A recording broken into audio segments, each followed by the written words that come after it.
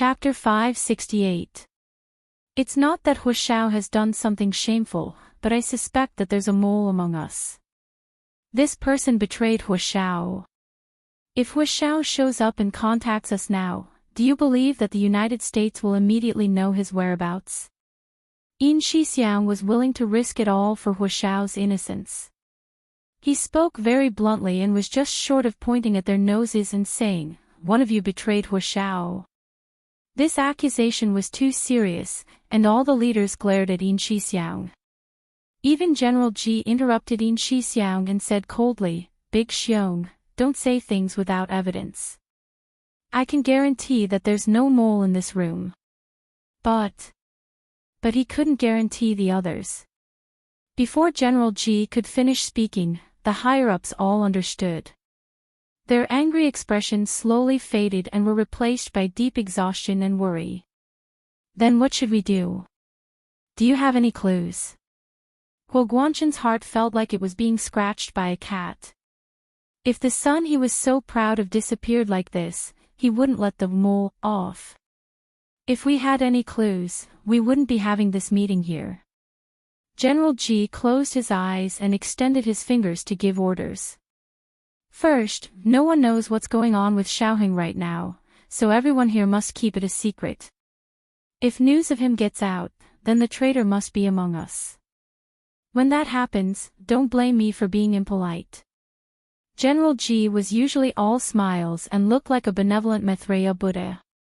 Many people had almost forgotten that he was also the chairman of the military Supreme Council and the person with the most power in the military.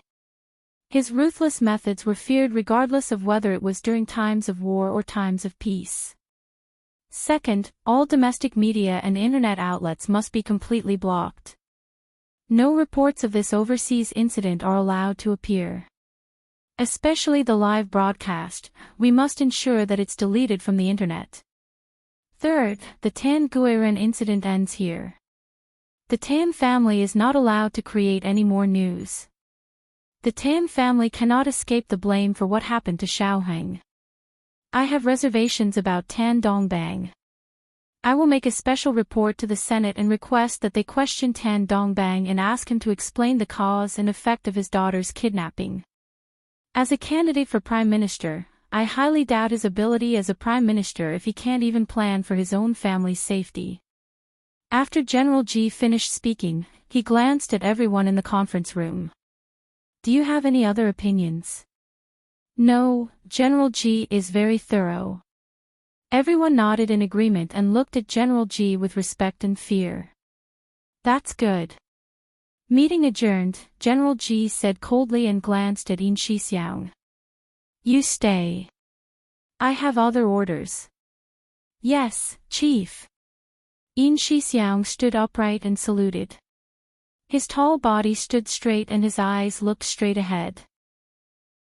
When the big shots passed by him, they felt a chill. Everyone lowered their heads and quickly left. No one brought up the topic of Hu Xiaoheng and Tan Guiren again. They believed that since General Ji had forbidden them from discussing, he must have a way to monitor their every word and action. The Special Operations Forces were ruthless. Although Hu Xiaoheng was young, he was steady in his work and could turn the tide at the most critical moment. They really couldn't underestimate him. If Hu Xiaoheng really went into hiding and waited for his return, none of those who had plotted against him would be able to get away with it. Only Yin Shixiang and General Ji were left in the conference room. General Ji sat for a while before asking Yin Shixiang, "How many people know about Hu Xiao and Little Zay's mission?" "Many people know, but other than me and the other two personal secretaries, no one else knows what mission they're on," Yin Shixiang answered calmly. "Okay, how many people in the United States know?" General Ji asked again. "They don't know either." Yin Shixiang's expression was very serious. "Little Zay contacted me and asked if I had any news about Hu Xiao. I said yes, and he didn't ask again." General Ji nodded. "That's good. I've already limited the people who know about this to the conference room today. I'll inform Xiaoheng's other two personal secretaries and ask them to be careful." This meant that even the members of the Special Operations Forces in North America who went to rescue Tan Guiran with Hu Shaoheng didn't know about Hu Shaoheng's whereabouts. They thought Hu Shaoheng had successfully escaped and contacted the Hua Xia Empire. Zhao Liangze was no exception. He didn't dare to contact Hu Shaoheng directly in the United States, so he could only contact the Hua Xia Empire and find Yin Shixiang. He only breathed a sigh of relief when he received confirmation from him. Since Hu Shaoheng was already out of danger, there was no need for him to continue staying in the United States. Big Xiong, what did Hu Shao say about Miss Tan? Are we bringing her back to the Huaxia Empire? Zhao Liangze remembered that their mission was to bring Tan Guiran back to the United States. Yin Shixiang laughed brightly over the phone and didn't sound anxious at all. Our mission is to find her. After we find her, it's not our mission anymore. The Secret Service will soon send people to the United States to replace us. You can return to the Huaxia Empire now. That's great. Zhao Liangze hit his forehead with his fist and smiled wryly at Yin Shixiang. I was really worried that we would have to bring her back to the Huaxia Empire.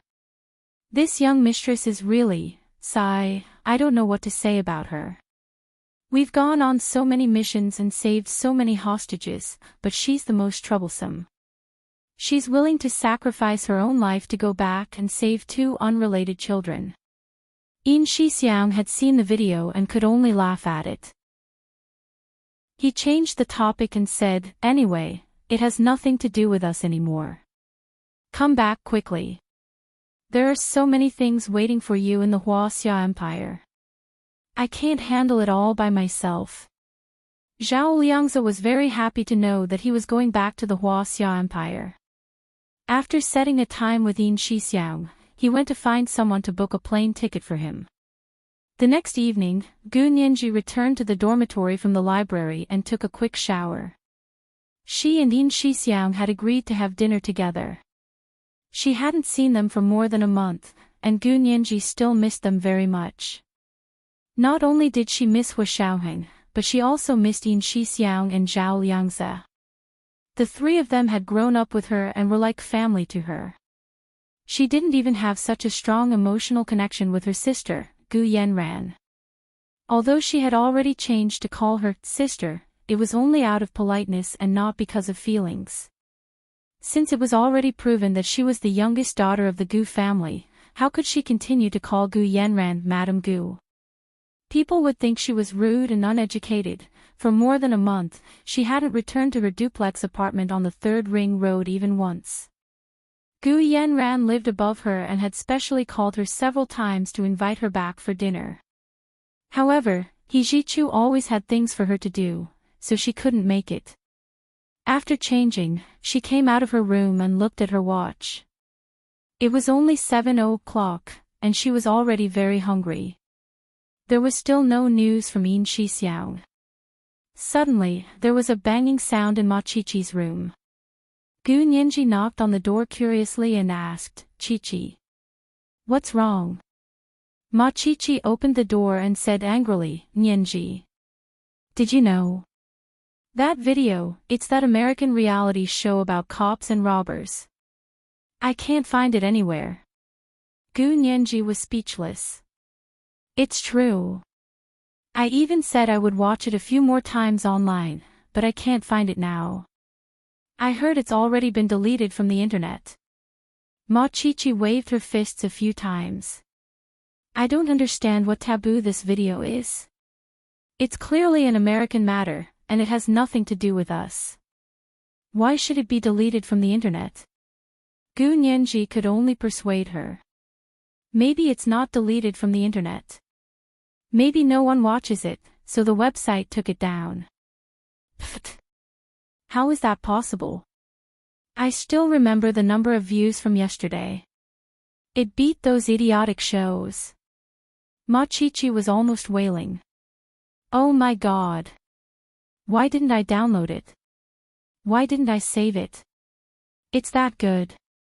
Gu Nianji really didn't understand Ma Chichi's fandom, especially for a foreign reality show. She looked at Ma Chichi from the corner of her eyes. Don't tell people you know me. I think it's embarrassing. It's really good. Nianji, it's your loss that you didn't watch it. Now you won't even be able to watch it even if you wanted to. Ma Chi-Chi spread her hands.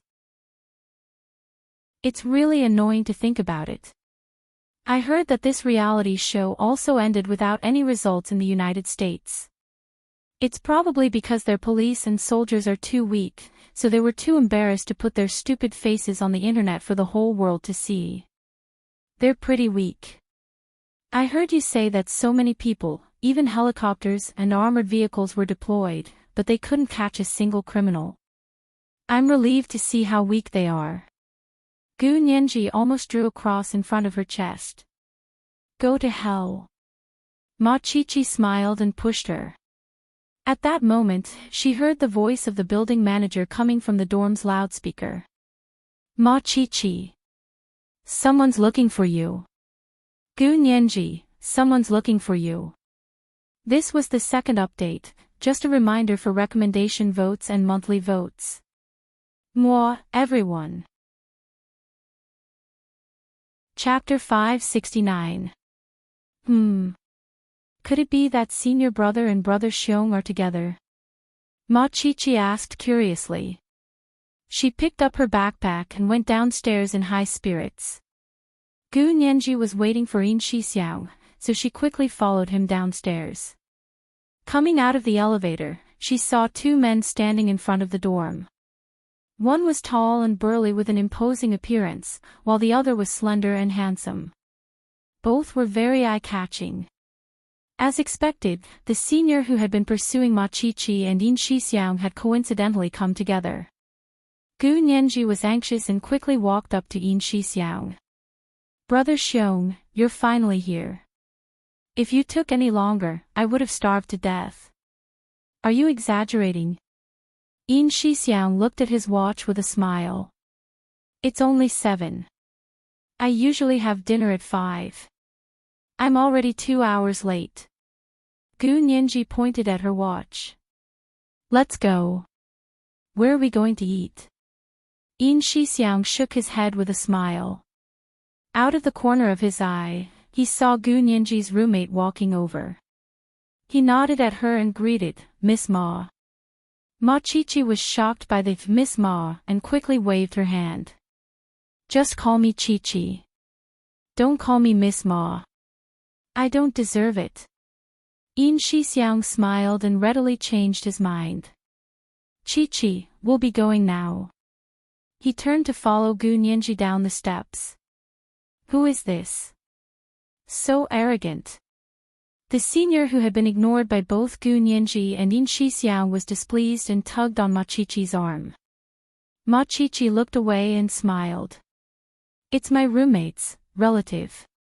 Let's go watch a movie. The senior was also a bit displeased with Gu Nianji and said, Your roommate is so arrogant. He completely ignores me and doesn't even acknowledge me. He's so rude. Ma Chi-Chi's smile froze. What are you talking about? How did my roommate piss you off?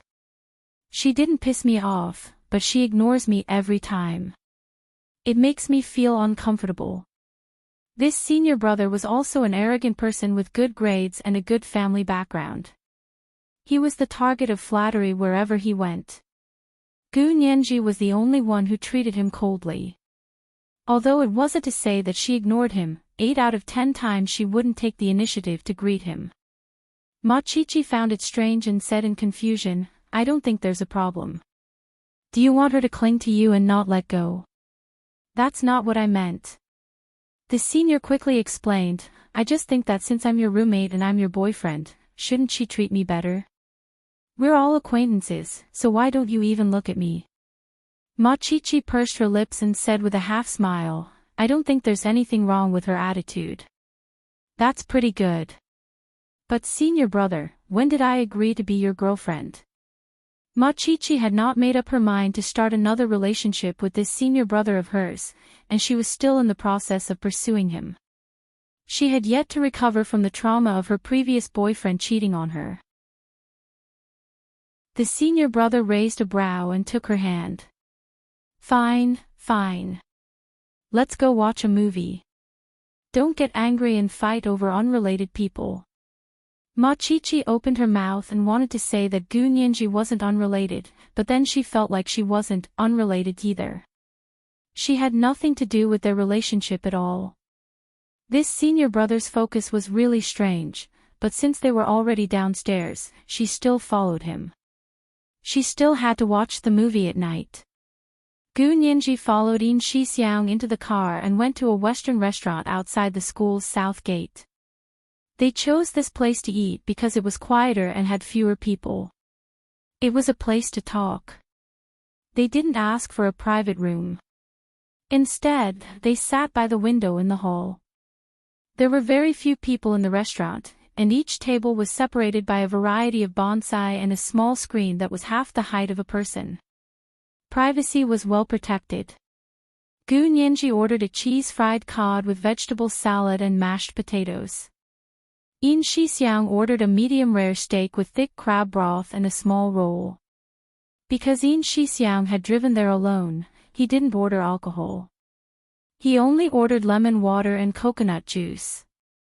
Gu Nianji used her knife and fork to cut the entire headless cod into small pieces. She ate a few bites before asking Yin Shixiang, "Brother Xiong, have you been busy lately?" "I've been busy.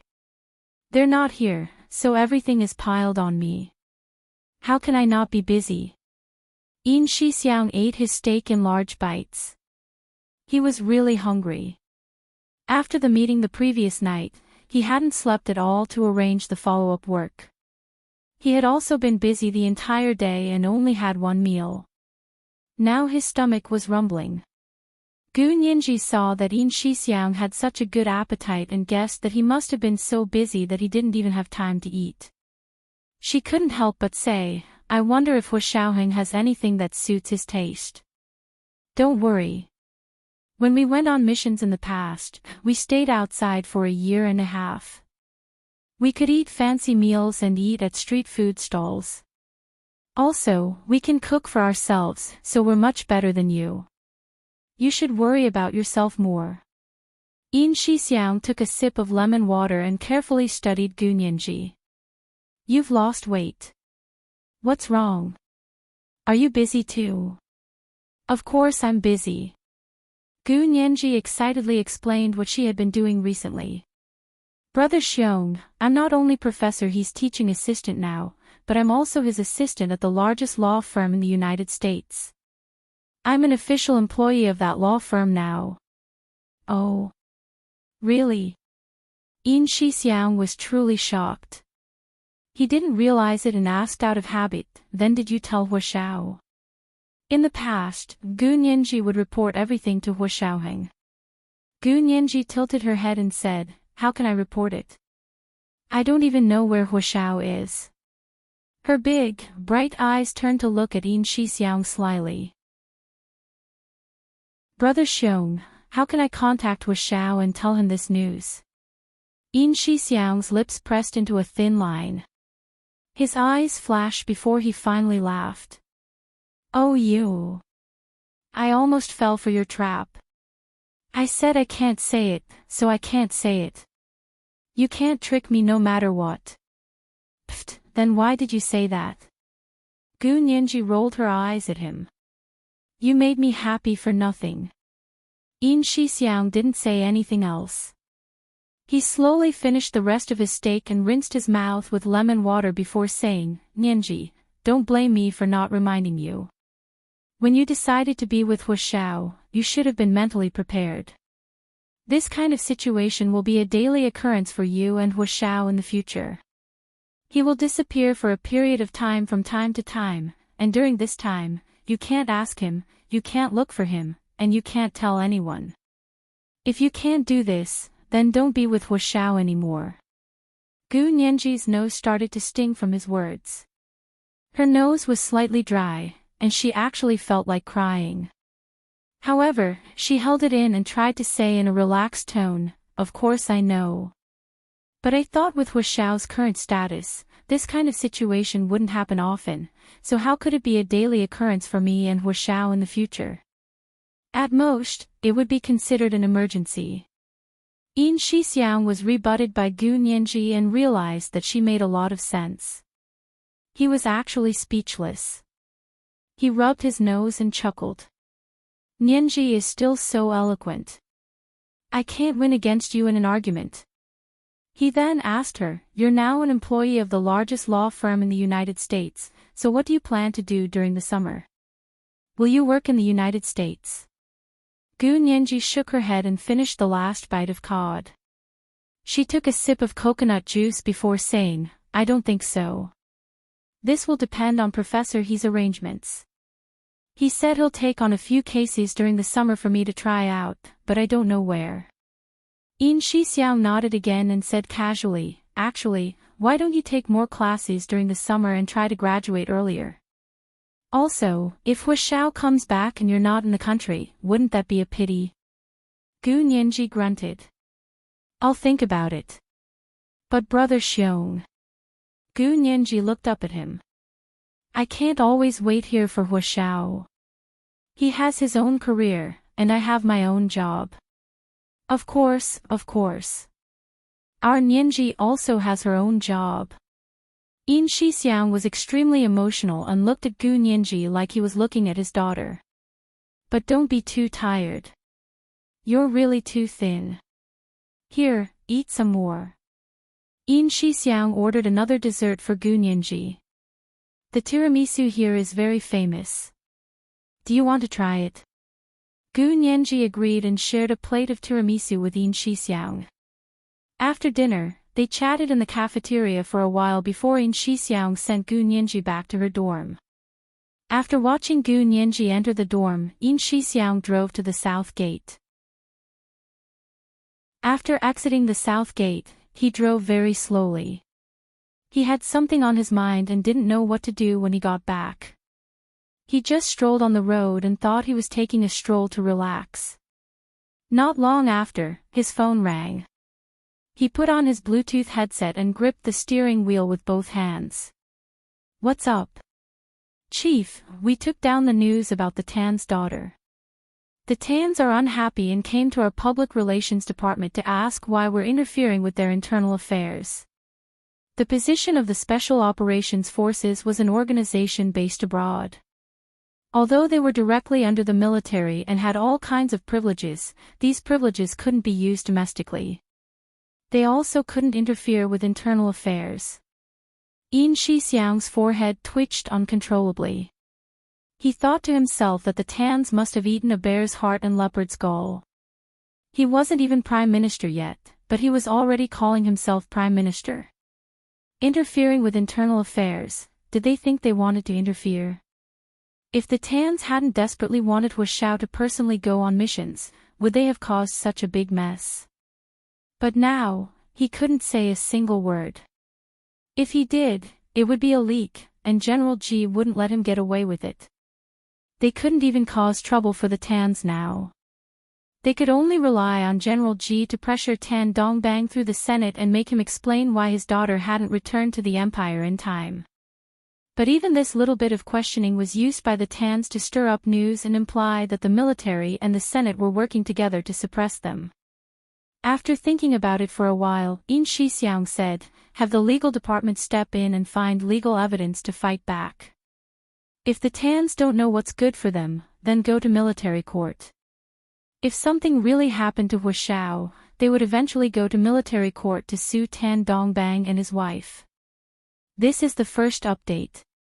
A reminder to everyone for your monthly votes and recommendation votes. Thank you for subscribing, voting, and tipping. There will be an extra update at 7 p.m. Chapter 570. Bai Yueran was working overtime in her office when she received the call from the Public Relations Department of the Special Operations Forces. "Director Bai, the Tans want us to give them an explanation as to why we removed all information about Tan Guiren. Lieutenant Colonel Yin said that the higher-ups ordered us not to hype up the kidnapping of the Tan's daughter and asked the legal department to resolve this issue." "Really?" Lieutenant Colonel Yin said that.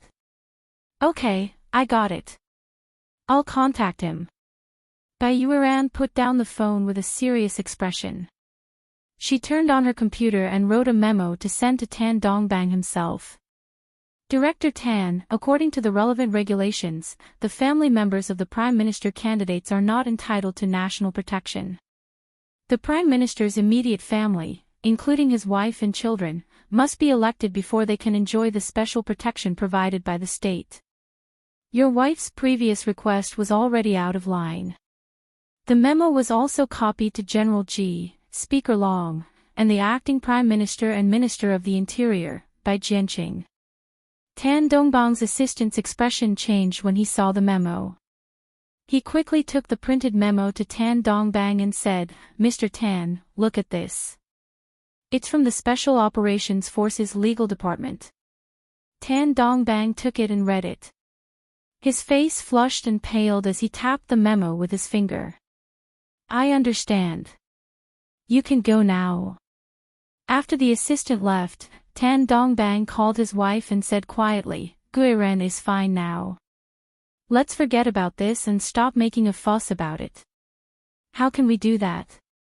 If we stop making a fuss about it, how will you maintain your popularity? What about the polls? There's only 2 or 3 months until the vote." Tan Dongbang's wife knew that her daughter was fine, so she turned all her attention to her husband's election. Tan Dongbang's election this time was truly a pleasant surprise. They hadn't expected that Tan Dongbang, who had never participated in an election before, would lead the entire time and leave many well-prepared candidates in the dust. In less than 3 months, all the other candidates had withdrawn or been eliminated, leaving only him and Bai Jianqing. The October vote would be the final battle between him and Bai Jianqing. "If we continue to make a fuss about this, they'll sue us." Tan Dongbang forwarded the memo to his wife. "Look at your email. I just sent you something." Tan Dongbang's wife opened her email and saw the memo. Her face instantly burned as if she had been slapped. Bai Yueran's memo was concise and to the point, but the threat was obvious.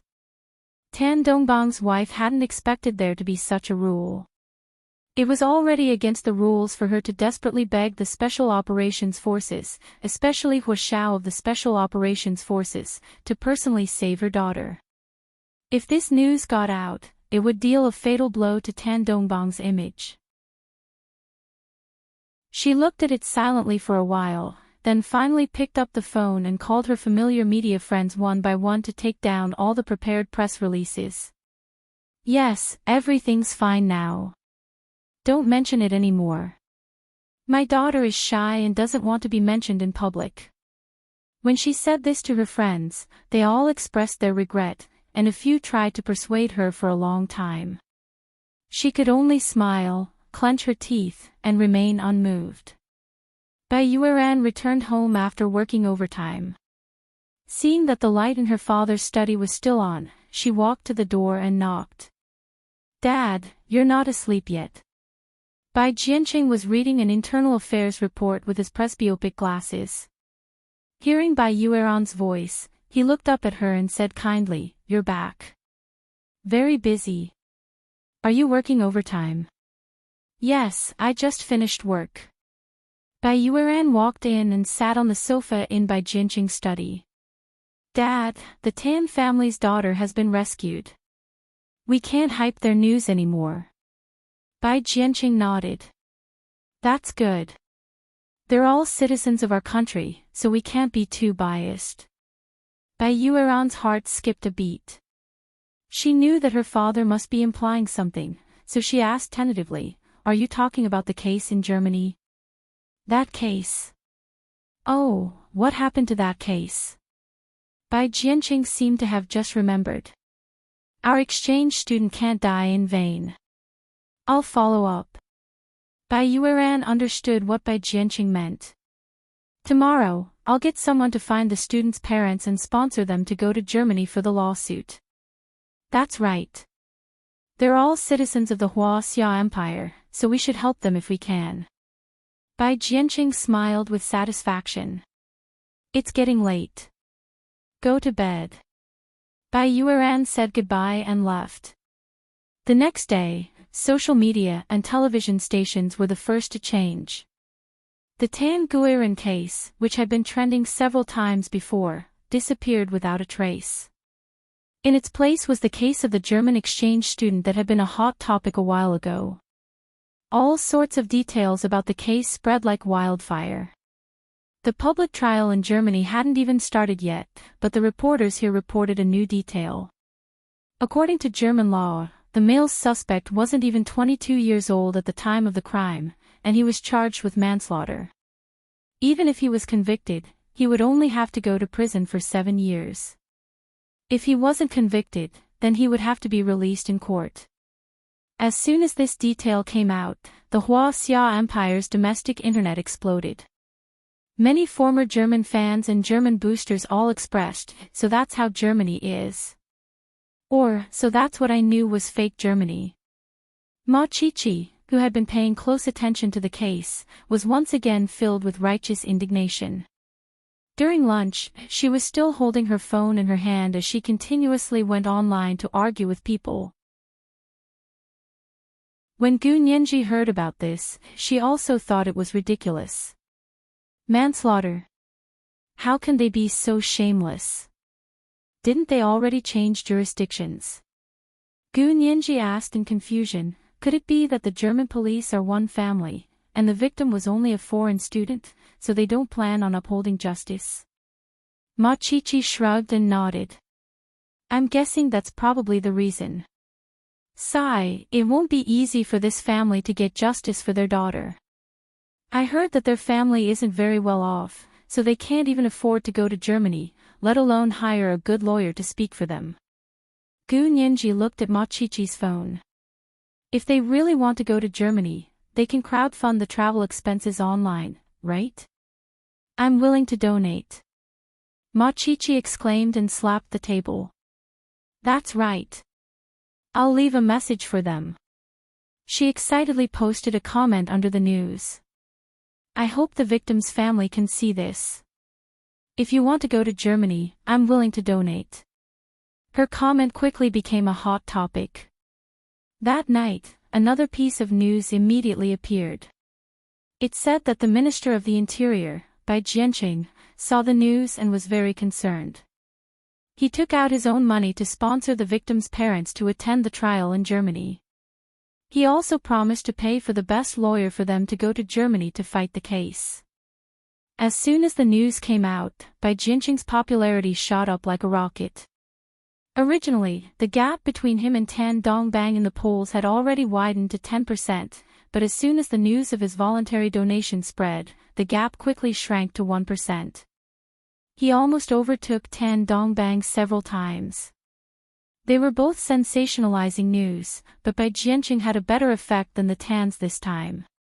Because Tan Dongbang's daughter was the victim of the Tan's accident, it was natural for parents to save their daughter. At most, everyone expressed sympathy, and the Tans played the sympathy card.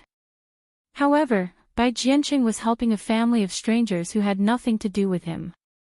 Furthermore, this family of strangers was the most common Xia imperial citizen, or even commoners at the bottom of society. The effect of doing this was, of course, more noble than the Tans thinking about their daughter. Gu Nianji and Ma Chichi also had a much better impression of the Bais because of this incident. However, compared to how much Ma Chichi paid attention to this incident, Gu Nianji couldn't compare. Because she had something on her mind, she hoped every day that Hu Shaoheng would suddenly come back. She didn't know why she missed him so much, but she couldn't stop herself. On the last day of the semester, she went to He Zhichu's office to hand over work.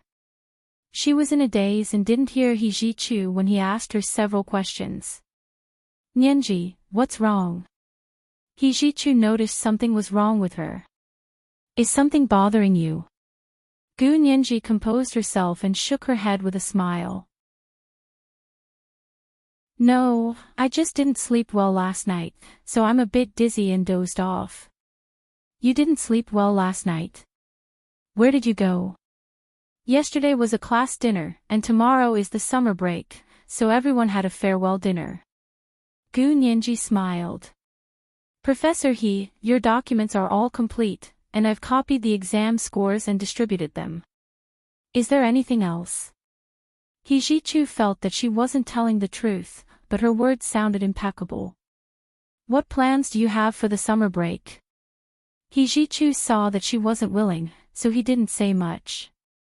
He could see that she was in a daze, so he wanted to find something for her to do to distract her. Do you want to intern in the United States? Or do you want to take on a few interesting cases to practice? It was the second night, just a reminder, there were recommendation votes and monthly votes. Moi, everyone. Chapter 571. Gu Nianji snapped out of her daze and was dissatisfied with her current state of mind. She had listened to everything Yin Shixiang had said. She had thought she was mentally prepared before, but now that things had come to a head, she realized that the bitterness of it couldn't be summed up with a simple, "I understand." With Hu Xiaoheng's status and military position, it wasn't common for him to go on a mission without any news, but it wasn't impossible. He was still young, and the Special Operations Forces was founded by him, so he still had to do many things himself. Therefore, she had to overcome this hurdle herself. Professor He's suggestion isn't bad. Gu Nianji cocked her head and smiled. I'll go back and think about it. It's summer break, and I really need to find something meaningful to do. Otherwise, she would go crazy thinking about it every day when she was free. Okay, let me know when you're done. I'll make the arrangements. He Ji-chu nodded and picked up a book. Okay, you can go back now. Gu Nianji stood up and picked up her backpack to leave He Ji-chu's office. As soon as she left, He Ji-chu called his hometown. Father, I still have some things to do, so I can't go home for a while. He held the phone and spoke slowly. His tone was gentle and not as impatient as before. On the other end of the line, old master He hadn't heard his son speak to him so amiably in a long time. For a moment, he didn't speak. After a long time, he said in a low voice, Okay, then I can't celebrate your birthday with you. Okay, I know. He Ji-chu could feel his father's love for his son, and his cold and hard heart showed signs of melting. When I come back, father, celebrate my birthday with me. Okay. Okay. Father will definitely make it up to you. Mr. He almost choked up. He Ji-chu sighed internally and hung up expressionlessly. But as soon as he hung up, he heard his phone ring. Looking down, he saw that it was still a call from his hometown. He slid the phone open and answered. Wen Shi's voice came from the phone. Mr. He, are you really not coming back? Old master has been preparing for your birthday for a long time. You said you wouldn't come back and you didn't come back. Perhaps because he felt sorry for his father, He Ji-chu didn't get angry at Wen Shi's arrogance. He said coolly, I've been a little busy lately. I'll go back and stay for a few more days after I'm done. Ah, is that so? That's great, I'll tell old master. He'll definitely be overjoyed. Wen Shi's voice was light and joyful, and her white jade-like face blushed. He Ji-chu didn't say anything else and hung up again. He rubbed his temples and got up to read the email from his American law firm.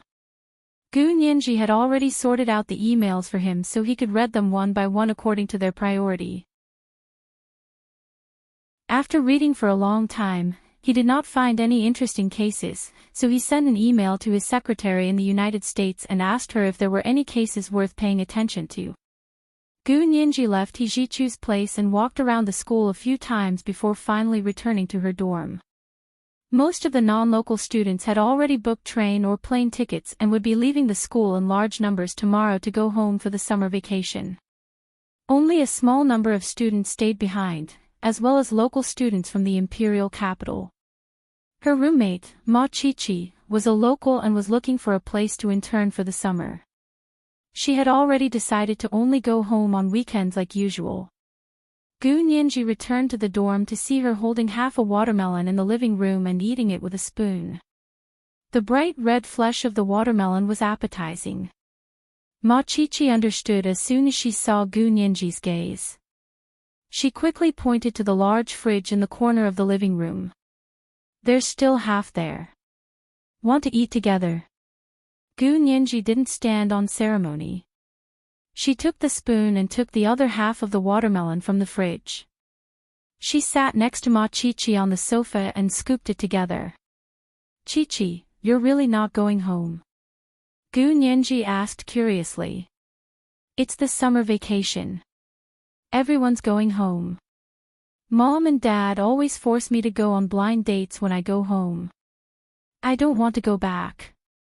Ma Chichi smiled. What about you? You're not going back either. If Hu Shaoheng was still in the imperial capital, Gu Nianji would definitely go to their base for the summer vacation. But now that he wasn't there, Gu Nianji couldn't stay there forever.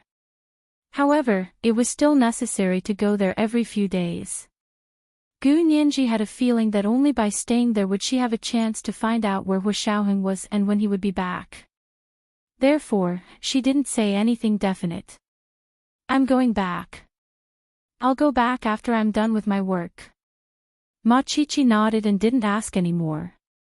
She scrolled through Weibo on her phone as she ate the watermelon. Now that Minister Bai is supporting the murder case of that female exchange student in Germany, her parents can go to Germany, right? So what if they go? If they don't find a good lawyer, they'll still be bullied. Gu Nianji shook her head. I hope Minister Bai keeps his word and helps them find a good lawyer. He already told the public. How can he not keep his word? Ma Chichi showed Gu Nianji her phone. Look, someone here is saying that Minister Bai is fishing for fame and using other people's murder cases to increase his favorability. They're saying he's shameless. Gu Nianji didn't even look up. She scooped up a spoonful of watermelon and ate it. I hate people who make sarcastic remarks like this the most. No matter what Minister Bai's motives are, whether it's to increase his favorability or to build momentum for the election, he actually did something practical and helped this family. Isn't that enough? Did the person making sarcastic remarks give a single cent to help them? That's true. Who cares what his motives are, as long as he helped someone, then it's a good deed. Ma Chichi nodded. I've already replied. If I see such sarcastic people in the future, I'll kill them. To be honest, people like this don't dare to do good deeds anymore. If you help someone, they'll say you're fishing for fame. If you don't help, they'll say you have no conscience. F***ck. Anyway, these people's mouths are the same. They're both white and black. They want everyone to be like them and watch others suffer. That's why they're different. These people are the ones who are truly annoying. They finished eating the watermelon and returned to their respective rooms. At the same time, on the other side of the ocean in the United States, the CIA and FBI, who had always been enemies, worked together for the first time. They set up a trap to capture a felon who had escaped right under their noses. Every port, airport, train station, and long-distance bus station was filled with uniformed and non-uniformed officers. CIA and FBI agents could also be seen everywhere. Every car rental company also had people monitoring them to prevent the person from renting a car himself. You have to remember that you're not dealing with a normal kidnapper, but an international spy leader with rich experience in counterintelligence. The highest executive officer of the CIA personally ordered his subordinates, you must capture him. If he's alive, I want to see him. If he's dead, I want to see his body. His subordinates looked at the image of the breathtakingly handsome Asian man on the large screen and shook their heads in unison. Sir Executive, do you intend for us to capture him based on this photo? Of course not. He's not that stupid. The highest executive officer's face darkened. He must have disguised himself. You must be careful. Ha ha ha ha. Mocking laughter rang out in the conference room. Then, sir, do you have a photo of him after the disguise? Of course not, the highest executive officer said confidently. If I did, why would I need you guys? His words sounded very reasonable, and everyone was speechless. In the end, they could only use the approximate height of the kidnapper and the fingerprint data from the Huaxia Empire as reference data to conduct a search. However, there were too many men between 185 and 195 meters tall in the United States. They couldn't possibly arrest every man of that height, could they? Of course, the focus was later placed on Asian men between 185 and 195 meters tall, so the scope was much smaller. There weren't many Asian men of that height in the Huaxia Empire, and even fewer in the United States. Therefore, in addition to increasing the intensity of electromagnetic interference and surveillance, they also deployed sufficient personnel to conduct interrogations at major traffic arteries. Every suspect's appearance and fingerprint would be immediately sent to the CIA's Central Control System for comparison. After 2 days of searching, the person seemed to have vanished from the face of the earth. There was no trace of him at all.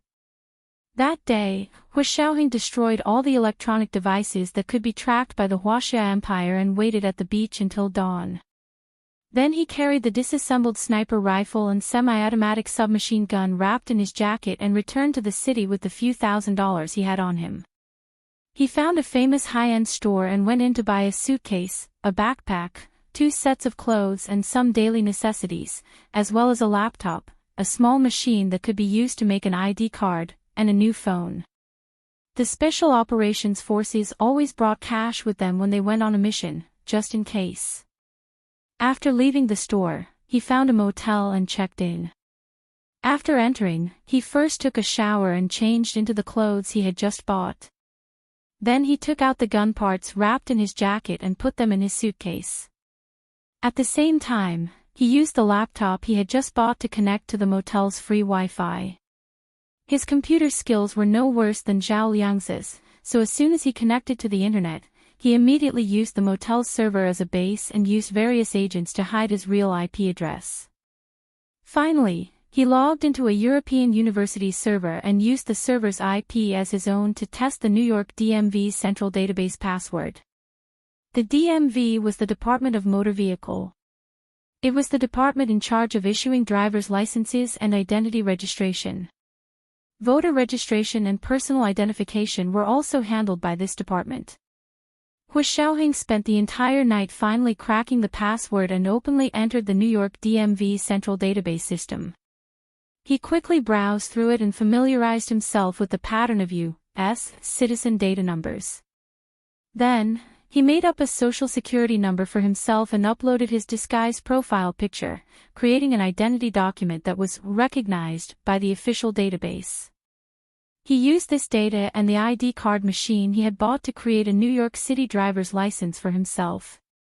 The next day, he successfully rented a Hummer SUV from the car rental company with this newly created driver's license.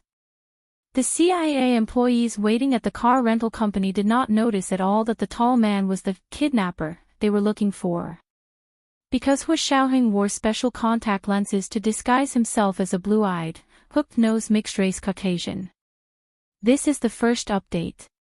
A reminder to everyone for your monthly votes and recommendation votes. Today is Monday, especially recommendation votes. Remember to vote. There will be an extra update at 7 p.m. Chapter 572. Mike, are there any Chinese Americans renting cars today? A CIA agent contacted his man with a headset.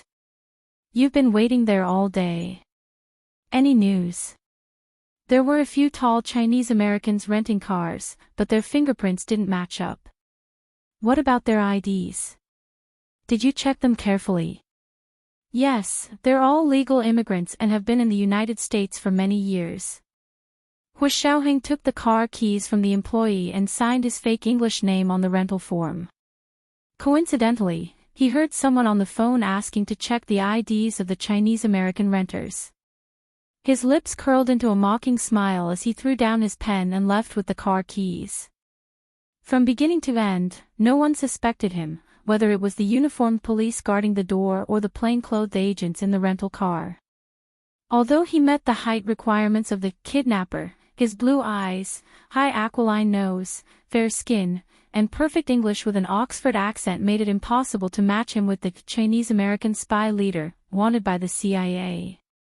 Moreover, the driver's license he had was a genuine driver's license that could be checked in the New York DMV's driver's license database. Hu Xiaoheng felt much more relaxed after getting into the car. He drove around the congested streets of New York City a few times before driving back to the motel he was staying at. He took his things and checked out of the motel. He didn't plan on staying in New York. Instead, he drove to New Jersey, which was very close to New York City, and rented a high-class apartment. After settling in, he looked at the time. It was almost noon, so it should be midnight in the United States. Hu Xiaoheng's eyes flashed as he found the small-town library near his apartment and applied for a temporary library card.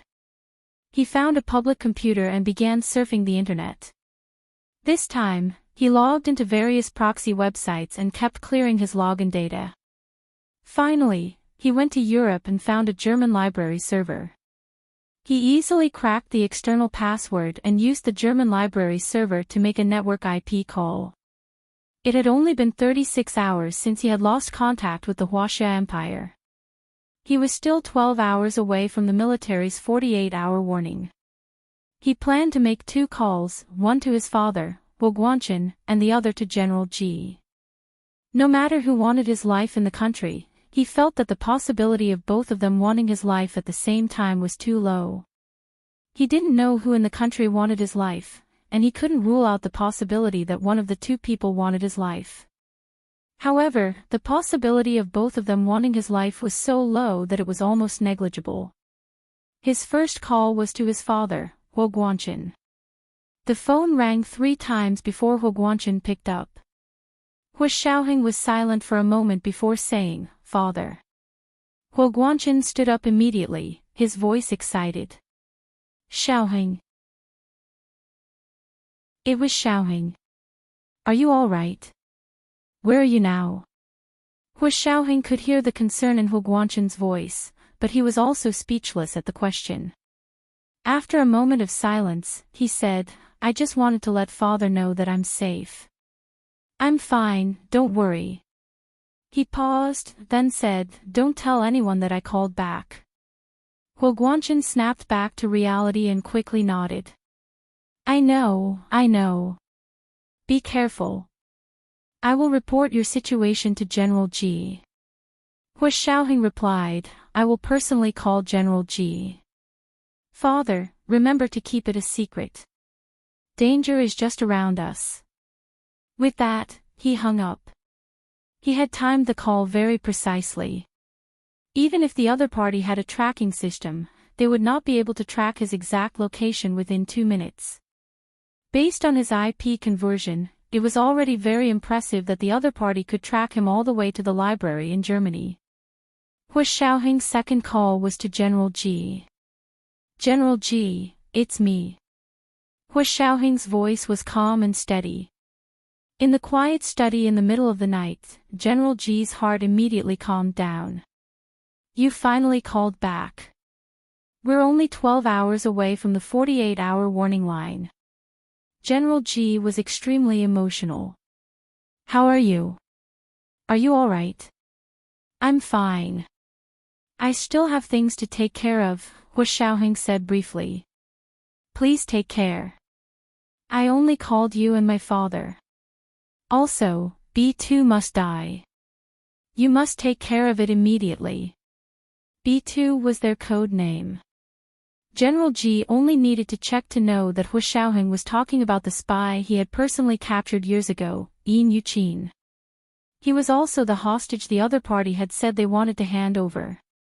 Although he had ulterior motives, Hu Xiaoheng could not allow him to live and cause trouble for them. General Ji understood what he meant.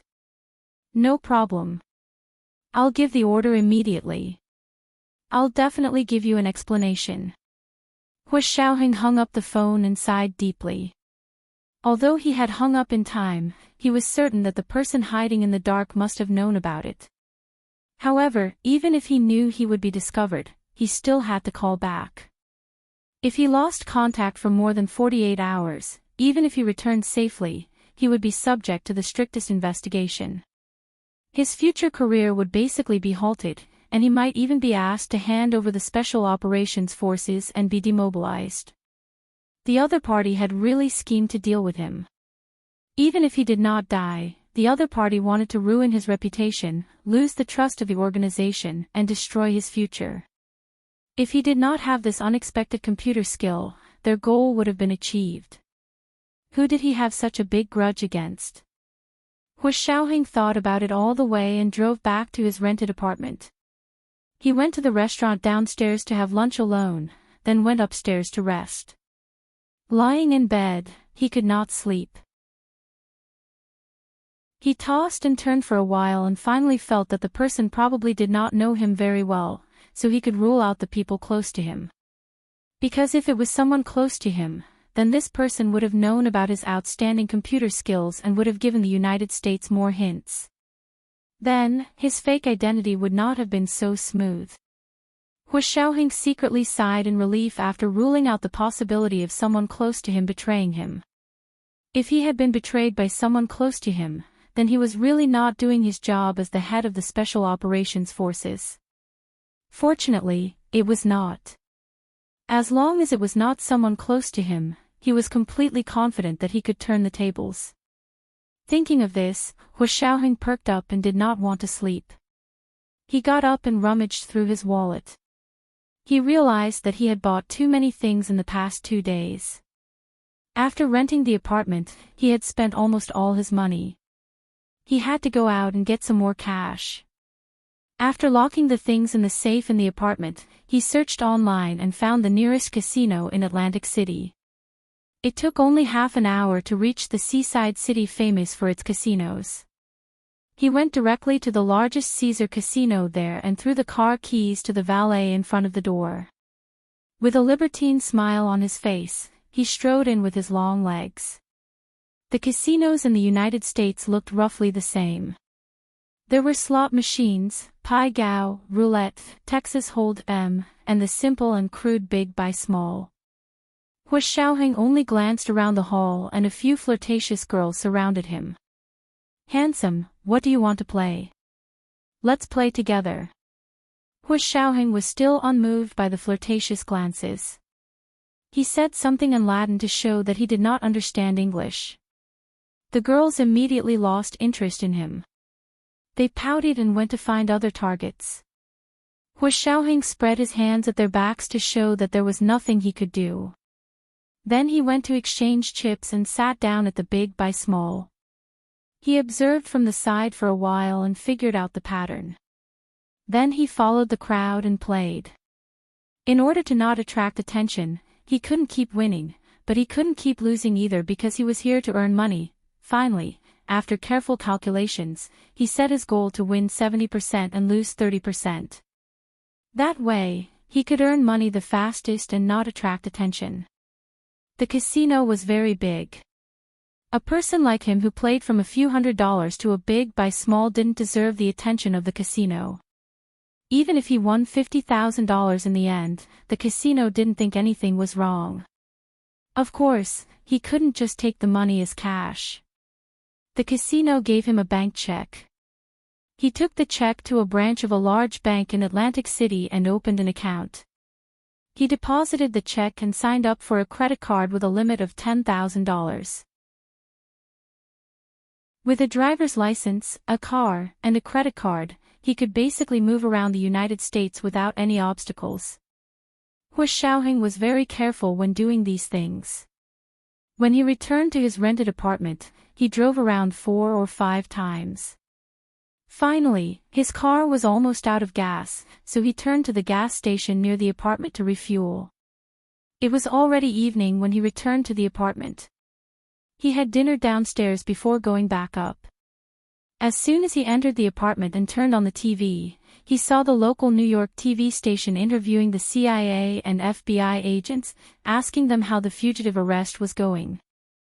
The FBI agent who was interviewed said with a serious face, "We've already set up a dragnet. Please support our work. If you see any suspicious people, please call the toll-free number XXXXXXXXX." Hu Xiaoheng leaned back on the sofa with a cup of coffee in his hand. He watched them being interviewed with a smile and noted down every word they said. It was the second watch, just a reminder, there were recommendation votes and monthly votes. Today was Monday, especially recommendation votes. Chapter 573. The news ended, but Hu Xiaoheng didn't turn off the TV. He got up and walked to the floor-to-ceiling window that led to the balcony. He reached out and slowly pulled it open before stepping out. Closing the floor-to-ceiling window, he lit a cigarette and took a deep puff.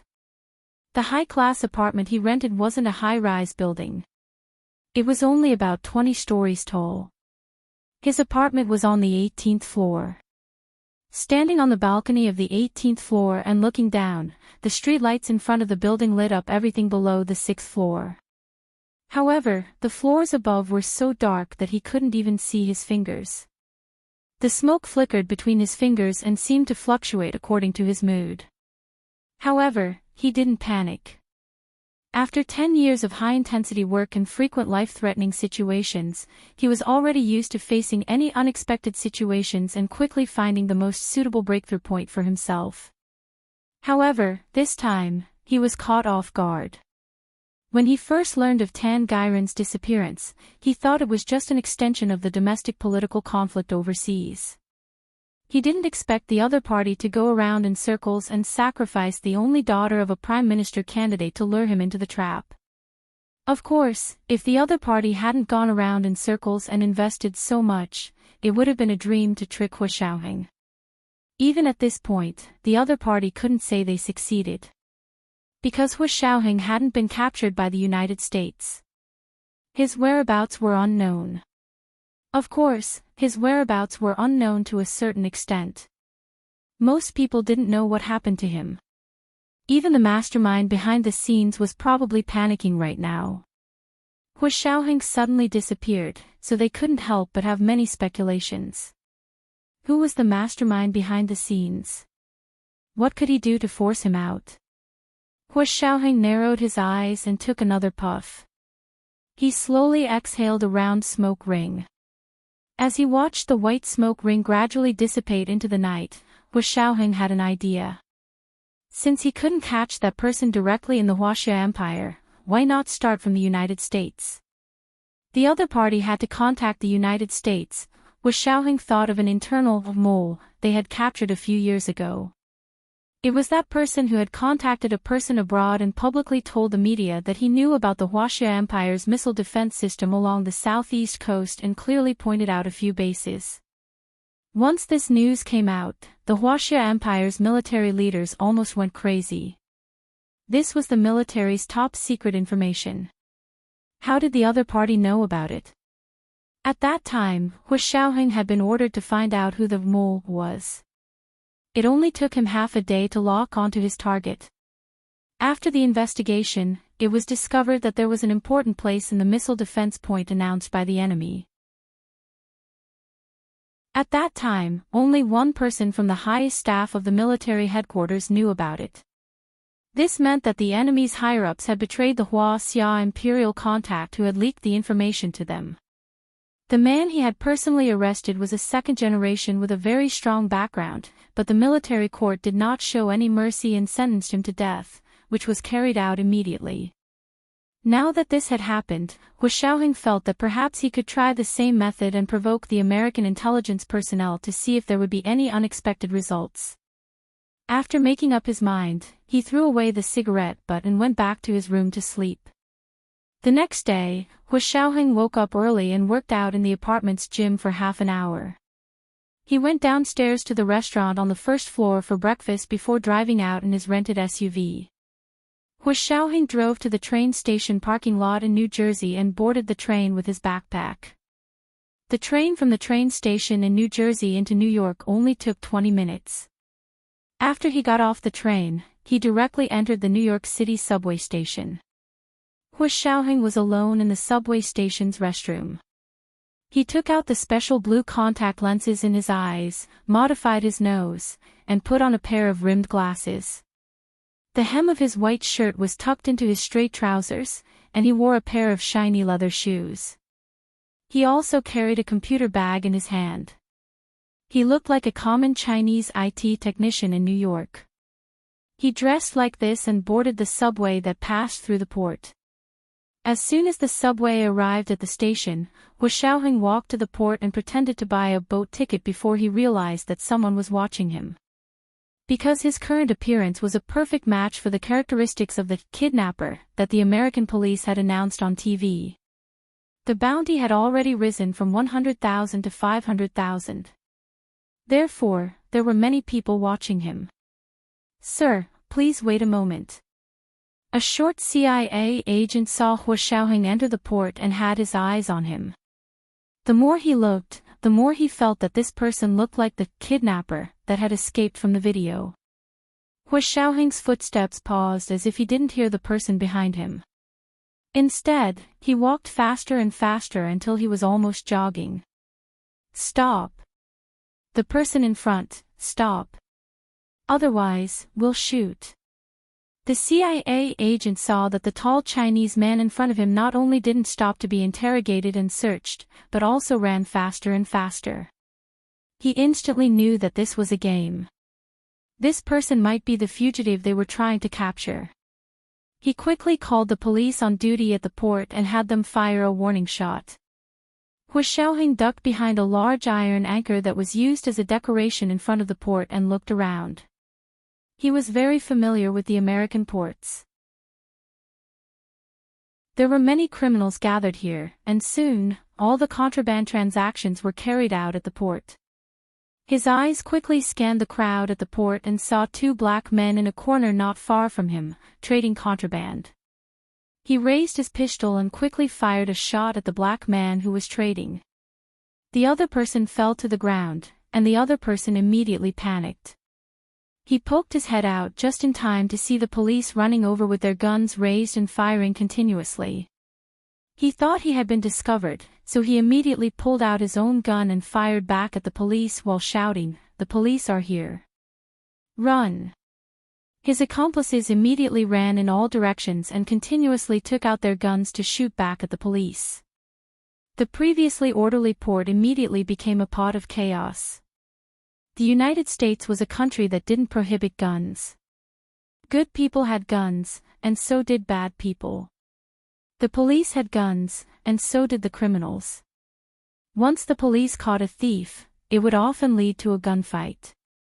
Hu Xiaoheng knew this very well, so he used the tactic of diverting the trouble to use barbarians against barbarians.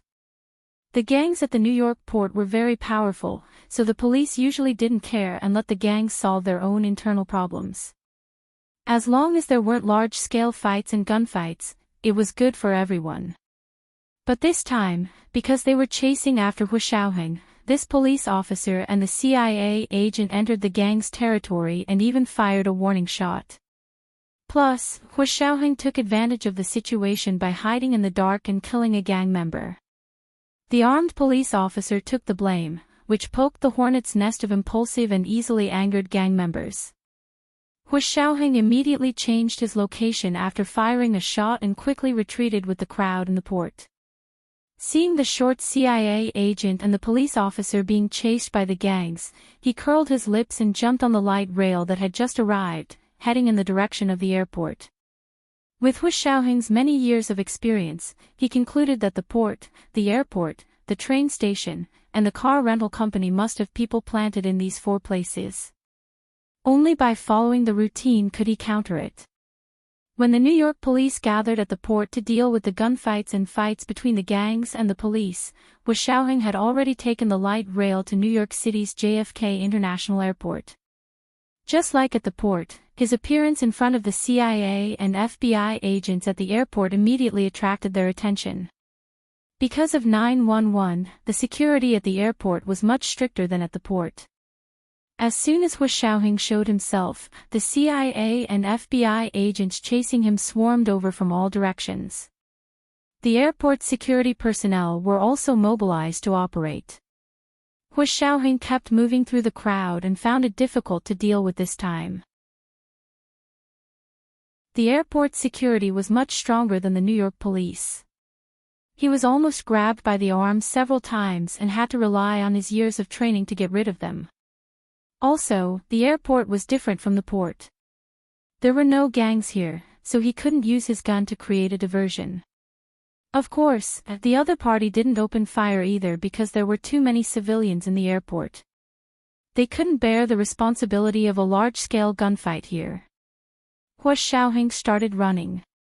He jumped over the barricades and fences, jumped over the low screens and walls, and finally ran out of the departure lounge. There was a huge and wide tarmac outside. At a glance, there were countless large passenger planes lined up neatly on the tarmac. Hu Xiaoheng's figure flashed and he jumped onto a luggage truck. He hid under the truck tightly to avoid the people who had just chased after him. The luggage truck stopped in front of a passenger plane, and the staff began to move the luggage onto the plane.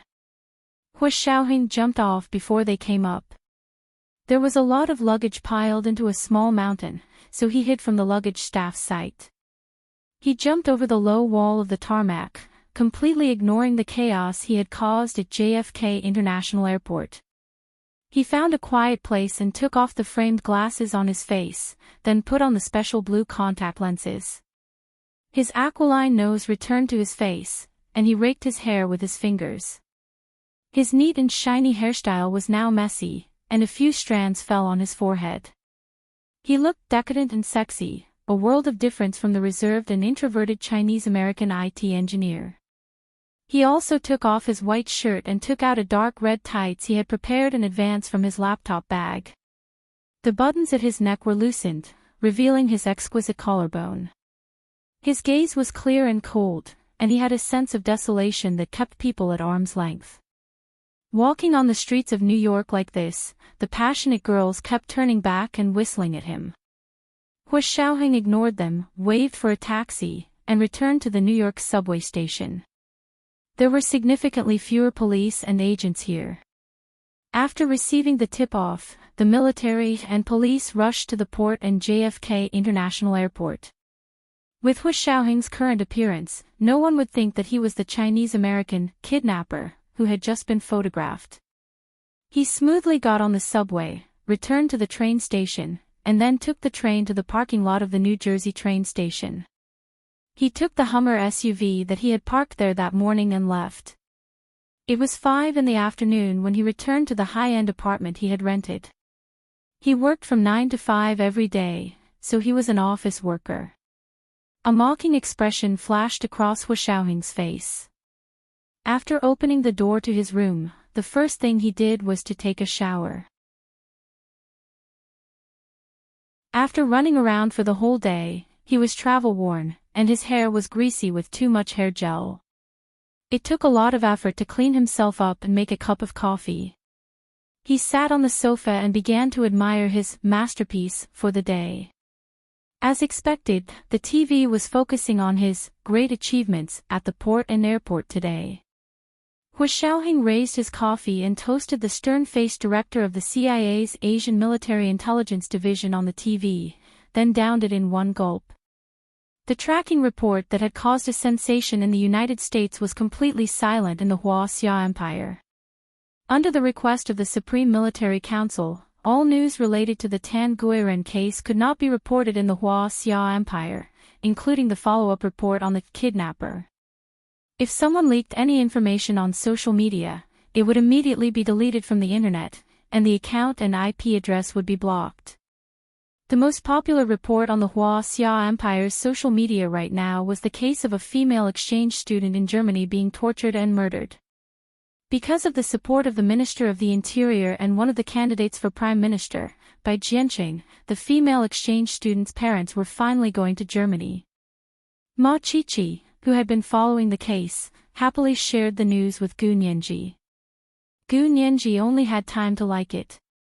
It was once again the day she and her sister, Gu Yanran, had agreed to visit Gu Xiangwen. For the past month, the sisters had gone to Qianlai's place every weekend to visit Gu Xiangwen, who was still in a vegetative state. When Gu Nianji arrived at Qianlai's infirmary, she saw that Gu Yanran was already waiting there. This time, she wasn't alone. There was also a tall, thin man with exquisite features. This was the 3,700-word first update. A reminder to everyone for your monthly votes and recommendation votes. There will be an additional update at 7 p.m. Chapter 574. Gu Nianji only took one look at the man to determine that he was mixed race. He was probably a mix of Chinese and Caucasians, possibly with a bit of Latin American blood in him. That was why his facial features were so chiseled and exquisite that he looked like a sculpture. Gu Yanran saw Gu Nianji's gaze lingering on Yi Xian's face for a moment and smiled.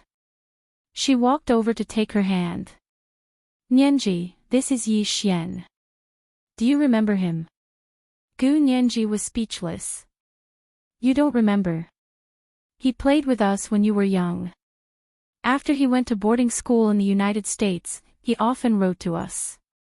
Gu Yanran pulled Yi Xian's hand over and joined their hands together. She sighed. I can't believe we can still see our childhood friend after so many years. Gu Nianji was speechless.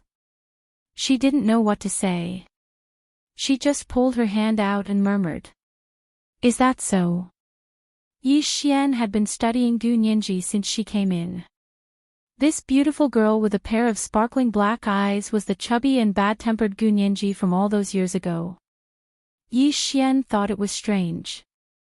Gu Yanran saw Yi Xian scrutinizing Gu Nianji, so she coughed slightly and said, Nianji, Yi Xian is an orphan that father sponsored. He just came from Barbados to visit father's illness. Yi Xian finally looked away and nodded to Gu Yanran. Yanran, let's go see grandfather Gu. Gu Yanran nodded. I don't know how father is doing these days. I'll have to ask Dr. Chen later. Gu Nianji didn't say anything and followed them into the ward. Chen Lai was adjusting the equipment for Gu Xiangwen in the ward. He turned to see them and said, You guys talk to him more. Maybe you can wake him up earlier. Dr. Chen, can my father really wake up? Gu Yanran asked worriedly. We hired the best experts in the United States and Barbados, but there hasn't been any progress in 7 years. Gu Nianji put her hands in her pockets and walked over slowly. She glanced at Chen Lai. Chen Lai didn't look at her. He only smiled at Gu Yanran. Miss Gu, I don't know the standard of the American expert you hired, but your father's condition hasn't been stagnant these past few years. In fact, it's been getting worse. Now we have curbed the worsening trend of his illness, but there is still a long way to go before he wakes up. If you have time, come and spend more time with him. It will help his condition improve. Gu Yanran frowned. Dr. Chen, perhaps it's because your treatment methods are different. Whether my father's condition is good or bad, they've done their best. She walked over to Gu Xiangwen's bed and bent down to look at the data on the surveillance equipment.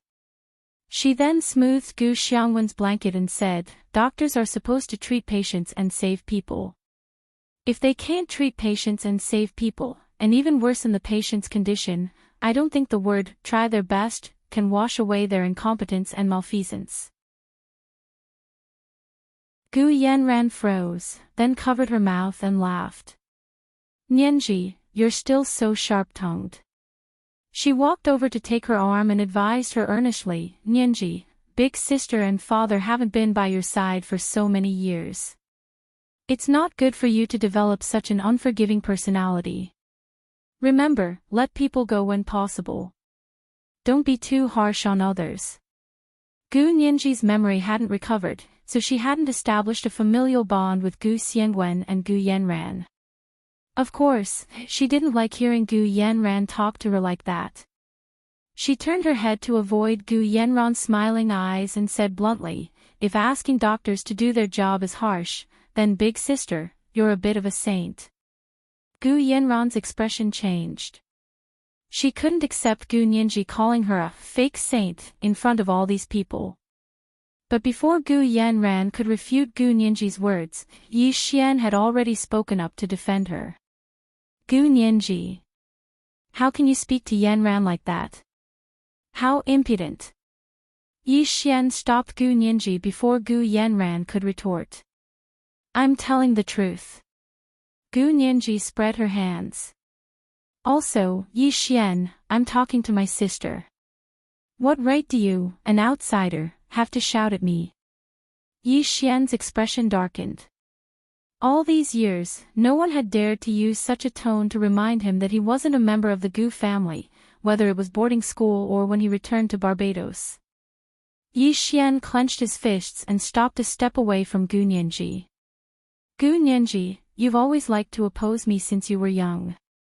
I didn't expect you to be even worse now that you've grown up. You remember what happened when I was young, but I don't. So your one-sided testimony is only your side of the story, so I won't take it to heart." Gu Nianji smiled at Yi Xian. She wasn't frightened by Yi Xian and didn't know how to speak. Yi Xian was slightly taken aback. He felt that Gu Nianji was too different from when she was young. But then he thought about the last time he saw her. She was only 6 or 7 years old. Girls change 18 times as they grow up, so it was understandable that she was completely different from when she was young. Gu Yanran snickered and wagged her finger. "You two really hit it off the first time you met. It's a mistake not to see, but you're already arguing in front of father." As she spoke, she tugged on Gu Nianji's arm. "Nianji, don't argue. Yi Xian didn't mean it that way. Don't overthink it."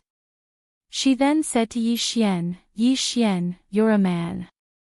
You should give in to girls." Gu Nianji pouted and stepped aside so that Gu Yanran could walk to Gu Xiangwen's bedside. She said, "I said I wouldn't take his words to heart, so I wouldn't have taken it to heart that day. Sister treats Yi Xian even better than me, her little sister. She protected him everywhere, and her eyes were full of concern and love." Gu Nianji was only pointing out an objective fact, but it had a different meaning in Gu Yanran's ears. Her eyes darted between Gu Nianji and Yi Xian. After a long time, she finally smiled. "Okay, I said the wrong thing, okay? Nianji and Yi Xian, don't be angry. Nianji, you're my little sister. Yi Xian is my younger brother, so I feel the same for both of you." "Really the same?" Gu Nianji laughed. "It's not that I want to argue, but sister, I'm your little sister, and he's just a student sponsored by father. You actually feel the same for both of us. Doesn't that mean that your feelings for Yi Xian are even deeper?" Gu Yanran covered her mouth and laughed. "Nianji, you're really a top-notch legal talent. With this kind of eloquence in court, who knows how powerful you'll be."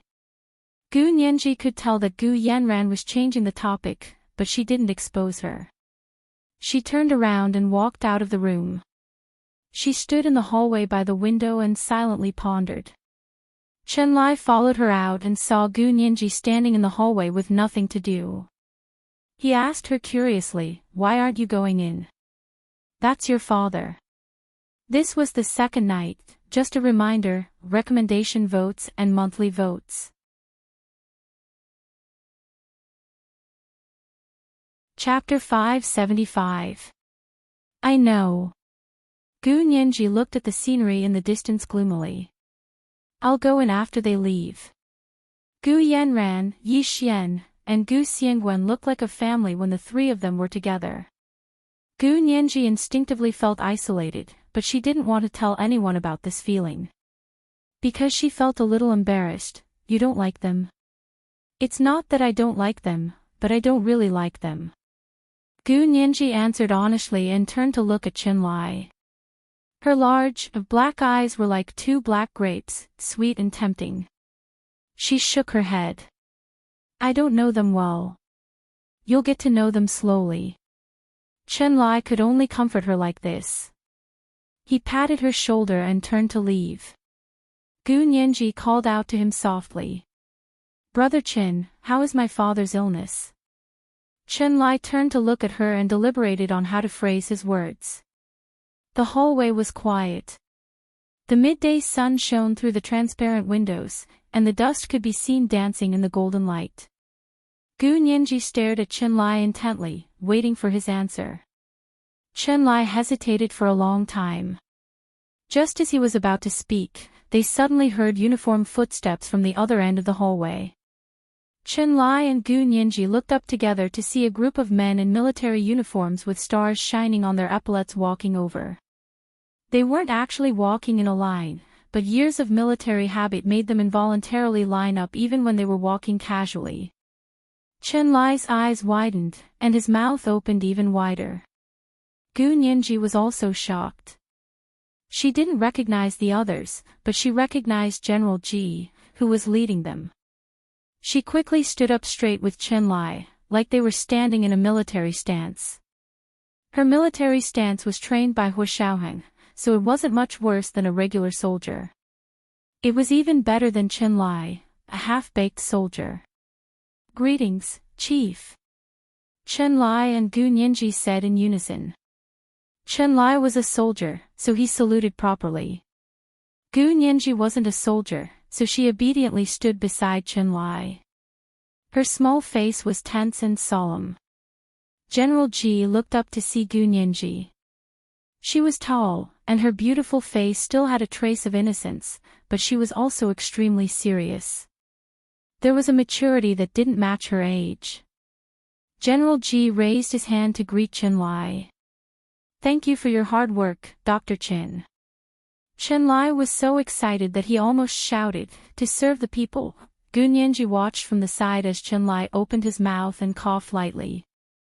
Chen Lai snapped out of it and blushed. He smiled sheepishly and said to General Ji, Chief, are you here to see old Master Gu?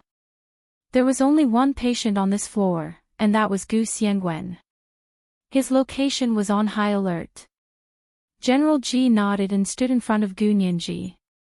He said amiably, Nianji, you're here to see your father.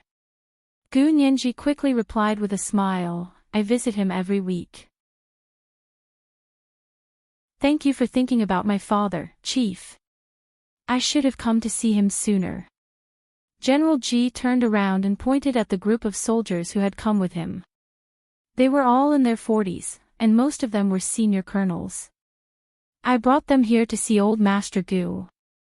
Without old Master Gu, their difficulties would not have been so easily overcome, and our blue sky would not have been so safe. Gu Nianji immediately understood that these young and strong soldiers were probably soldiers from the Huaxia Imperial Air Force. She glanced at the faces of the soldiers and nodded to them. Hello. You're Gu Nianji. A man standing not far behind General Ji nodded at her. I saw you a few years ago. You were only this tall. He gestured with his hand. Gu Nianji smiled shyly. That was about her height when she was 12 years old. This officer was probably the one who had taken the blueprints from Hu Shaoheng. Okay, let's go in and see. How is old Master Gu's condition now? General Ji waved at Gu Nianji. Gu Nianji quickly walked over and followed General Ji. General Ji took great care of her and treated her like his own granddaughter. He brought her into Gu Xiangwen's room. Gu Yanran and Yi Xian turned around in shock. They did not understand why so many people had suddenly appeared. Chen Lai squeezed in and introduced them.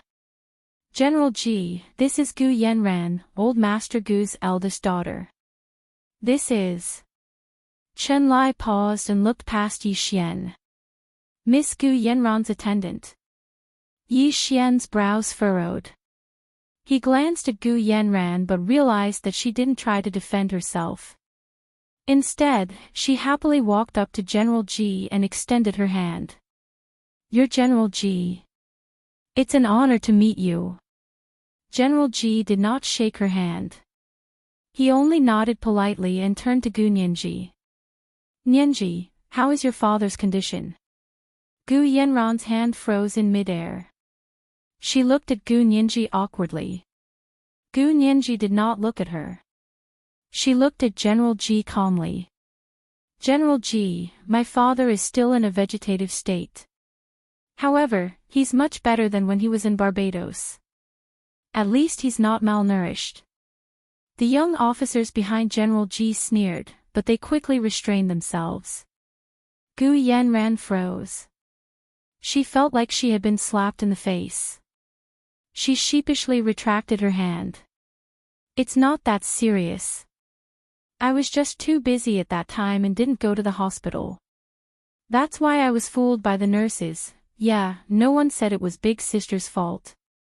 Gu Nianji replied calmly and pushed a chair over for General G to sit. She then looked at the young officers behind him. General G turned to look at them. "Come over and salute Old Master Gu. I hope he recovers soon. Then you're dismissed." "Yes, sir." The officers immediately obeyed the order. They uniformly saluted Gu Xiangwen, who was lying motionless on the hospital bed. In the blink of an eye, they all left Gu Xiangwen's room. The previously crowded room immediately became much more spacious.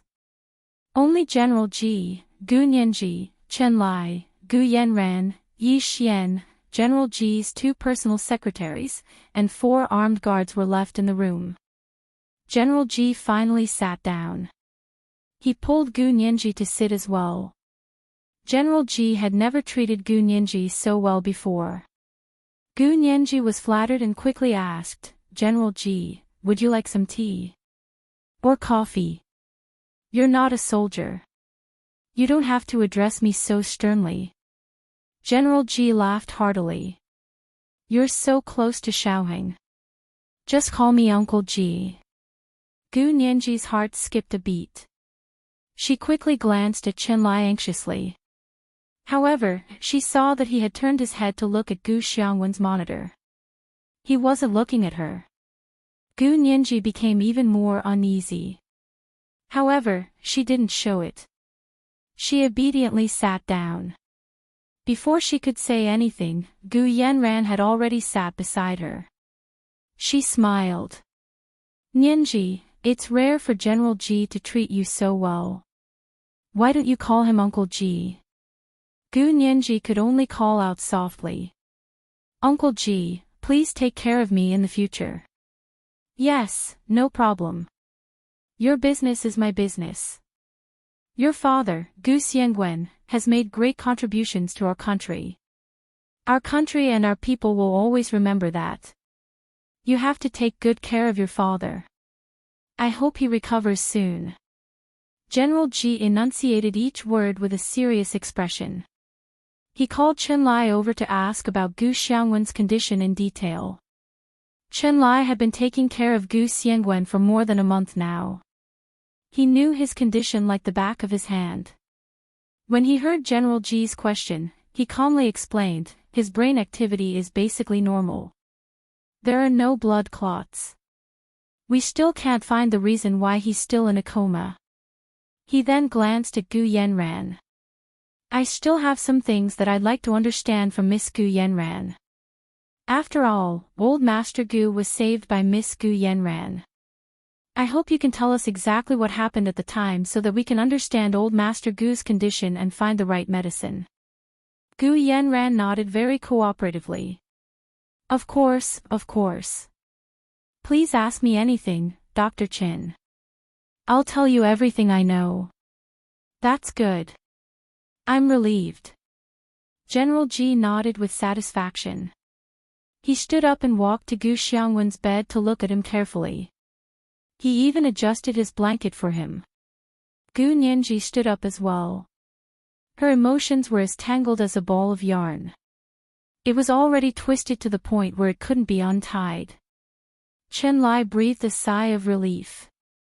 Gu Yanran had finally relented with General Ji's appearance.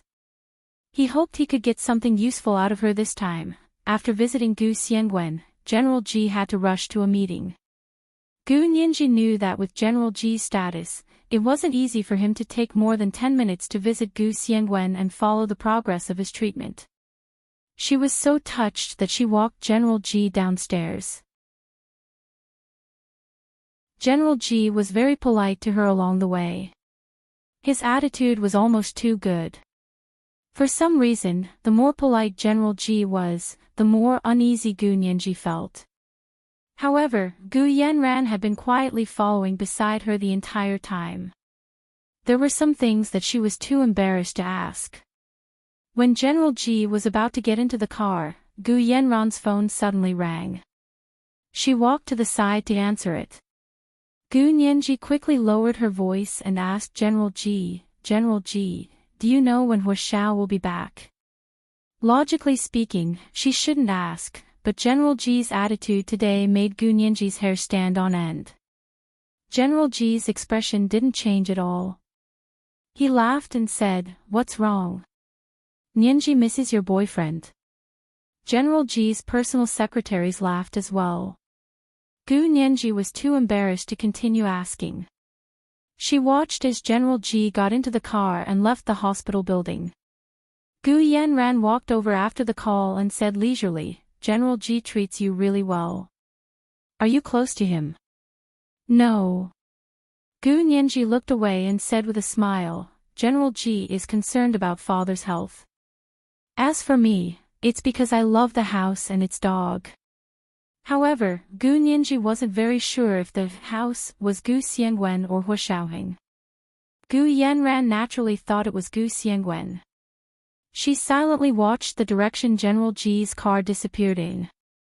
After a while, she said, "Father is really amazing. He's unconscious in bed, but so many important people care about him." This is the first update. A reminder to everyone about the monthly votes and recommendation votes. There will be an extra update at 7 p.m. Chapter 576. Gu Nianji felt that Gu Yanran's focus was a bit strange. She asked in confusion, "Father has always been very capable?" From what she could remember, Hu Xiaoheng had shown her Gu Xiangwen's achievements in the international academic community. Just by looking at how he started from scratch and became a wealthy tycoon with his own patents, she could tell how capable he was. He is very capable, but this is different. Gu Yanran looked up at Gu Nianji. "Nianji, you've been living a carefree life with Hu Xiao all these years. You don't know how Yi Xian and I have been living." Gu Nianji was silent for a moment before asking with a smile, "I really don't know how you guys got here. Sister, can you tell me about it?" "I'll tell you when I have time." Gu Yanran put an arm around Gu Nianji's shoulder affectionately, and they walked back together. "You must get along well with Hu Xiao. Don't be too short-sighted and only covet his money. Our Gu family has plenty of money, and the dowry we'll give you will be enough for you and my nephews to live a carefree life." The more Gu Nianji listened, the more disgusted she became. She interrupted Gu Yanran rudely. "Sis, I've never been with Hu Xiao for money." Although she had used Hu Xiaoheng's money in the past, she was still underage at the time. Since Hu Xiaoheng didn't mind, Gu Nianji wouldn't be stubborn. Also, she had already decided to earn money to support herself in the future, so she didn't need Gu Yanran's repeated reminders. I know.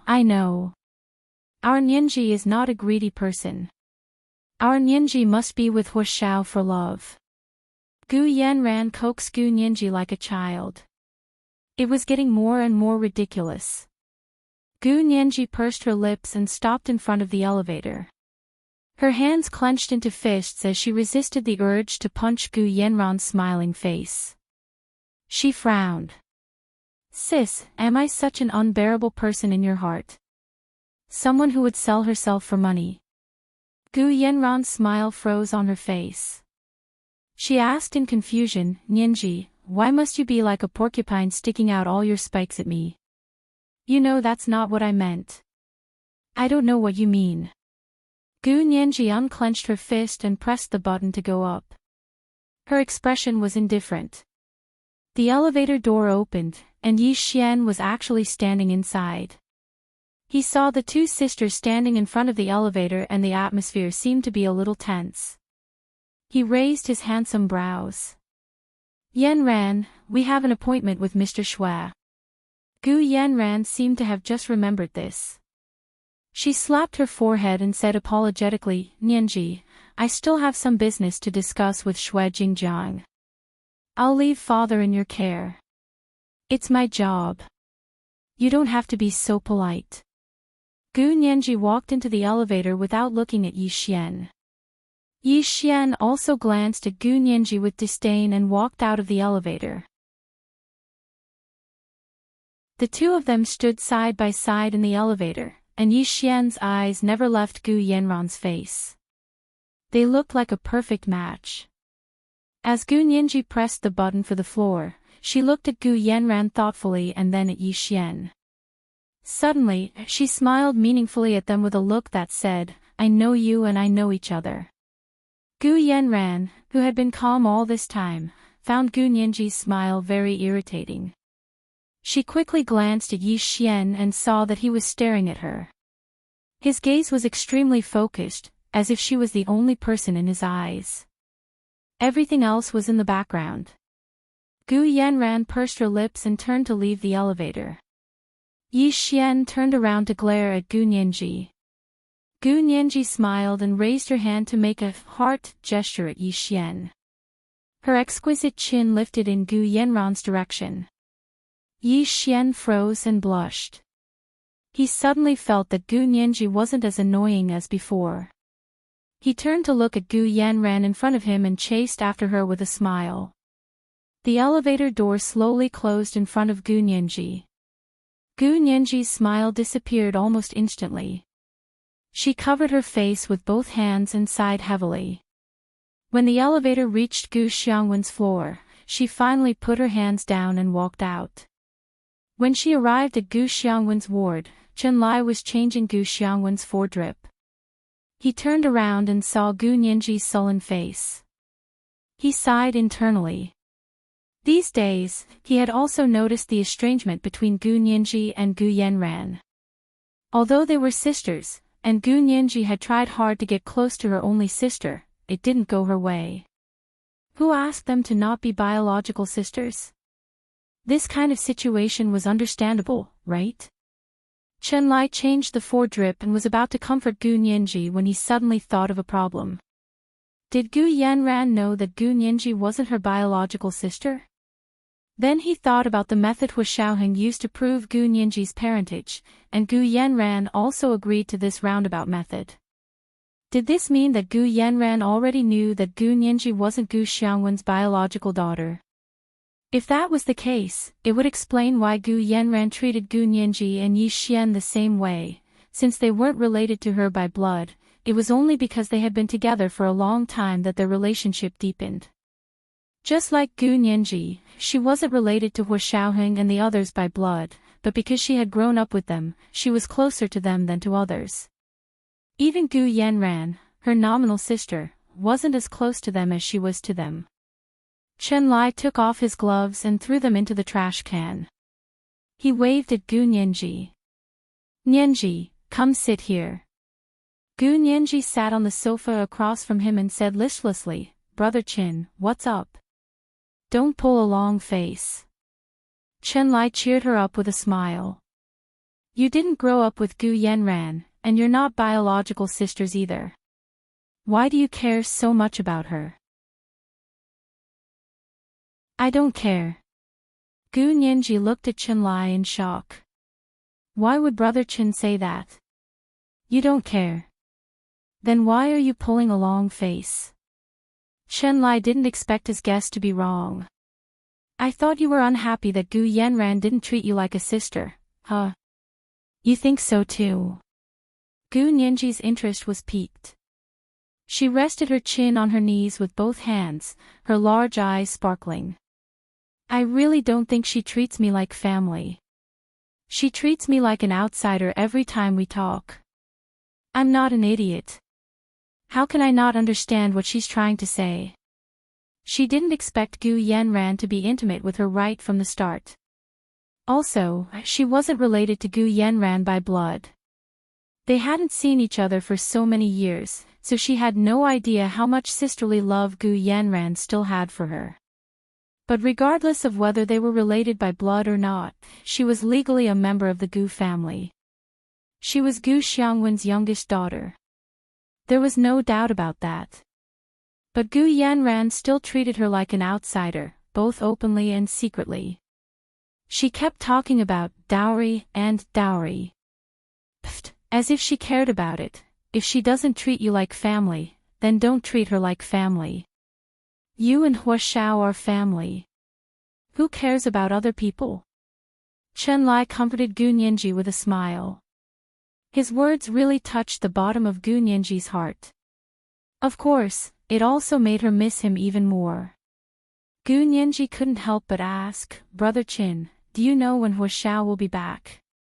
It was the second night, a reminder, recommendation votes and monthly votes.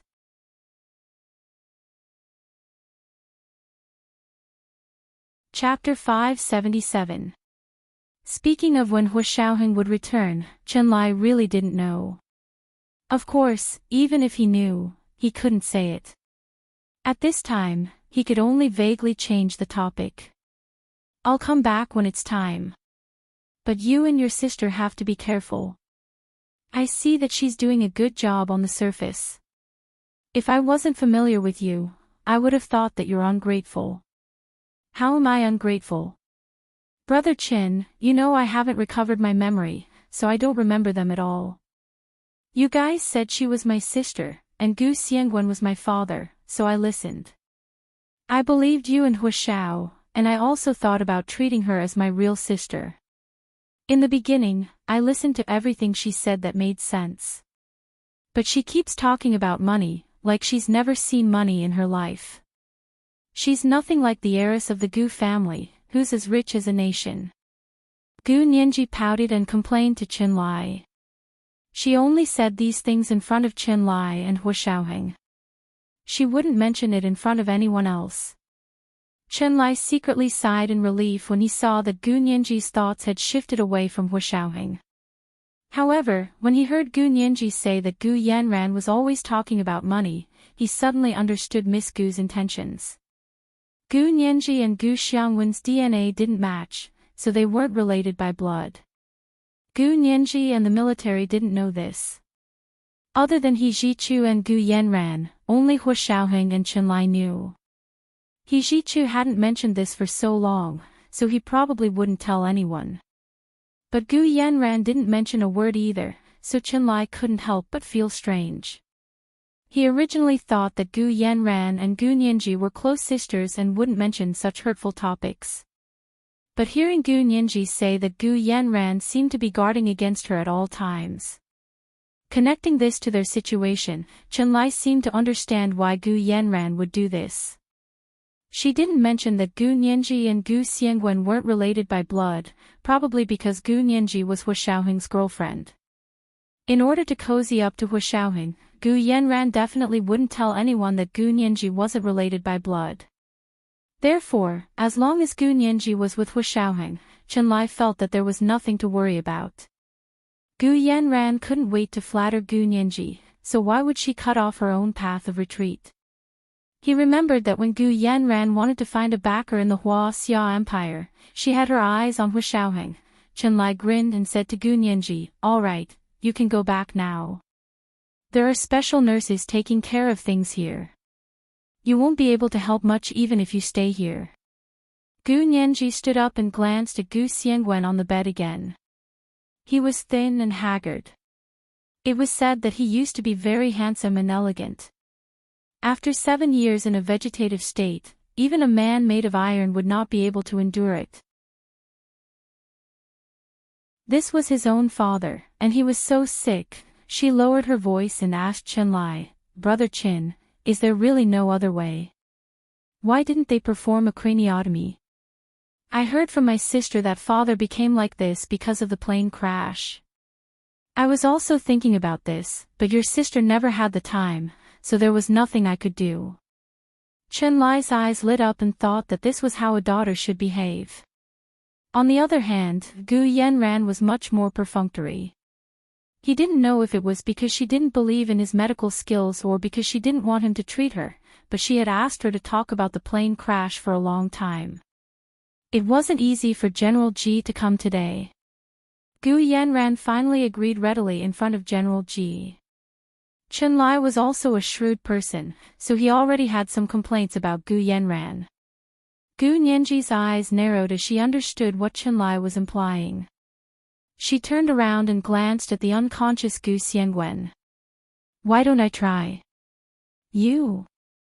Yeah, I'll ask my sister about the plane crash. As Gu Xiangwen's daughter, she had the right to know the truth. Oh, that's fine too. You ask her first. I want to know under what circumstances she found Gu Xiangwen and what injuries he had at the time. It would be great if we could find the medical records from back then. Chen Lai quickly took out a pen and paper to write down a few necessary questions for Gu Nianji. Gu Nianji skimmed through it and quickly memorized it.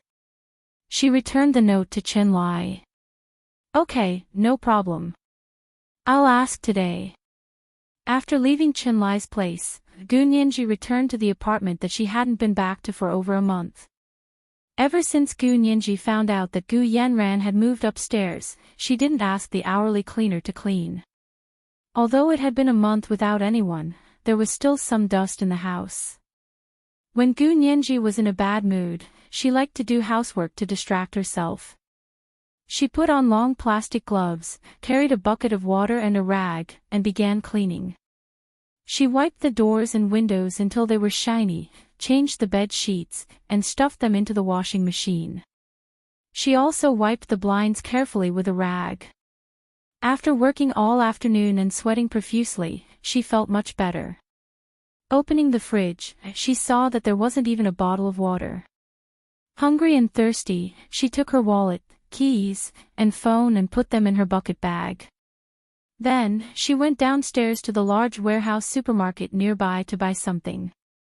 She had a car there, so she took the elevator to the underground parking lot to get the flashy bright red sports car that Hu Xiaoheng had given her. She drove in the direction of the supermarket. It wasn't the weekend, so there weren't many people in the supermarket. Gu Nianji quickly found the food, water, juice, and daily necessities she wanted to buy and filled the cart. After paying, she pushed the cart to her car and put the things in the trunk. Just as she closed the trunk, she saw a black Bentley RV drive over and stop not far from her. Gu Nianji didn't care and walked to the driver's side of the car. She reached out to open the door and was about to get in when she suddenly heard Gu Yanran's voice from behind. Nianji. Is that you? Gu Nianji turned around in surprise to see Gu Yanran wearing a pair of large sunglasses and getting out of the Bentley. Yi Xian was holding the door for her like a chauffeur. Gu Nianji wasn't in a hurry to get into the car. She twirled the car keys in her hand and leaned against the car door to wait for Gu Yanran. Nianji, is that really you? Gu Yanran's eyes swept over the car that Gu Nianji was leaning against and froze. If she wasn't mistaken, this car was custom-made by a Ferrari and had Gu Nianji's name on it. This kind of car couldn't be bought with money alone. Other than the buyer's name, there was also the designer's signature on the car. No wonder the design attracted her attention so quickly. Gu Yanran first saw the car, then saw that the person leaning against the car was actually Gu Nianji. She looked at Gu Nianji with a complicated expression and asked after a while, "This car is yours?" "Yeah." Gu Nianji twirled the keys on her finger. "This car has my name on it, so of course it's mine." "Hu Xiao bought this car for you, right?" Gu Yanran said without hesitation. "You're returning it to him. You're not related to him, so you're asking for such a generous gift." The Gu family is embarrassed. Gu Nianji raised a brow. But this car has my name engraved on it, and I'm the owner. Why should I return it? Gu Yanran walked to her and reached out to hold Gu Nianji's hand. Her eyes were full of pity. Nianji, if you want a car, big sister will buy it for you. You're not even married to Huashao yet, so how can you feel bad about asking for such an expensive car? Also, Huashao is a military personnel. Everyone knows how much money he can earn. Suddenly having such a luxury car far surpasses his income. Aren't you worried that he'll be investigated by the military disciplinary committee? Oh. Big sister, you know about the military disciplinary committee? I didn't even know about it. Gu Nianji smiled meaningfully. Since big sister says I shouldn't ask for someone else's car for free, and you're going to help me buy a car, okay? Big sister, give me the money for this car, and I'll return it to Huashao, okay? Yi Xian couldn't take it anymore and stopped Gu Nianji. That's enough. This kind of custom-made luxury car is so expensive, and you have the nerve to ask for it. Yanran doesn't mind it, but that doesn't mean you can take whatever you want. Oh. We sisters are talking. What does it have to do with you? If Gu Nianji wanted to be crafty, even Yin Shixiang was no match for her, let alone Yi Xian, who wasn't good with words. She turned her head and raised her chin to study Yi Xian. Her dark eyes seemed to speak as she turned to Gu Yanran. Her face was already smiling brightly. Big sister, don't you agree? I shouldn't use other people's money, but I can use the Gu family's money openly, right? Gu Nianji grabbed Gu Yanran's arm and shook it like a lively and cute little sister acting coquettishly to her older sister. Big sister, then just buy this car for me. I really like this car. Gu Nianji, how can you be so shameless? Yi Xian pulled her away. Do you think your sister is an ATM? You're asking for so much money to buy a car. Aren't you afraid of biting your tongue? My tongue is fine. Why would it bite? Gu Nianji stuck out her pink tongue at Yi Xian and made a face. She pulled her arm out of Yi Xian's grasp. Also, we haven't seen each other for so many years. What's wrong with big sister buying me a car? No matter how expensive it is, it's not as valuable as our sisterhood, right? Gu Nianji's words were used in a different way.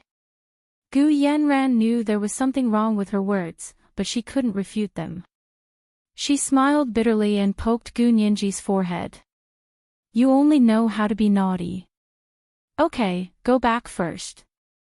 She then asked Gu Nianji, what are you doing here? I'm here for whatever you're doing here.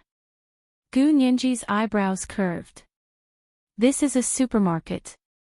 What can I do here? Be a thief. Nonsense again.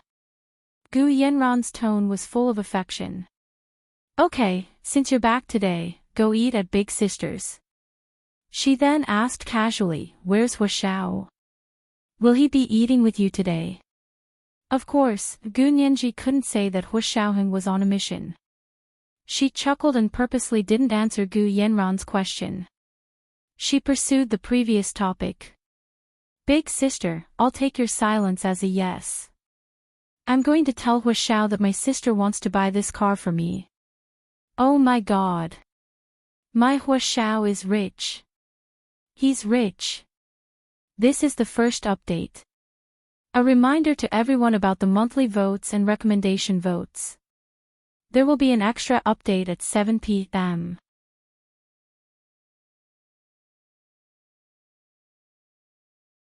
Chapter 578. What are you talking about? You're shameless. Gu Yanran couldn't help laughing at Gu Nianji's greedy expression. She reached out to poke the tip of her delicate nose. You're the only girl who's attracted to her husband now. What will happen in the future if you move your family's money to your husband's family? How is this girl who's attracted to her husband? Gu Nianji pretended to be confused and spread her hands. Sis, didn't you say I can't spend other people's money? Can't I spend my own money? I'm not even married, so where would my family come from?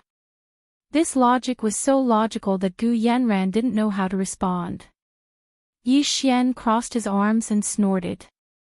You only know how to make things difficult for your sister. Aren't you annoying? Gu Nianji was infuriated by Yi Xian's sarcasm and turned back to him. Don't forget your surname isn't Gu. What does the Gu family's business have to do with you? Why do you care about how my sister and I spend our money? My father is sponsoring you to go to school, not inviting a bodhisattva to sit high above us and order us around. Yi Xian was even angrier than she was, but Gu Nianji's every word was reasonable, so he couldn't refute her. He could only continue snorting. Can't I help when I see injustice? Old Mr. Gu is sponsoring me, so I can't watch you treat your sister like this. Who are you to my sister? Why do you care how I treat her? Gu Nianji refused to back down and walked to her car door. She opened it and said without looking back, my sister and I are having dinner today. Unrelated people, please don't come uninvited. Who are you calling unrelated people? Yi Xian rushed over and blocked Gu Nianji's door, not allowing her to close it. Speak clearly. You disappeared for 6 or 7 years, and the Gu family is completely supported by Yanran. Do you know how much she has suffered?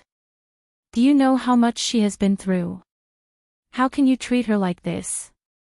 Gu Nianji rolled her eyes internally and glared at Yi Xian. She scolded in a low voice, let go.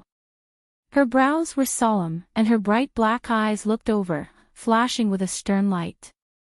Yi Xian couldn't help but be taken aback.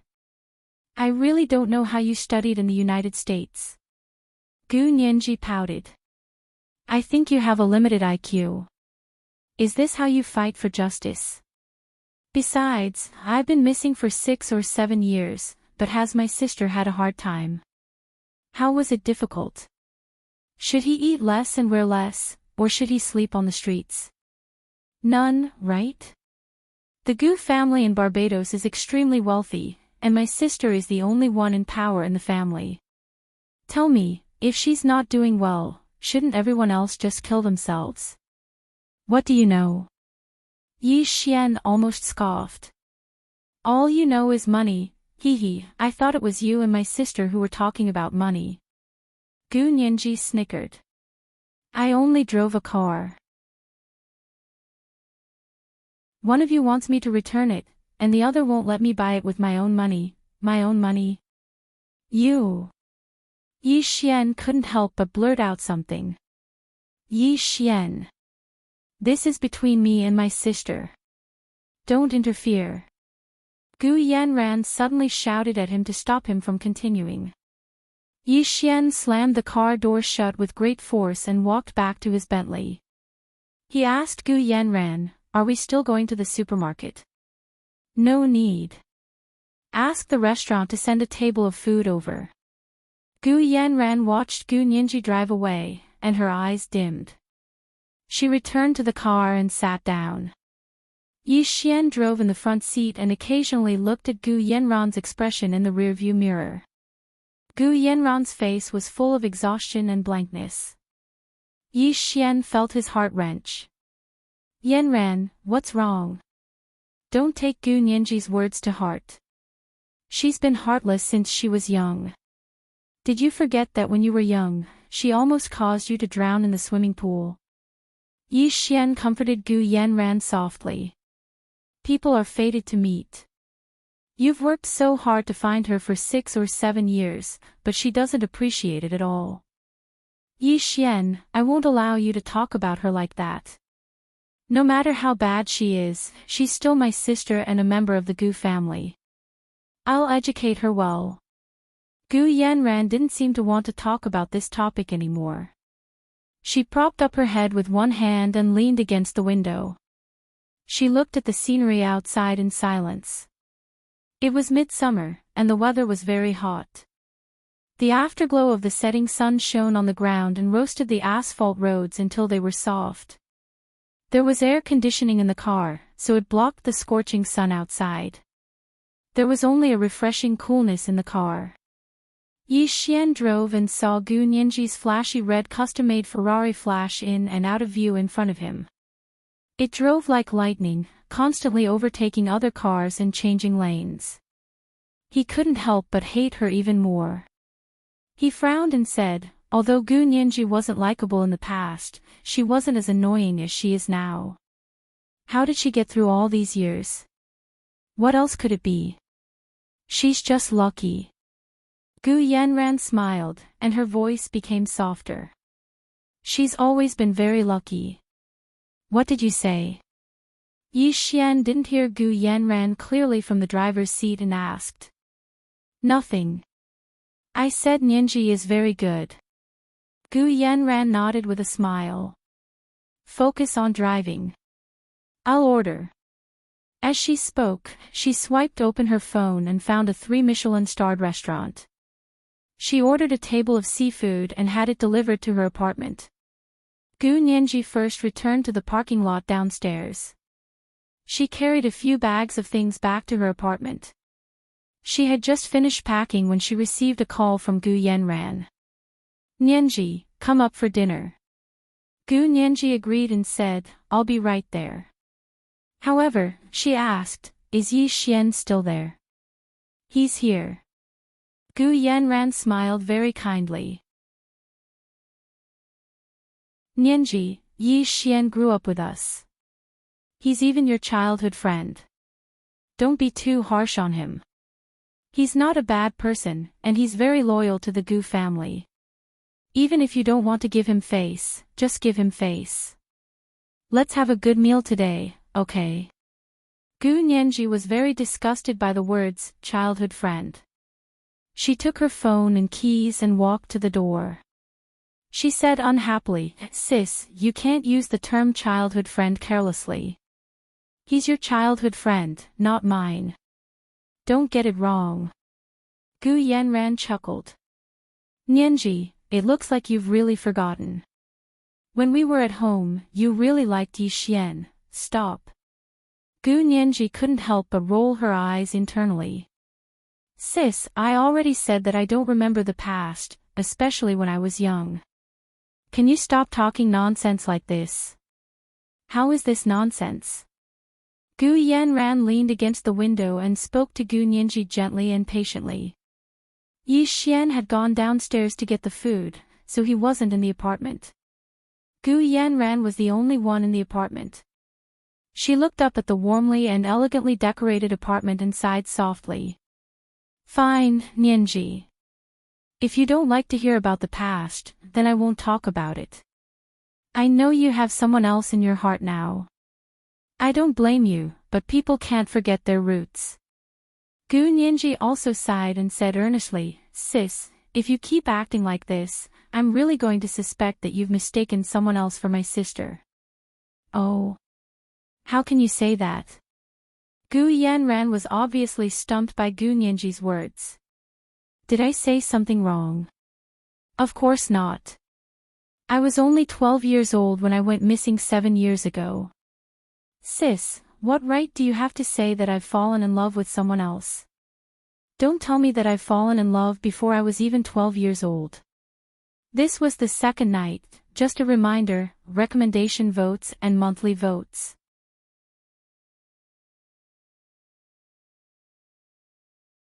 Chapter 579. Nianji, why do you always like to twist my words? You know that's not what I meant. Gu Yanran was also a bit angry at this point. She walked over from the window and turned to sit on the sofa. Okay, I'm not going to chat with you anymore. Come up quickly. Yi Xian went downstairs to get the food he ordered. Gu Yanran hung up without giving Gu Nianji any time to refute. Gu Nianji looked at the phone and grimaced. If she hadn't promised Chenlai to ask Gu Yanran about the details of Gu Xiangwen's plane crash, she wouldn't have been willing to go upstairs to eat.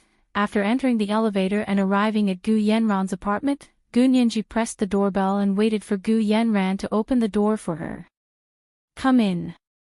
Gu Yanran was waiting for her at the entrance. Yi Xian already brought the food. It's all the seafood and vegetables you loved when you were young, especially the lotus root. This restaurant makes it very authentic. Gu Nianji really liked lotus root and lotus root stewed with pork ribs, but it was summer now. Lotus root stewed with pork ribs was better in the winter and a bit dry in the summer. Thank you, sis. Gu Nianji relaxed and walked to the entrance to change her shoes. Gu Yanran placed several new pairs of slippers at the door. They were actually UGG casual slippers. She randomly put on a pair and followed Gu Yanran to the dining room. The decorations were very elegant. The dining table was covered with a lavender tablecloth that looked like it was made of real satin. It was too extravagant. Gu Nianji sat down quietly and looked at the dishes on the table. Although it was a takeaway, it was rearranged with gold-rimmed bone china cutlery that was the color of jade butterflies playing in spring. The jade-like bowls and plates were colorful. Although it was takeout, it was obvious that they had put a lot of thought into it. Eat as much as you want. We're all family. Gu Yanran took the serving chopsticks first and picked up a scallop from the assorted seafood for Yi Xian. Yi Xian, try this. Gu Nianji saw that there was also a bowl of mung bean soup among the dishes. She immediately scooped a bowl and drank it. Gu Yanran saw it and quickly said with a smile, Nianji, eat first, then drink the soup. Did you forget? Gu Nianji took a sip of soup before putting down the spoon. She smiled. Sis, you should drink the soup first before eating. It will help you lose weight and help your stomach. Oh. Really? Who told you that? Gu Yanran was very interested. We always eat first in Barbados, then drink the soup. I forgot that you can't remember the original things. That's what they all say. Gu Nianji smiled slyly. The rich and powerful families here are very particular about preserving their health when they eat. They can't wait to only eat until they're 70% full. Gu Yanran kept nodding as she listened. The heritage of the aristocratic families is indeed not something we can compare to. Nianji, did Hu Xiao teach you all this? Although Hu Xiaoheng had taught her that, Gu Nianji didn't want to admit it to Gu Yanran. She tilted her head and glanced at Yi Xian, who was busy eating. Anyway, everyone eats like this. I'm just copying them. Gu Yanran seemed to be very interested in this question. She couldn't help but ask, what about the order of eating? Is there anything special about it? Gu Nianji smiled brightly, revealing her perfect, white teeth. Also, don't talk while eating or sleeping. Gu Yanran's smile froze. She forced herself to say, Nianji is so naughty. However, she didn't say anything else. The three of them ate in the room. There was only the sound of bowls and chopsticks clanking and their soft breathing. There was no other sound. After finally finishing the meal, Gu Nianji carried a cup of green tea to the small living room connected to the dining room to digest. Yi Xian quietly stood up and put the dishes in the dishwasher. Gu Nianji chatted with Gu Yanran for a while and changed the topic to Gu Xiangwen's plane crash. Sis, what happened to the plane that father took? I don't know either. The cause of the MH210 crash is still a mystery. Gu Yanran sat on the chaise lounge in the living room with a cup of green tea in her hand. Yes, I remember looking for years before finding the wreckage. Sis, how did you find father before those people? Gu Nianji was even more curious. I wasn't particularly fast. Gu Yanran frowned and fell into deep thought. At that time, father had a small communicator on him that could continuously send out signals. The battery life was very long. Although the communicator was very damaged, it could still send out signals. I used the signal from the communicator to determine father's location. Unfortunately, I was still one step too late. One step too late. Yes, if I had found them earlier, perhaps Mother could have been saved. Gu Yanran covered her face with one hand and sobbed. At the time, Mother was seriously injured and had nothing on that deserted island. She died just like that. Once Mother passed away, Father also collapsed.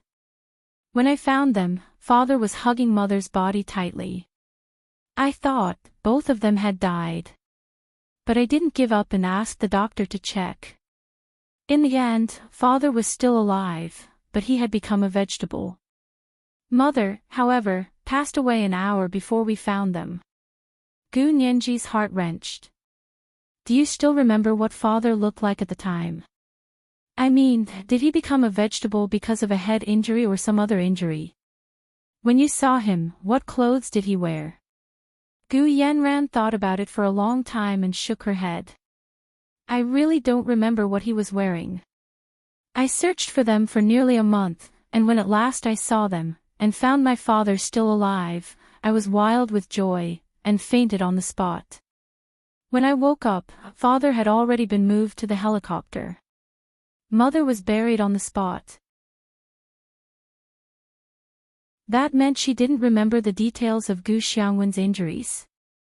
What about the medical records? Do you still have the medical records from when Father was first admitted to the hospital?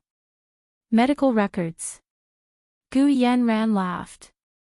Huashao burned the hospital in Barbados that time, and most of the medical records were burned. Gu Nianji chuckled. People still use paper to keep medical records in this day and age. Don't they use computers? Hard drives or cloud storage? The hospitals in Barbados are more backward. They still use the traditional paper medical records. Gu Yanran said disapprovingly. Nianji, don't be like that. Not every country is as advanced as the United States and Huaxia. Gu Nianji rested her chin on her hand and tapped her cheek with her fingers. She nodded thoughtfully. Okay, that makes sense.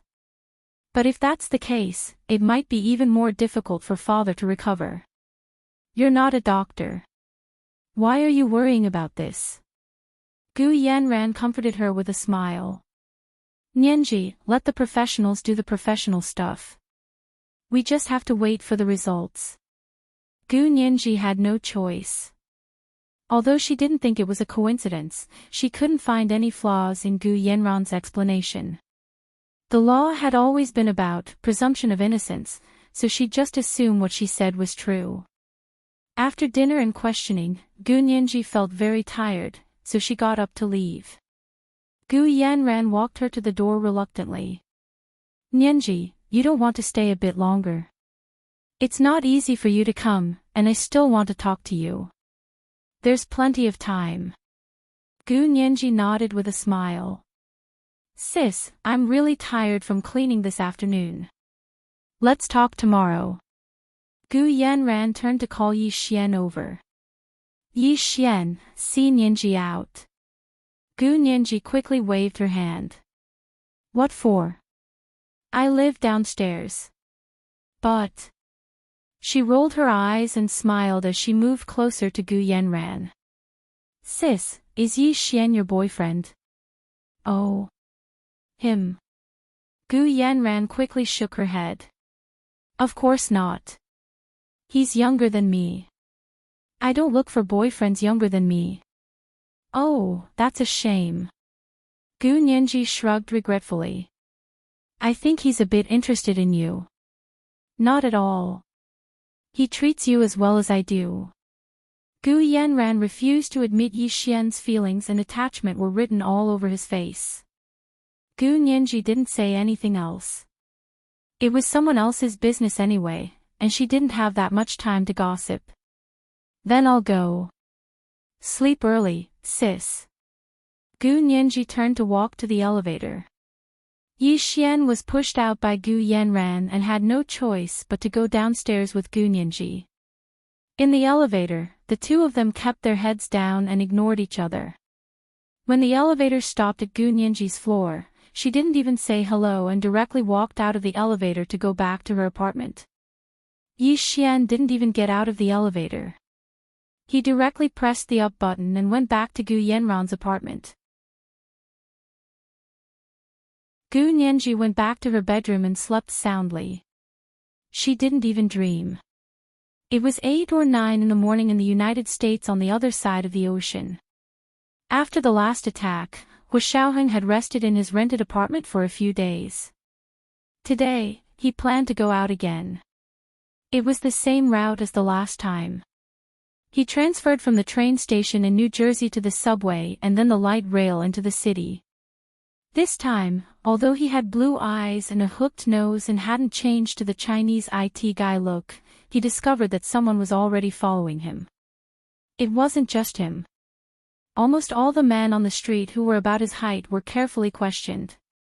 He went to the airport again and discovered that there were many more police dogs there. More accurately, they were military dogs, and they were the famous German Shepherds. These dogs were tall and powerful, and the black fur on their backs was smooth. It was obvious that they were pure descendants of German Shepherds and hadn't been crossbred.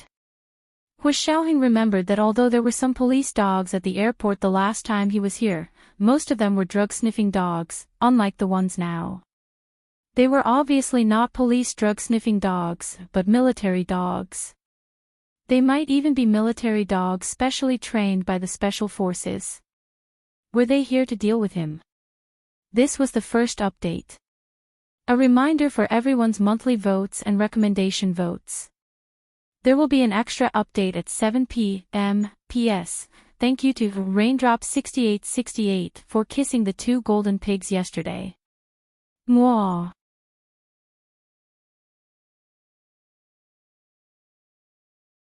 Chapter 580. Hu Xiaoheng stood next to the gate at the entrance of the airport and watched the large airport baggage handling area as people came and went. Uniformed military police led military dogs through the crowd. It was obvious that what attracted them were Asian men who were as tall as Hu Xiaoheng. Hu Xiaoheng now looked like a mixed-race white man with a high nose and blue eyes. The military police probably wouldn't notice him, but the military dogs might not. Being able to use military dogs meant that someone had obtained something with Hu Xiaoheng's scent and trained the military dogs to search for him. Hu Xiaoheng's gaze was deep and obscure as he looked at the military dogs shuttling through the crowd. His brows gradually furrowed. Seeing military dogs, logically speaking, meant that a traitor had obtained something related to him and let the military dogs familiarize themselves with it, but he had been abroad for more than a month, almost 2 months. What scent could be retained for so long? Even if they obtained the clothes or daily necessities he had left in the country, after washing and storing them, the residual smell on them would be almost negligible. It would be impossible for the military dogs to detect them and track him based on the negligible smell. Hu Xiaoheng himself had a detailed understanding of military dogs. As far as he knew, there was no military dog in the world with such a sensitive nose. He put his hands in his trouser pockets and looked at the military dogs with a blank expression for a while. Finally, he decided to take the risk and give it a try. He wanted to see if his reasoning was correct or if the military dogs' noses were really out of this world. Like the people around him, Hu Xiaoheng also put on a pair of sunglasses and walked into the airport. He went to the United Airlines counter and pretended to look at the flight schedule. He squinted for a while. Then he turned around and saw everyone lined up in front of the automatic check-in machine with their tickets in hand. Hu Xiaoheng took out his wallet and walked forward unhurriedly as if he was looking for a ticket. Suddenly, he felt a slight twitch on the back of his neck, as if something was staring at him. Hu Xiaoheng didn't turn around and immediately understood that a military dog was staring at him. This was really too puzzling. Hu Xiaoheng was puzzled as he maintained his pace and walked through the crowd. At the same time, he opened a cigar box and took out a fat cigar. He tore open the wrapper and sprinkled the tobacco inside on the ground. The smell of the cigar could slightly disrupt the military dog's sense of smell. The confusion wouldn't last long, but it was enough for Hu Xiaoheng to leave the airport lobby and walk back to where he had come from. The pressure on the back of his neck disappeared, and he looked back. Sure enough, there was a strong German shepherd circling the place where he had just been standing. There were also traces of cigar smoke on the ground, which was very obvious on the clean, reflective ground. Hu Xiaoheng used this method to let his pursuers know that he was here. Although he wasn't caught by the military dogs on the spot, the cigar smoke was still visible to an expert. If the military dog's target was Hu Xiaoheng, and someone had used cigar smoke to disrupt the military dog's sense of smell at the airport, then there was only one conclusion: their target, Hu Xiaoheng, had appeared at the airport. Hu Xiaoheng didn't stay any longer. Instead, he called a cab and retraced his steps.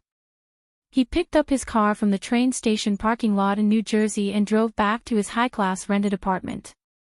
The trackers in New York probably hadn't thought of searching the area around New York yet. Hu Xiaoheng's continued appearance in New York City had largely confused them. After returning to his room, Hu Xiaoheng washed up quickly and began to think about what was going on with the military dogs. This phenomenon couldn't even be explained by a mole. How did the other party get his scent to train these military dogs? Also, the other party already had an effective way of searching for military dogs, so his disguise wouldn't be very useful. Because dogs couldn't see faces, they could only distinguish smells. Hu Xiaoheng thought about it in the apartment all night, but still couldn't figure out how the other party had done it. But it didn't matter that he couldn't figure out the reason, as long as he could deal with the military dogs. The next day, Hu Xiaoheng didn't go into the city again. Instead, he went to the nearby Macy's department store and bought some different scents of perfume. He mixed a perfume that smelled like fox odor and carried it with him. This scent could greatly mask his own scent and affect the military dog's sense of smell. When he went into the city a few days later, he found that the military dogs were no longer limited to the airport, but could be seen in many places in New York City. It must have been hard on them. Hu Xiaoheng's heart didn't waver, and he even wanted to laugh. He almost swaggered past the military dogs, but none of them paid any special attention to him. The streets of New York were extremely hot in the summer, and the German shepherds stretched out their tongues and panted under the sun, but they still dutifully searched for every possible person and place. Hu Xiaoheng came to the smoking area in front of a skyscraper, took out a cigar, lit it, and took a few puffs. He didn't stare at the military dogs nearby, but he kept watching them from the corner of his eye.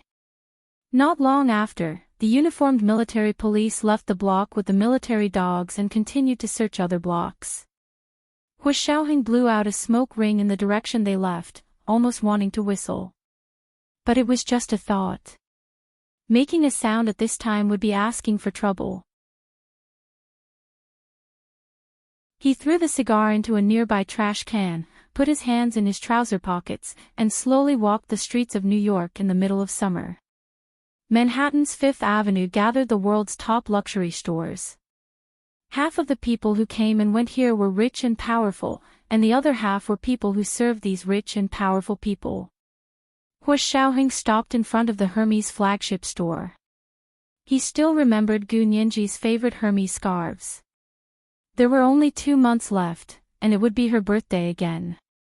This time, he would probably have to buy some Hermes scarves as a birthday present. Hu Xiaoheng didn't go in, but only looked at the fall and winter new products in the window. Among them, there was a blue scarf with Van Gogh's Starry Night printed on it, which should be Gu Nianji's favorite. Hu Xiaoheng planned to find a way to buy one from Hermes's main European store after returning to his apartment and send it back to her country. That would also confuse the people in the country. After leaving the Hermes flagship store, Hu Xiaoheng wandered leisurely on Fifth Avenue. He was surrounded by people from all over the world who came to shop. There was a rich lady from the Middle East with a black veil over her head and a Hermes platinum bag on her arm. There was a gorgeous woman wearing a backless sundress, high heels, sunglasses, and red lipstick on her lips as she walked into a Rolls-Royce parked on the side of the street. There were also some people who came here to travel with their families. Older parents, younger children, and even grandchildren who were only a few years old held hands and walked under the Manhattan sun. Not far in front of him was a beautiful woman wearing a Chanel suit.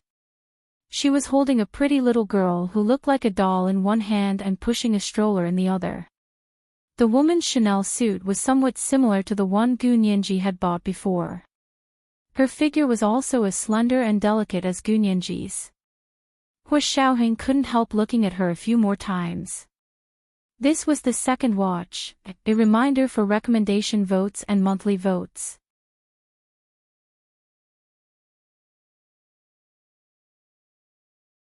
Chapter 581. The Caucasian woman in the Chanel suit was flanked by two chubby middle-aged Mexicans. They were probably her nannies. They were helping her carry the bags of loot she had just bought. Not long after they left, the sound of a baby crying came from the stroller. The woman put down the little girl she was carrying and bent over to look at the child in the stroller.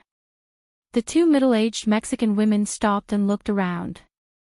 They were attracted by the famous shops on the street. The little girl who had just been put down looked no older than 3 or 4 years old. She turned her head and saw a clown holding a balloon smiling at her across the street. She giggled and waddled away from her family and nannies, jogging across the street. The clown was a gimmick for the shop across the street to attract customers. When it saw the little girl running over, it was very friendly and even gave her a yellow hydrogen balloon. The overjoyed little girl grabbed the balloon rope and ran back. Just then, the roar of a car came from the other end of Fifth Avenue. The little girl was shocked. She couldn't move in the middle of Fifth Avenue. She could only watch as a few black Cadillacs rushed over. It was a summer afternoon in New York City. The skyscrapers on both sides of Fifth Avenue were so tall that they even blocked some of the sunlight. The aggressive Cadillacs rushed over, and the pedestrians screamed and dodged. There was only a little girl in a warm yellow puffy dress who was stunned. She stood in the middle of Fifth Avenue with a yellow balloon in her hand. She was eye-catching. "Mary! Mary! Help! Somebody! Please help!" The woman who bent over to pick up the little girl in the stroller finally realized that her little girl was standing in the middle of Fifth Avenue with her head lowered. The Cadillacs were rushing straight at her. Not only were they rushing over, but there was also the sound of gunfire on Fifth Avenue.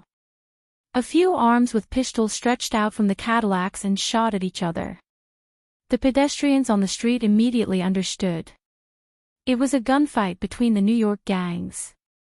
Old New Yorkers knew that Cadillacs were the standard of the gangs. New York had been full of military police these days to catch the so-called Chinese kidnappers. However, the New York gangs had suffered heavy losses. They all believed that the New York police had purposely attacked their power in the name of searching for the Chinese kidnappers.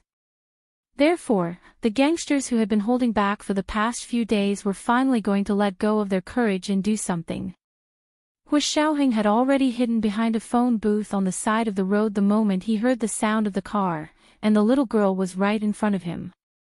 He stared at the panicking little girl for a second, and his body moved faster than his thoughts. He rushed out from behind the phone booth. His arm pushed against the hood of a BMW parked on the side of the road. His long legs leaped over the front of the car like he was jumping over a hurdle, and he ran to the middle of Fifth Avenue. Just as he bent down to pick up the little girl, the black Cadillac had already rushed over from 3 lanes. Hu Xiaoheng's figure flashed and he avoided the 2 cars on the side, but he couldn't avoid the 3rd car coming from the front. He only had time to hug the little girl and roll on the ground. His whole body was almost flat on the ground, tightly protecting the little girl in his arms. The pedestrians who had hidden around to watch the scene cried out in shock. Some people even covered their eyes, unable to bear to see the tragic scene of the 2 people dying under the wheels of the car. The Cadillac that rushed over didn't even think about stopping, and just drove straight over Hu Xiaoheng's back. The car rushed to the front in the blink of an eye, and Hu Xiaoheng, who everyone thought had been crushed under the car, quickly rolled to the side of the street with the little girl in his arms. He got up with the little girl in his arms and put her in front of the woman who had rushed over. Without saying a word, he quickly left Fifth Avenue. The woman in the Chanel suit was so happy that she hugged her daughter and cried. When she looked up again, the man who had just saved her daughter had disappeared without a trace. She was inexplicably touched. Looking around, she realized that there were cameras in front of the shops here, and they were facing in the direction of Fifth Avenue. The woman quickly walked into the shop and asked them to give her the video just now. She was willing to pay for it, because she wanted to find this kind person and personally thank him for saving her daughter's life. However, when she entered the central control room of the shop and saw the video, she realized that the angle from which the man had saved the girl happened to be in the camera's blind spot. The camera only recorded the images of the Cadillac coming and going. At most, it could only check the license plates of the Cadillac, but not the figure of the man who had just saved the girl. What a pity. The woman shook her head and left the shop in disappointment. In a room in the tall building opposite, there were more than a dozen high-powered cameras recording everything on this avenue. In fact, all the main roads in New York City were equipped with such tight surveillance cameras, just to find traces of Hu Xiaoheng. 15 minutes later, in the building of the American CIA's New York branch, a handsome man with blonde hair and blue eyes wearing a black suit sat behind his desk, watching the video intently. He thoughtfully stroked his perfectly chiseled jaw and smiled slightly. "James, bring me a cup of coffee." The man pressed pause and put his feet on the desk. Holding the back of his head, he looked in the direction of the office door with a grin. Not long after, the office door was pushed open. A white man in his late 40s came in with a bitter expression and brought him a cup of coffee. "Director Sean, here's your coffee." He respectfully placed the coffee on the desk and secretly glanced at the young man, envy flashing in his eyes. This young man, Sean, was only in his early 30s and was already half a level higher than him. James had been in the CIA for most of his life and had only been promoted to deputy director when he was almost 50.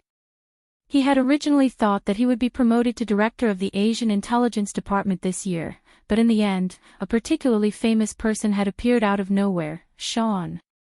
Sean had graduated from West Point Military Academy with a bachelor's and a master's degree in intelligence. After that, he had joined the CIA and worked in Europe for a few years. When he returned, he was already a rising star in the CIA and directly became the director of the Asian Intelligence Department. Although he was a little unhappy, this Sean was really capable. James was ashamed that he wasn't as skilled as Sean, but he was still a little unhappy that Sean always ordered him around like a servant. Sean took a sip of the coffee and furrowed his brows. "Why did you put milk and sugar in it? Redo it. I don't like the taste. I want plain black coffee. I can't remember it no matter how many times I tell you. Do you have Alzheimer's?" James was about to cry. He went out to make another cup of plain black coffee and placed it in front of Sean. Sean tasted it again before drinking it with satisfaction. Putting down the coffee, Sean still had his feet on the desk. He asked James proudly, "Did you see this video? What do you think?" James glanced at it and saw that it was a video of a white man saving someone from Fifth Avenue. He clasped his hands together and said, I think this person is very brave, very powerful, and very kind. He saved that little girl, didn't he? That's it." Sean looked James up and down with his sapphire blue eyes. TSK, no wonder you're still a deputy at your age. With your foresight, it's already an honor for you to be a deputy. You should be a cleaner, serving tea, and pouring water for people. You shouldn't be a CIA agent. Humiliation. This was definitely humiliation. James was so angry that his entire body was shaking. He glared at Sean and clenched his fists tightly, but he didn't move. He didn't dare do anything to Sean. Although Sean hadn't worked with James for a long time, he already knew the personality of this old man of few words. He was someone who couldn't even be hit 3 times with a stick. Sean sneered and shook his head. Are you angry? You don't like it, right? I'll make you like it. As Sean spoke, he replayed the video for James to see. Look at his movements. He placed one hand on the hood of the car, crossed the front of the car, grabbed the little girl, rolled on the ground, and hid himself under the car's chassis. This kind of judgment, this kind of angle, this kind of movement, don't you think it's very familiar? Familiar. I just think he runs faster and has better luck, just like you, Mr. Sean. James couldn't help but mock Sean. Sean laughed. James, are you mocking me? What right do you have to mock me? I'm the commander, and you're the deputy because I can see things you can't. As he spoke, he pointed at the computer screen. Look, he jumped with one hand and rolled on the ground to avoid the speeding car. It's all standard military movements. Military? James looked up abruptly. What military? I don't remember our military doing this. James had been a retired U.S. military officer before joining the CIA. Sean laughed and slammed the table. Of course he's not our military. He's from the Xia Empire. And it's the standard movement of their special forces. James' heart skipped a beat. He looked at Sean in shock, and his tone became respectful. You know that too. Of course. Ever since I took over the CIA's Asian Intelligence Division, my main research subject has been the mysterious Major General Hu Shaoheng from the Xia Empire. I've collected all the information and video recordings ever since he joined the military. Do you want to see the training footage of him learning from the founder of Israel's Mossad? You can even get your hands on that. You're amazing. James looked at Sean with admiration. If you say so, then so be it. I'll obey you unconditionally. Sean laughed even louder. He had finally subdued the veteran deputy director of the CIA's Asian Intelligence Division, James. As long as he broke his backbone, the entire CIA's Asian Intelligence Division would bow to him in the future. This was the first update. A reminder to everyone about your monthly and recommendation votes. There will be an extra update at 7 p.m.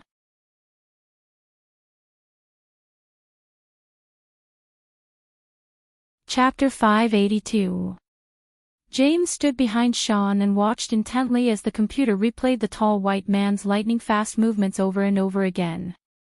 Not only did it require a very strong coordination ability, but it also required astonishing explosive power and unparalleled judgment to make such a move in the blink of an eye and save the little girl's life.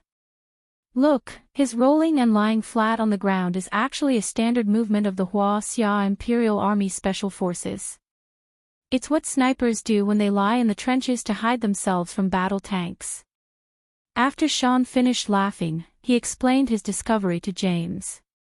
I didn't think he would use it on the road to avoid a speeding car. Sean shook his head. He's crazy, it was too dangerous. If the car had been slightly off course, he and the little girl would have been crushed to death, James muttered as he looked at the computer screen with lingering fear. He couldn't describe how he felt.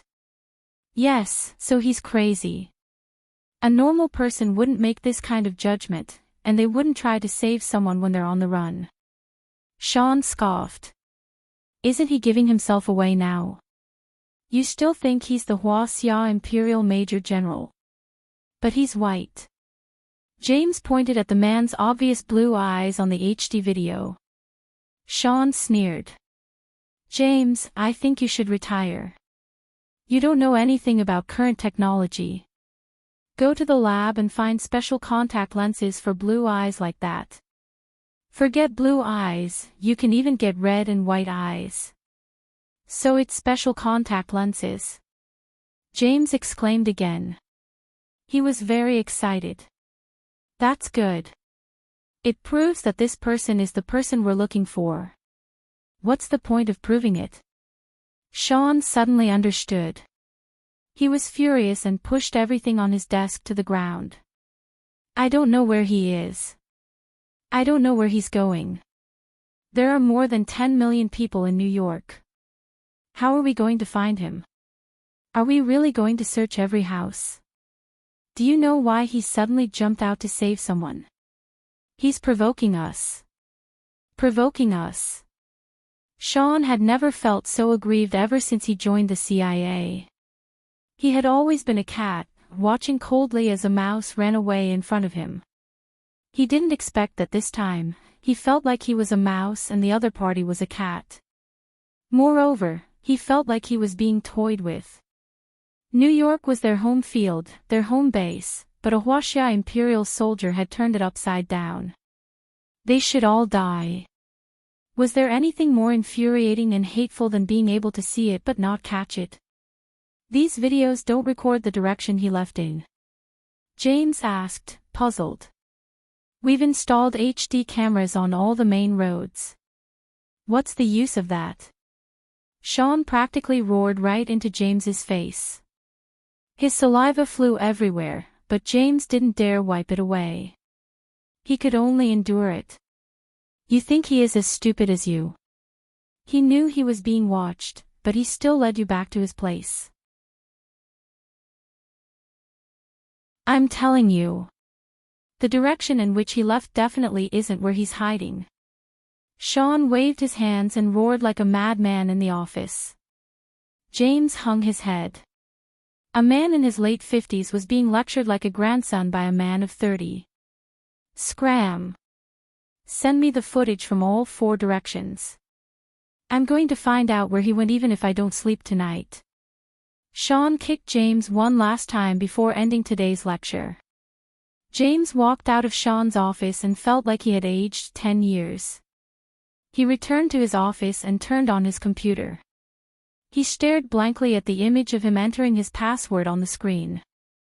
He struggled every day between resigning and not resigning. If he resigned, he wouldn't have to watch this annoying person humiliate him every day. But if he resigned, what would happen to his child's college education? Who would pay for his tuition? What about his mortgage? He still owed the bank a lot of money. His wife was a housewife. If he resigned, their family would immediately be in trouble. Even medical insurance would be a big problem. He couldn't afford to lose this job in today's society. At least he had the best medical insurance in the country when he worked for the CIA. James comforted himself with this and finally calmed down. He began to gather the footage from all 4 directions on 5th Avenue and send it to Sean after organizing it. Sean didn't just sit around either. He found someone he knew at the TV station and put the video on the TV. He used the excuse of finding the kind-hearted person who saved James's life. As soon as the TV station aired it, the video immediately went viral across the United States. That nimble movement, tall build, and godlike dodging the oncoming car at an unbelievable angle were all breathtaking. The video was quickly uploaded to YouTube and instantly became popular across all of Blue Planet except for the Huaxia Empire. Because the video was immediately censored and taken down as soon as it reached the Huaxia Empire, no media or individuals were allowed to spread it. Therefore, the vast majority of people in the Huaxia Empire didn't know about this life-saving video. In the evening, Tan Guiran finished dinner in the dining room of her villa and sat on the sofa to watch TV with nothing to do. It was time for the evening news. The local New York TV station and the national cable network broadcast the same news at the same time. Tan Guiran's gaze was immediately drawn to that person's figure. She stood up excitedly and almost screamed at the handsome and stylish figure on the TV. She recognized that figure. That night, the figure who stood up from the rubble under a hail of bullets. Tan Guiran was so excited that she pressed pause and stared at the TV screen for a long time. She only slowly sat down when her legs were numb from standing. She sank into the soft sofa and buried herself in it. So he hadn't left yet. Was he still in New York? She hadn't misjudged him. He was indeed a kind and kind-hearted person. Seeing him save that little girl, Tan Guiran felt an indescribable warmth in her heart. It was like a spring breeze in March, and it warmed her whole body. She didn't even notice what the person looked like on the TV. Because Sean had been a bit selfish when he sent the video to the TV station, he had intentionally blurred out the person's face. Therefore, only a blurry face could be seen on the TV, and they couldn't tell if the person was Caucasian or Chinese. At the same time, Hu Xiaoheng also saw the video on the TV, and the corners of his lips curled up as expected. There was indeed a surveillance camera on a tall building. Hu Xiaoheng remembered that he had avoided the camera at the entrance of the store. From the angle of the video, it also proved that it wasn't from the store's camera, but from the angle of the tall building opposite.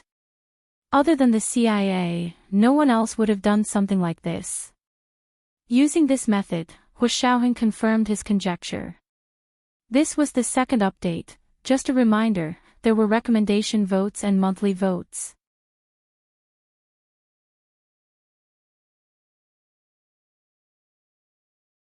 Chapter 583. Although the TV didn't broadcast a clear image of him, the CIA definitely had internal videos. Hu Xiaoheng thought about it and threw away his blue contact lenses. At the same time, he took off his aquiline nose. Looking at his original appearance in the mirror, Hu Xiaoheng felt a bit unfamiliar. Without the blue contact lenses, Hu Xiaoheng changed into a pair of large, black-framed glasses. With these glasses on, other than Gu Nianji, even his parents probably wouldn't be able to recognize him at first glance. Hu Xiaoheng smiled darkly at the mirror. Although his actions today were a bit risky, he had to make a risky move to break the stalemate and confuse the mastermind. Looking at his watch, it was already 9 p.m. It should be 9 a.m. in the Huaxia Empire, so Nianji should be up by now, right? Hu Xiaoheng silently took off his black-framed glasses and put them back into the glasses case. Rubbing his phone, he realized he actually had the urge to call Nianji. But his years of training quickly made him give up on the idea. In the end, he turned off his phone and went to sleep. In the next few days, Hu Xiaoheng often wore a classic Ralph Lauren blue and black striped shirt, straight fine wool trousers, and a pair of comfortable Oxford shoes. He dressed like a yuppie and was completely different from the nimble and fierce figure on TV. The people in his apartment building were also talking about the hero who saved people, but no one connected the yuppie with the black-framed glasses and the hero. Taking advantage of not going out for a few days, Hu Xiaoheng used a proxy IP to log into the European Hermes official website. Finally, he used a French shipping address to purchase some Hermes scarves and sent them directly to Gu Nianji's Sanhuan apartment in the imperial capital. What he didn't know was that the Hermes official website suddenly malfunctioned that day. The French shipping address he filled in was somehow changed to a German shipping address, and it was a German place that the Huaxia Empire's citizens were recently familiar with. It was summer break, and Ma Chichi found a law firm to intern at. She left early and returned late every day, and was often the only one left in the dorm. That day, she had nothing to do after waking up. She didn't want to go to the library to research and write a thesis, so she stayed in the dorm to play games. After playing all morning, her neck was sore. Rubbing the back of her neck, she got up to wash up and prepare to go out for lunch. Looking at her watch, it was almost lunchtime. Suddenly, the voice of the resident manager came through the dorm speakers. Gu Nianji. There's a package. Gu Nianji was very surprised. Who would send her a package? She casually tied her long hair into a ponytail, took the dormitory key and went downstairs. A UPS truck was parked in front of the dorm building, and a delivery man handed her a small cardboard box. Gu Nianji. Yes, that's me. Gu Nianji showed him her ID, then signed it and took the small paper box. She flipped the box around for a long time and saw that it was from Germany. The address looked familiar. The box felt light in his hand and was tightly sealed. He had no idea what was inside. Gu Nianji returned to her dorm and placed the box on her desk.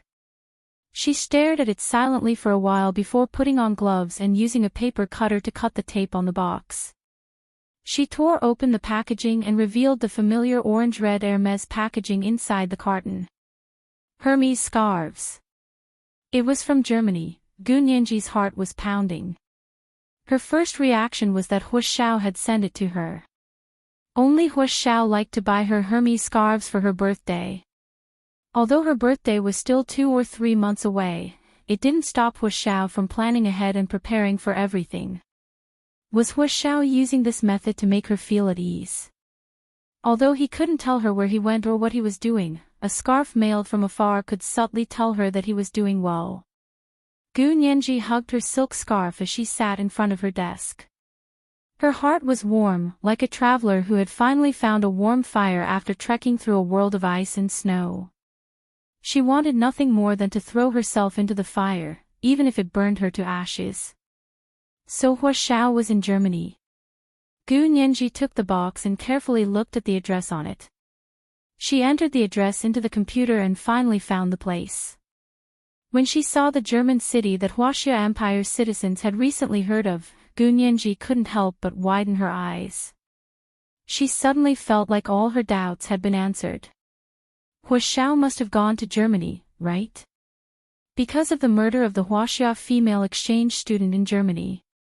Calculating the time, Hu Xiao had left the country for a mission not long after the crime happened and people in the Huaxia Empire didn't know about it yet. One of the important duties of the Special Operations Forces was to protect the interests of the Huaxia Empire overseas. It seemed like this case was unusual. Gu Nianji looked at the series of searches related to the case on the computer thoughtfully. Her hands began to itch. Of course, Hu Xiao didn't know about the blunder that appeared on Hermes' official website. He stayed in his apartment for a few days and didn't go out. He relied on the internet to communicate with the outside world. The CIA was wandering around like headless chickens. The search seemed to be gradually expanding from New York to the surrounding areas. Hu Xiaoheng changed his clothes and disguised himself as a Huaxia IT man. He carried a backpack and wore flat shoes before heading to New York again. This time, he didn't go to Fifth Avenue. Instead, he went around Fifth Avenue and strolled outside the CIA's New York branch. The CIA couldn't believe that the person they had set up an inescapable net to search all over New York was right under their noses. The most dangerous place was also the safest place. This maxim was also applicable in the United States. The streets near the CIA branch were very quiet and peaceful. There weren't as many cameras or police cars roaring around. Everyone had a warm smile on their faces, wearing short-sleeved t-shirts or dresses, walking under the summer sun. Hu Xiaoheng even sat in the outdoor cafe on the first floor of the building next to the CIA branch to leisurely drink coffee and play games on his phone. A middle-aged Caucasian man with a bitter expression walked out of the main entrance of the CIA base. He came to the cafe and ordered a cup of black coffee with double sugar and double milk. He sat down not far from Hu Xiaoheng. The two of them sat back to back. Hu Xiaoheng quietly took a sip of his coffee. Out of the corner of his eye, he saw a few more CIA agents sitting next to the middle-aged man. They were gathered together, holding a healthy lunch they had bought from Chipotle. Everyone had a cup of coffee in front of them, and they were eating and complaining at the same time. James, you're just going to watch that kid ride roughshod over us. There are so many people in our branch. Why did you have to promote him? Exactly. You're the soul of our branch. We all respect you. I get angry when I see that kid's smug face. He's ordering you around like a servant every day. We can't stand it anymore. These people were filled with righteous indignation for the middle-aged man who had a bitter expression on his face. Moreover, they all looked sincere. They really weren't just saying that. Hu Xiaoheng's ears perked up and gathered the information he needed from their words. Hu Xiaoheng was no stranger to the bitter middle-aged man's appearance. This was James, an important figure in the CIA's Asian Intelligence Division. He was one of Hu Xiaoheng's main rivals. But from what these people were saying, it seemed like he had failed to get promoted. Hu Xiaoheng rubbed his chin in thought as he carefully recalled the information on James. This man was a retired U.S. Army soldier who had served in Asia for many years. He later returned to the United States and was recruited by the CIA because of his outstanding intelligence skills. He was in charge of the Asian Intelligence Division. This person had dealt a major blow to the Hua Xia Empire's intelligence network in North America. Bai Yuxing's defection last year was inextricably linked to this person. James was almost 50 years old. He married late and had 2 children. One was about to go to college, while the other was just in high school. His wife was a housewife. He hadn't expected such a smart and capable person to be overshadowed by another person. Who was this person? Hu Xiaoheng realized he actually knew nothing about this new director they were talking about. However, he was very sure that this new director had just been parachuted into the CIA's Asian Intelligence Division. He hadn't been there for more than a month. Because he hadn't had any contact with the Hua Xia Empire in the past month, he hadn't paid attention to the intelligence network. Hu Xiaoheng shook the newspaper in his hand to cover his face. However, there were too many people like him sitting there reading newspapers, playing with their phones, and drinking coffee. They were all white-collar employees of the nearby buildings. His appearance completely blended in here, like a drop of water blending into the ocean. Even the smartest spy didn't notice him. In fact, Sean had also come to this cafe. He was already a little unhappy when he saw a few older people from his division surrounding James. He walked over with a straight face and said sternly, "Lunch is only half an hour. You've already been out for an hour." Those people quickly stood up and hurriedly cleared the table before hurrying back to work. James was the last to stand up and said to the angry Sean, "Sir, I'm not feeling well. I want to take half a day off and go home to rest." "Not feeling well? Do you have a doctor's certificate?" Sean asked sharply. "How can I trust you without a doctor's certificate?" "Sir, according to CIA regulations, a doctor's certificate is required to take more than 2 days off. I'm only taking half a day off, so I don't need a doctor's certificate." James finished speaking slowly and got up to leave the cafe. Sean looked at his receding figure and clenched his fists angrily, but there was nothing he could do. Hu Xiaoheng waited for Sean to leave before slowly standing up and following in the direction James had left. This was the first update. A reminder to everyone about your monthly votes and recommendation votes. There would be an extra update at 7 p.m.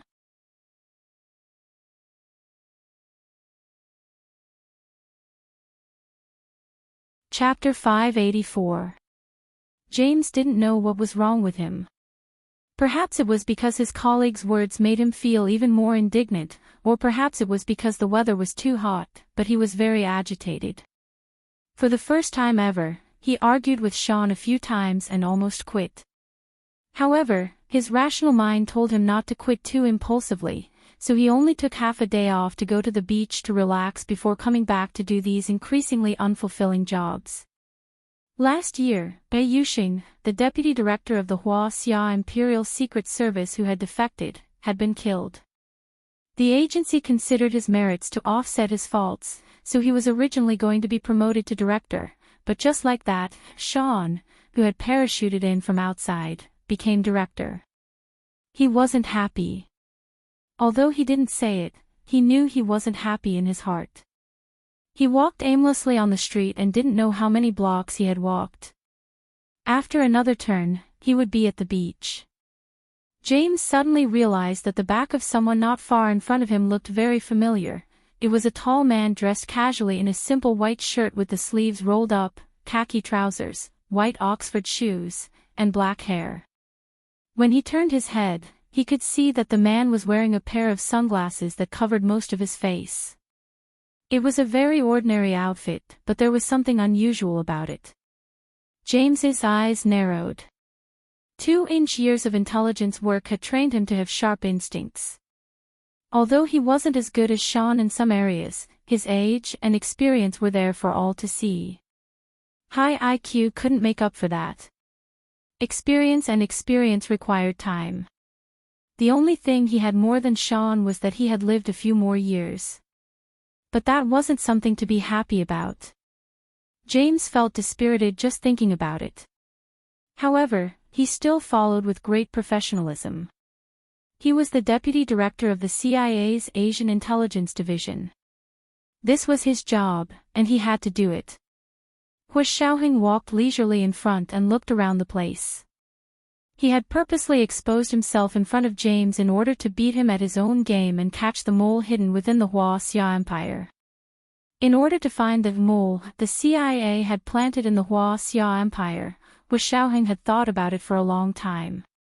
In the end, he decided to give them a taste of their own medicine and use the mole against the mole to find the person.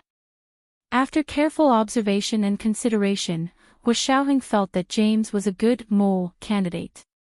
Even though James had the same idea. Just like that, the two people with ulterior motives unknowingly approached each other. The place they came to was a villa area in Long Island, New York. The people there were either rich or respectable. There were many leisure places in the seaside park, which was a good place for people to cool off in the summer. Hu Xiaoheng first sat down in a pavilion by the sea. The pavilions here were all modeled after the Hawaiian grass huts, which indeed had a unique flavor. When James walked over, he habitually looked around to make sure there were no other ambushes before he slowly walked over and sat down on the other side of the pavilion. The two of them looked at the sea quietly for a while. James greeted him with a smile. "May I ask where you are from, sir? He looks very familiar." Hu Xiaoheng looked shocked. "No way. I've never known you before. Why do you think I look familiar?" "Hee, maybe people look alike." James grinned. "A few days ago, there was a kidnapping case here.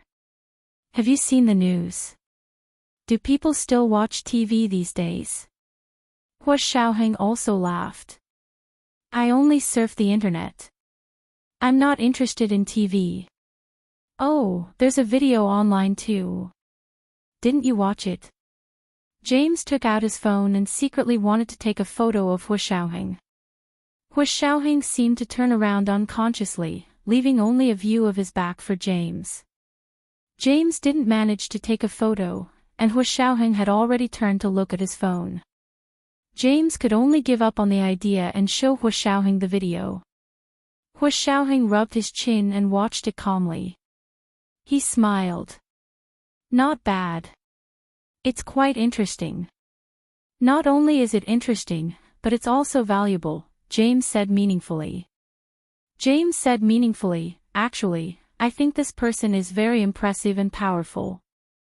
If he were to work for us in our country, his value would be even greater." Hu Xiaoheng's heart sank. He didn't expect James to want to instigate him. He really underestimated the loyalty of these CIA agents to the country, but so what? He still didn't know who would win. Hu Xiaoheng crossed his arms and stood up. He looked down at James and said slowly, "Really? Does that mean that your value has been maximized?" James' expression changed instantly. He glared at Hu Xiaoheng for a long time before the corners of his mouth twitched. "I don't understand what you mean. I'm talking about your value, not mine." "Yes, I know. My English isn't worse than yours." Hu Xiaoheng's English was authentic with an Oxford accent. It was very different from James' Southern American accent. It was like a British aristocrat standing in front of a Southern American farmer, arrogant with a hint of modesty, polite yet distant. James finally recovered and smiled sheepishly. "Then do you want to think about it? You see, I'm very sincere in talking to you." Hu Xiaoheng also smiled and said, "I'm more sincere." "Mr. James, Are you sure you want to do this and then have this great achievement be used as a stepping stone to climb up? This sentence hit the deepest part of James's heart where he was most unwilling. As long as he was unwilling, he wanted to change. Hu Xiaoheng had accurately seen James's unwillingness to admit defeat. James hesitated. Just like last time, he had painstakingly instigated the Hua Xia Empire's deputy director of the Secret Service, Bai Yuxing. What did he get in return? Not even a fart. This time, he might have made an even greater contribution, but with Sean above him, this contribution had nothing to do with him. In the end, it would still be taken away by that annoying Sean, and it would be his own contribution. Sean had just arrived at the Asian Intelligence Division and was trying his best to make a contribution. If he really instigated the Hua Xia Empire's most mysterious Major General to defect, then he would only be working hard for Sean. Hu Xiaoheng narrowed his eyes and studied James's expression. Although he was expressionless, Hu Xiaoheng could almost tell what he was thinking. A man almost 50 years old and almost at the end of his career. What was he after? Hu Xiaoheng continued to patiently guide James like a demon who could read people's minds. But if you cooperate with me, not only can I help you get rid of your biggest obstacle in your division, but I can also help you get the position you want the most. Believe me, your value will be much, much greater than you can imagine right now. This was the second update, just a reminder, recommendation votes and monthly votes. P.S. I'm not giving Hu Xiaoheng a golden finger for this plot. James had a prototype. He was the director of a certain CIA intelligence division in the United States. He had once tried to instigate personnel from another country, but in the end, he was instigated by the other party and became their informant 2333333. This person was later discovered by the FBI and sentenced to permanent imprisonment. He was still serving his sentence. This is what happened in 199X.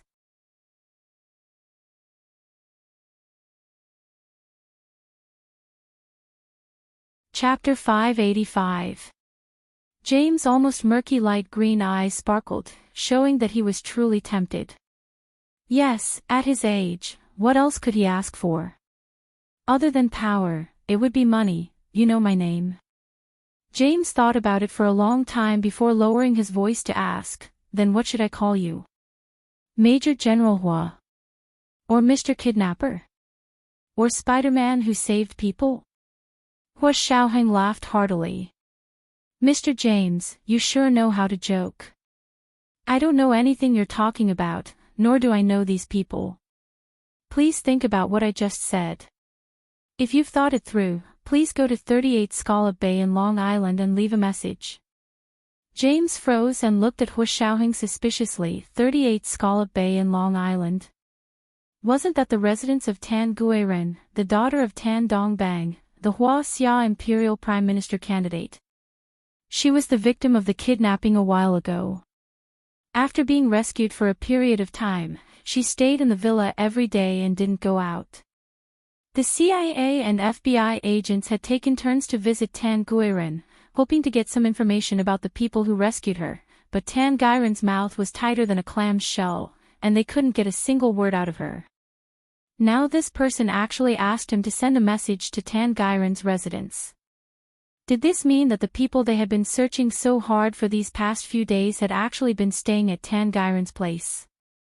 Seeing James' suspicious gaze, Hu Xiaoheng knew he was starting to suspect. It was good that he was starting to suspect. How could a tree of betrayal grow without the seeds of suspicion? Also, do you want to know why I was able to enter New York like it was no one's land? Not only could I escape unscathed when I rescued people, but I also had no worries at all. Hu Xiaoheng added fuel to James' suspicions. Do you want to know why I'm so familiar with you and your superior? Go think about the person who gave you the information and whose side he's on. James jerked his head up. His thin lips kept opening and closing, but he couldn't form a complete sentence. The sound of crashing waves came from afar, and the salty sea breeze was accompanied by water vapor. It lingered around them, but it didn't relieve the heat. Instead, it made it even hotter. James was restless, flustered by his own conjectures. He wanted nothing more than to go back to his office and ask his informant about it. However, he was a veteran CIA agent after all. After a moment of confusion, he calmed down and said, "Don't try to drive a wedge between us. In any case, the fact that you're trapped here is the best proof." "I'm trapped here." Hu Xiaoheng shook his head as if he had heard the funniest joke in the world. "If I wanted to leave, I would have left a long time ago. But I don't want to leave. I still want to find a chance to see you, to see my old friend." When Hu Xiaoheng said this, he looked at the light green seawater in the distance, as if he didn't care about James at all. Angered by his manner, James clenched his fists and stood up. "Don't be so pleased with yourself. If I call for help now, you definitely won't be able to escape." "Oh. Really? Can you give it a try?" Hu Xiaoheng suddenly leaned forward with a gun in one hand, already pressed against James' waist. "If I wanted to kill you, you'd be a dead man by now." James felt the cold barrel of the gun against his skin. Cold sweat dripped down his face as he stammered, We can talk about it. Don't worry, I won't report you." "Yes, I know." Hu Xiaoheng withdrew the gun and stuffed it into his trouser pocket. "Think about it carefully. Even if you hand me over, who will benefit from it?" James looked at Hu Xiaoheng with uncertainty, his mind struggling fiercely. Many years in the CIA and his military experience had forged James' loyalty to his country. But how strong this loyalty was depended on whether Hu Xiaoheng could truly convince him. "Actually, you don't have to be too conflicted." Hu Xiaoheng softened his tone. "If we cooperate, we'll each take what we need. Isn't that good? Do you really think the United States and the Huaxia Empire, these two countries, will really fight?" James shook his head reflexively. "Of course not. What kind of joke was that? If these two big countries really fought, it would be the end of the world. Therefore, for the sake of world peace, for the sake of the existence of our organization, you must cooperate with me. You have to know that there's an old saying in the Huaxia Empire, once the cunning hare is killed, the hound is cooked. What good will it do you if you drive me into a corner? If the Huaxia Empire ceased to exist, your Asian Intelligence Division would also cease to exist, don't you think?" James nodded. This man was absolutely right. Other than the Huaxia Empire, all the other Asian countries were allies of the United States. Why would they need intelligence? Since the US had stationed troops in these countries, would there still be any secrets in these countries? Only the Huaxia Empire refused to yield. Their Asian Intelligence Division's only target was the Huaxia Empire. However, they didn't want to target them too much, so they used the name Asian Intelligence Division as a cover. If personal interests were one aspect, James would still be a little embarrassed. However, it was much easier for James to accept the excuse of keeping an enemy for self-respect as bait. Of course, he didn't immediately agree. He only said with a sullen expression, "What you said is all your reasoning. What benefits can I get? I still need to think about it." "Okay, take your time. Before you decide, I can give you a big gift," Hu Xiaoheng said with a smile, his posture very relaxed. "What gift?" "The position of director of the CIA's Asian Intelligence Division." "Don't you think it's a big gift?" "Me?" James shook his head in disbelief. "Don't you know that the position of director is already taken? That person is almost 20 years younger than me and is very smart and capable. He definitely won't make any mistakes. Tell me, what chance do you think I have of becoming the director of the Asian Intelligence Division? Don't doubt me." Hu Xiaoheng smiled and folded his hands behind his back. "I won't rush you. Once you get this position, you'll naturally believe me. Goodbye. Hu Xiaoheng turned to leave and headed in the direction of 38 Shell Bay. James stared at his back, his mind still in a state of internal conflict. Last time, Tan Guiren told Hu Xiaoheng that her family had a villa at 38 Shell Bay on Long Island. He also learned from the media that after Tan Guiren was rescued, she moved out of the dormitory at Juilliard and moved to her own home. At the same time, the New York police, FBI, and CIA agents often visited to get information from her. Now, in order to numb James and make him suspect whether their informant in the Hua-Xia Empire was a real informant or an undercover agent, Hu Xiaoheng decided to use Tan Guiren for once. 38 Shell Bay was at the end of the neighborhood and was surrounded by a snow-white wall. 2 waist-high small metal gates were symbolically placed at the junction of the 2 sides of the wall. The yard inside wasn't very deep, and there was a driveway in the middle that led directly to the garage that was connected to the main building. Hu Xiaoheng stood in front of the small metal gates. Before he could ring the doorbell, he saw an elegant woman wearing an oval sun hat and a cotton dress straighten her back from the grass and look in his direction. This woman was Tan Guiren. She was trimming the flowers in the flower bed on the lawn. She looked at the tall figure standing in front of the metal gates and almost couldn't believe her eyes. However, her years of good upbringing prevented her from revealing too much of an expression. With a small flower basket in one hand and a flower spade in the other, Tan Guiren walked to the small metal gates and reached out to open them. She smiled at Hu Xiaoheng. "You're finally here." She had been waiting for him to come find her. From all kinds of media, she could feel that the Americans had set up an inescapable net and were searching for him everywhere. However, Hu Xiaoheng's condition was much better than Tan Guiren had imagined. She had originally thought that he would be exhausted from running for his life and would be very unkempt. However, she saw him standing in front of her clean and refreshed. He didn't have any of the fierceness and ruthlessness she had seen him that night. Instead, he was calm and collected like the sea under the night sky. He was so calm that it made people feel like the years were peaceful. Hu Xiaoheng nodded. "Hello, Miss Tan. May I speak with you?" "You don't have to call me Miss Tan. You sound so distant." Tan Guiren tilted her head with a smile and moved aside to let Hu Xiaoheng in. "Of course. I couldn't ask for more. Come on in. No one has been here for a few days." Tan Guiren spoke very subtly, but Hu Xiaoheng understood what she was implying. She meant that there were no FBI or CIA agents here, and there were no police officers either. One of the side effects of Hu Xiaoheng's frequent appearances in other places over the past few days was that he had attracted the attention of the people around Tan Guiren's place. They finally believed that Tan Guiren really didn't know anything. The other party coming to rescue her was probably only their mission.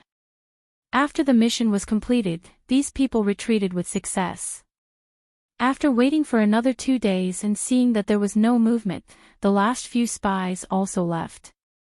Hu Xiaoheng walked over and indeed didn't find any traces of spies, which was why he dared to enter Tan Guiren's courtyard.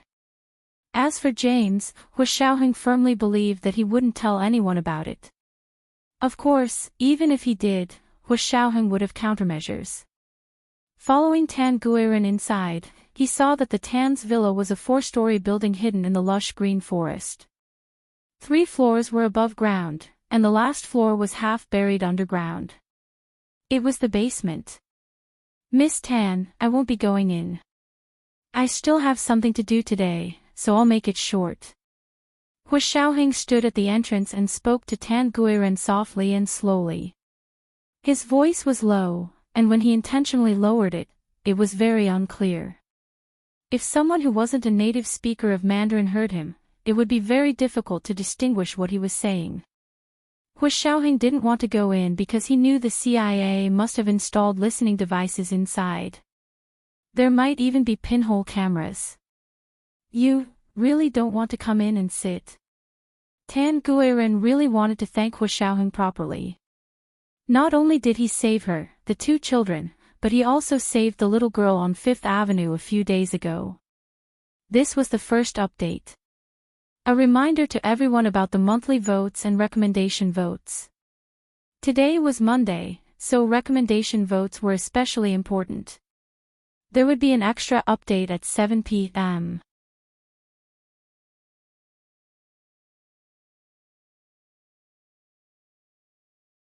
Chapter 586.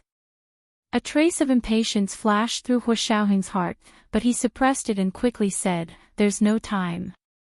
I just wanted to tell you that in a few days, if someone comes to deliver a letter to a Mr. Gu, please accept it for me." Tan Guiren was shocked. "A Mr. Gu? Who? Please accept it for me. I'll pass it on to him." Hu Xiaoheng didn't explain and only asked Tan Guiren to do as he said. Mr. Gu was the code that Hu Xiaoheng and James had agreed on. It was also Hu Xiaoheng's nickname. Tan Guiren pursed her lips and replied meekly, "Okay, I'll remember." Hu Xiaoheng sighed in relief when she didn't pursue the matter. "We were able to find you successfully because someone in the Xia Empire provided us with accurate information. Me staying here now is also part of our plan. This person is the one who saved you. I hope you can return to the Xia Empire as soon as possible so your parents don't worry." He nodded at Tan Guiren and quickly left. Tan Guiren was slightly taken aback. Before she could react, Hu Xiaoheng's figure had already disappeared through the iron gate at the courtyard's exit. His voice was so beautiful, his words just now were articulate but also had a gentle and soothing charm. His voice was low and moving. It was a rare good voice. Tan Guiren studied music, so her ears were more sensitive than others since she was young. Hu Xiaoheng's voice was amplified even more when she heard it. Hu Xiaoheng was already out of sight, but Tan Guiren still stood by the door, holding onto the railing as she stared straight ahead. On a summer afternoon, the courtyard was lush with trees, and the sea breeze blew gently. A bunch of purple wisteria flowers fell from the rack and swayed in the breeze, just like her mood. As Hu Xiaoheng expected, his conversation with Tan Guiren had been picked up by the CIA's wiretaps. In the CIA's New York branch building, Sean's expression was dark as he listened to the conversation from the wiretaps. He said to James rudely, "Go investigate what's going on with our informant in the Xia Empire." James was also stunned. He hesitated before whispering, "Director, I don't know who that informant in the Xia Empire is either." "You don't know either? You didn't develop it?" Sean was shocked. "There's something you don't know." "Of course." James smiled bitterly. "That informant hides very well. He never contacts us directly." "I see." Sean was very surprised. "Then how do we know that the information is correct?" "Because it was sent from above." James felt a strange thrill in his heart when he saw this almost omnipotent young man being defeated. Sean understood. It seemed that the informant's rank was very high, or in other words, he was developed by the higher-ups and only had a one-way contact with them. You also know that the Xia Empire has always been very good at infiltrating internal affairs. Many of the informants we bribed weren't really core internal personnel. They were just peripheral personnel. We spent a lot of money on them back then. Later, we met Bai Yuxing, and it was considered one of our most outstanding instigation campaigns in recent years. James found some psychological advantage and began to explain to Sean. "It's a pity that we didn't protect him well. As long as you know." Sean had regained some of his confidence. "If I had come earlier, Bai Yuxing wouldn't have died so mysteriously." "Have you found out who killed him?" "We guessed it was the Xia Empire's secret service, but we didn't have any evidence. The method of killing was very common, and there was nothing special about it, so we couldn't tell who did it. For a long time, we all thought he had an accident while diving." James lowered his head. This incident was also a huge thorn in his heart, but he didn't hate Bai Yuxing's murderer. Instead, he hated the higher-ups of the CIA. When something happened, they pushed all the blame onto him, completely ignoring who had instigated Bai Yuxing's rebellion in the first place. If it hadn't been for this incident, the position of director of the Asian Intelligence Division would have been his. Fine, then we have to be even more cautious. I will report this to the higher-ups and have them investigate the informant in the Huaxia Empire who provided them with the information. Don't fall into their trap. Sean pointed at the office door and said to James rudely, "Go out." This attitude was the last straw that broke James's wavering heart. He clenched his fists and turned to leave. It was another weekend, and Gu Nianji was packing in the graduate student dormitory at the Huaxia Empire's Imperial Bee University campus. She treasured the silk scarf Hu Xiaoheng had sent her back into her backpack and told Ma Qiqi that she would see her next week before returning to Hu Xiaoheng's official residence for the weekend. She hadn't been there for a long time, and this time she planned to stay for 2 days. It would be good to clean Hu Xiaoheng's room. She called Yin Shixiang and asked him to send a car to pick her up. Yin Shixiang agreed and arranged a time for her to wait at the entrance of the dormitory. When Gu Nianji came down, she saw a silver BMW limousine with a military license plate. It was obvious that Yin Shixiang had sent it. However, when the door opened, it was Zhao Liangzi. Gu Nianji was overjoyed and quickly ran over. "Brother Zhe. When did you come back?" "I've been back for a few days." Zhao Liangzi smiled and opened his arms to hug Gu Nianji, who had rushed over. "Let Brother Zhe take a look." Not bad, not bad. You look great, and you seem to have gained weight." "Ah. Why did you step on my foot?" Before Zhao Liangzi could finish his sentence, Gu Nianji ruthlessly stepped on the tip of his foot. It was so painful that he almost cried. Gu Nianji wore a pair of strappy sandals with high heels. The sharp heels could be used as weapons. "Who told you to call me fat?" Gu Nianji pretended to be angry and raised her head. "If you say anything else, it won't be as simple as stepping on your foot." Okay, Brother Zhe said the wrong thing and touched Miss Gu's sore spot. Zhao Liangzi smiled and bowed, playing along with Gu Nianji. After they got into the car, Gu Nianji finally remembered what Zhao Liangzi had said. She smiled. "Brother Zhe, don't say that I'm Miss Gu. Miss Gu is someone else. Don't let people misunderstand." The current Miss Gu was, of course, Gu Yanran. Tomorrow was the day they had arranged to visit Gu Xiangwen. Gu Nianji was also going there, so she decided to stay at Hu Xiaoheng's official residence earlier. Zhao Liangzi laughed. "Then what should I call you?" "Second Miss Gu." You're so dumb. You're the one who's dumb. Your whole family is dumb." Gu Nianji was even more upset. "And don't call me second Miss Gu." "Then what should I call you?" Zhao Liangzi teased her. "Nianji. That's what you guys always call me. Why not today?" Gu Nianji rolled her eyes. "Okay, don't change the topic. I won't ask you." She had been lectured these past few days and understood that she couldn't ask about Hu Xiaoheng. She couldn't help but ask Yin Shixiang and Chen Lai. Not only did they not say anything, but they also lectured her. Gu Nianji had learned her lesson. When she saw Zhao Liangzi returning from a mission with Hu Xiaoheng, she stopped asking. Zhao Liangzi nodded with a smile. "Actually, I wouldn't know even if you asked. Hu Xiao is still on a mission. My mission is complete." It was the second night, just a reminder, recommendation votes and monthly votes. Today was Monday, especially with the recommendation votes.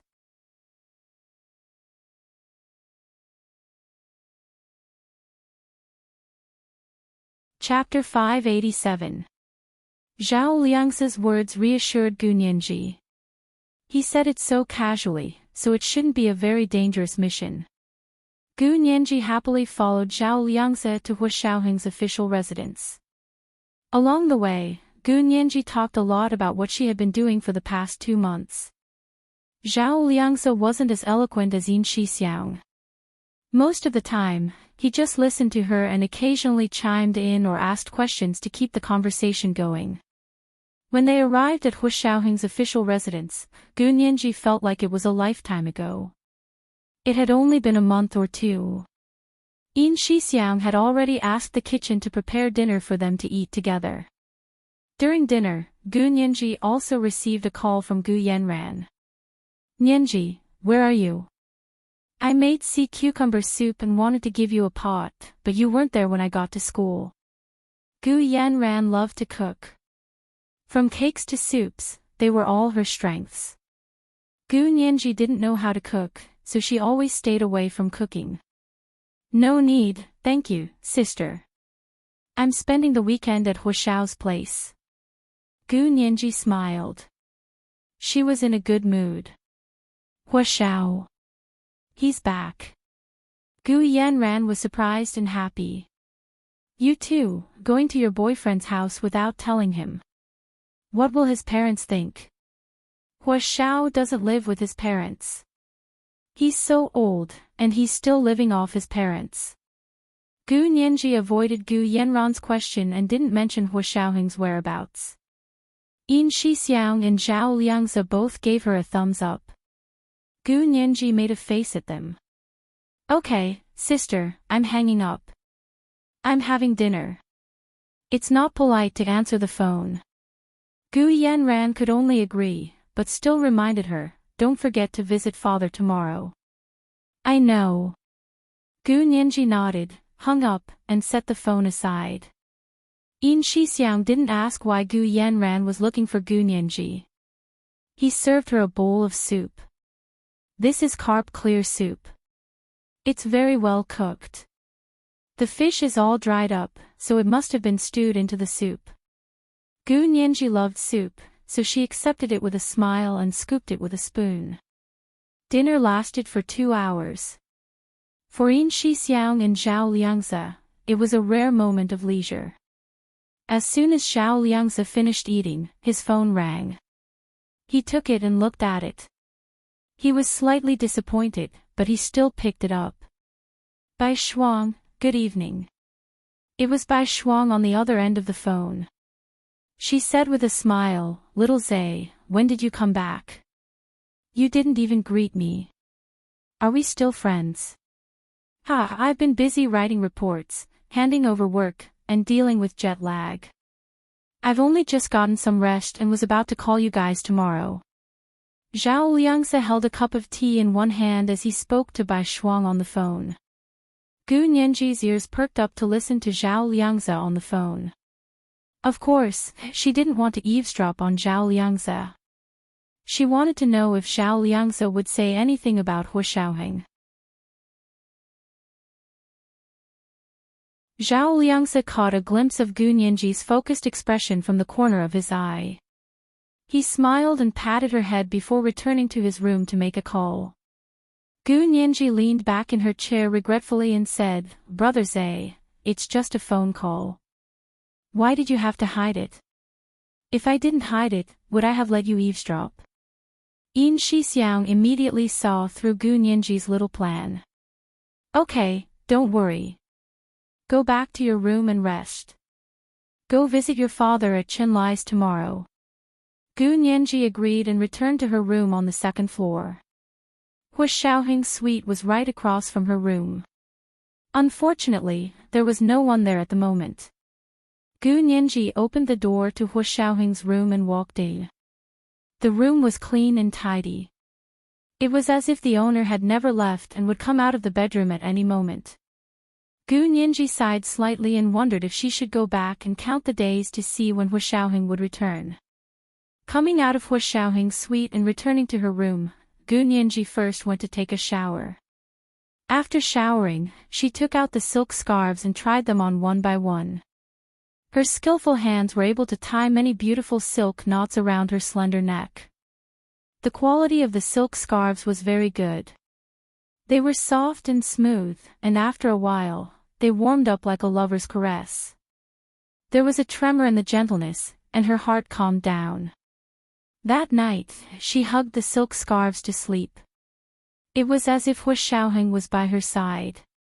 When she woke up the next day, she looked at the silk scarves that she had pressed into a bowl.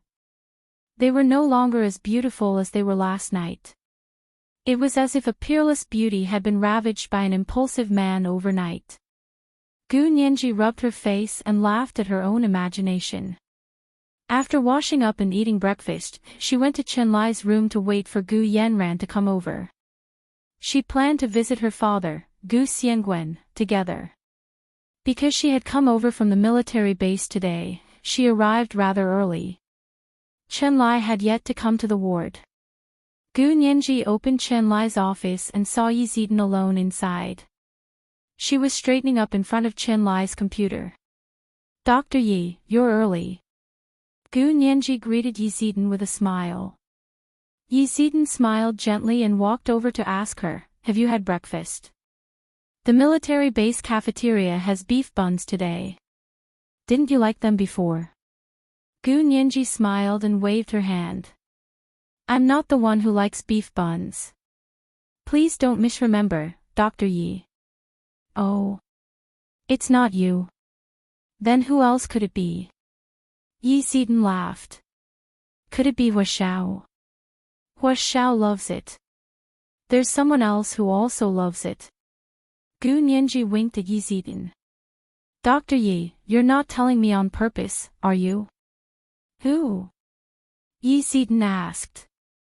"Of course it's Brother Chen." Gu Nianji clapped her hands. "Brother Chen also loves beef buns." Yi Zidan looked thoughtful. "Dr. Chen. He can't eat meat anymore. It's already endangering his health." She was saying Chen Lai was too fat. Gu Nianji didn't think much of it. Brother Chen isn't actually fat. He's just a little rounder than others. Yi Zidan finally burst into laughter and walked over to Gu Nianji. "I didn't expect you to be so funny. No wonder Dr. Chen loves you so much.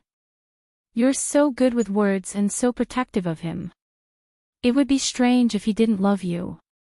Gu Nianji couldn't help secretly studying Yi Zidan when she heard her. She hoped Yi Zidan wouldn't misunderstand. Gu Nianji knew Chen Lai liked Yi Zidan, and Yi Zidan seemed to be interested in him as well. However, both of them were slow in their relationships. Although they were interested in each other, neither of them broke the veil. Should she be the one who broke the window paper between the two of them? Gu Nianji thought about it for a while and gave up. People who interfered in relationships between men and women were the most thankless people.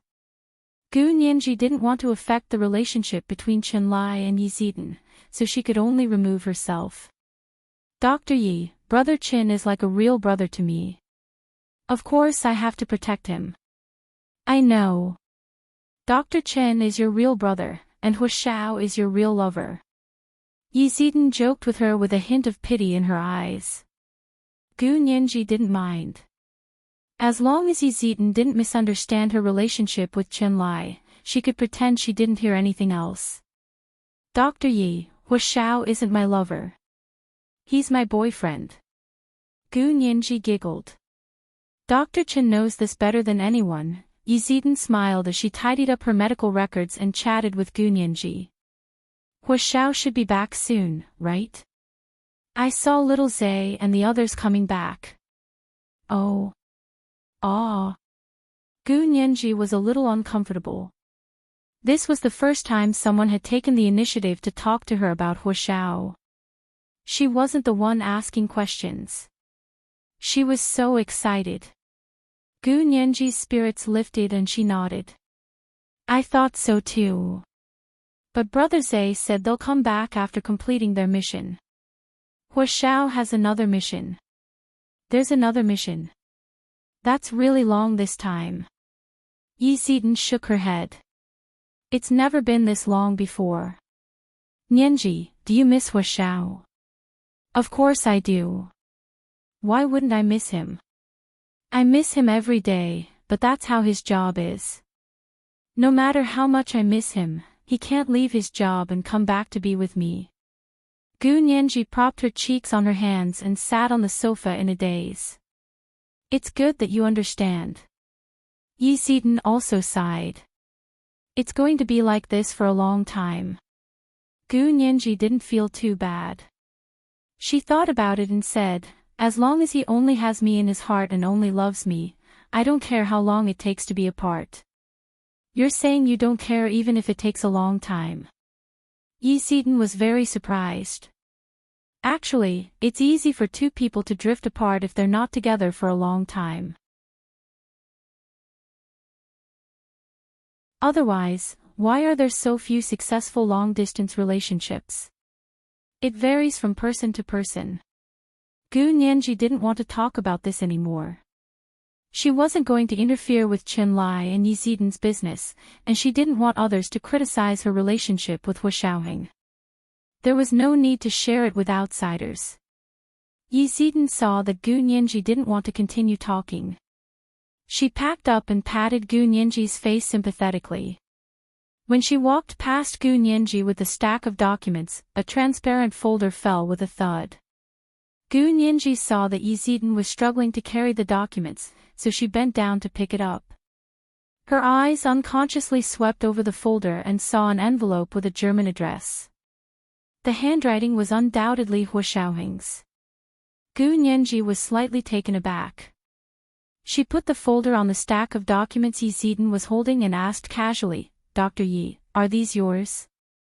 Yi Zidan shook her head. These are Dr. Chen's. I helped him pack them up and categorize them for archiving. Gu Nianji wondered if Hu Xiaoheng had also written a letter to Qin Lai.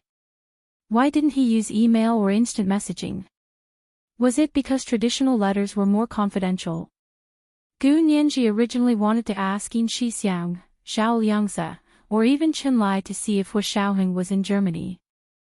Now that she saw the letter Hu Xiaoheng had sent from Germany to Qin Lai, it should confirm that Hu Xiaoheng was really in Germany. This is the first update. Today is the last day of February. Please count your monthly votes and see if you can still vote. There will be an extra update at 7 p.m.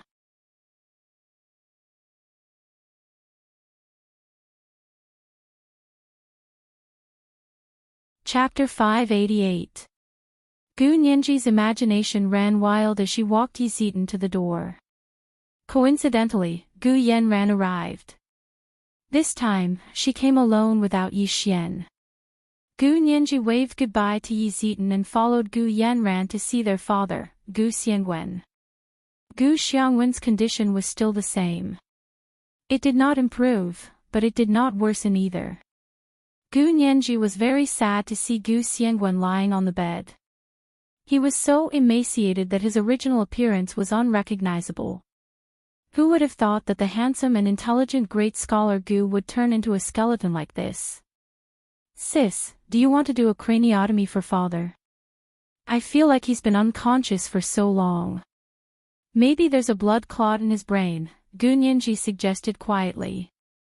Don't talk nonsense. Craniotomy is too dangerous. In this state, there was still hope for him to wake up. If the craniotomy failed, his father would die immediately. Nianji, how could you be so heartless? Gu Yanran looked at Gu Nianji accusingly, her eyes filled with pain. Gu Nianji, she sat down and played with her fingers. She didn't want to talk to Gu Yanran anymore. Gu Yanran ignored her and took a towel to wipe Gu Xiangwen's face and hands. Qin Lai arrived at Gu Xiangwen's room after a while. He froze when he saw Gu Nianji and Gu Yanran sitting on the sofa in a daze, and Gu Yanran looking out the window with her arms crossed. He quickly grabbed Gu Yanran and said, Miss Gu, I finally found you. Come, you promised me last time that you would tell me what happened when you found your father. Gu Yanran raised a brow and looked at Gu Nianji. Didn't I already tell her?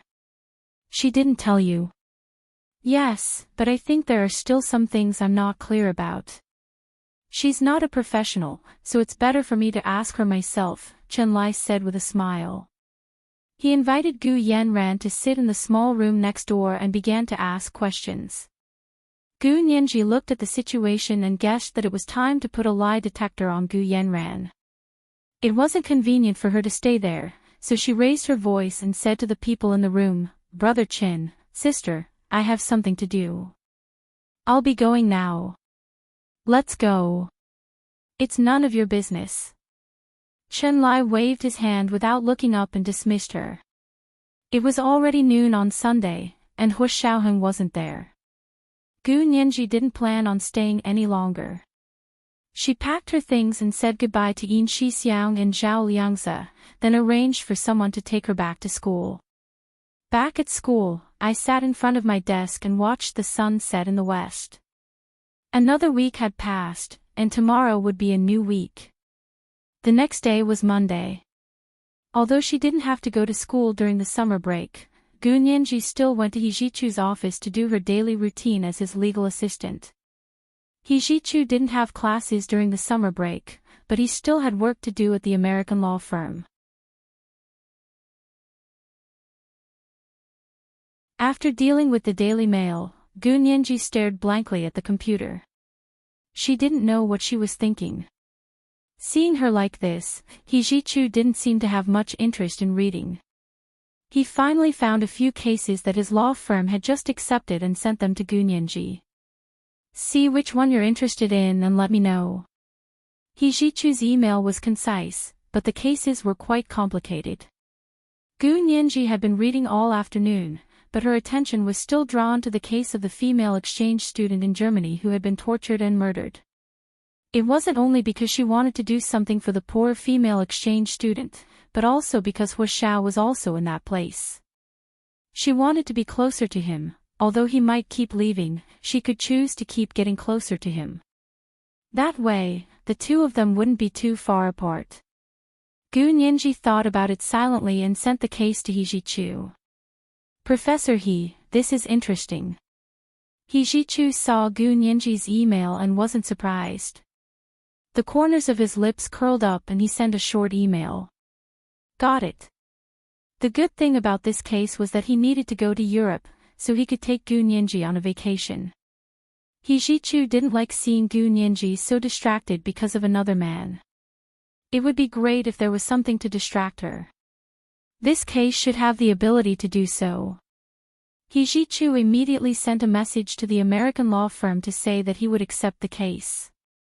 Because of the time difference, the law firm only saw the email at night, which was daytime in the United States. They were all very happy. Lawyer He, who rarely accepted cases, finally accepted his first non-law case of the year. How could he not be happy? He Zhichu had never accepted a criminal case like this before. However, as the plaintiff's lawyer for this case, they weren't fighting a criminal case, but a civil case supporting the criminal case.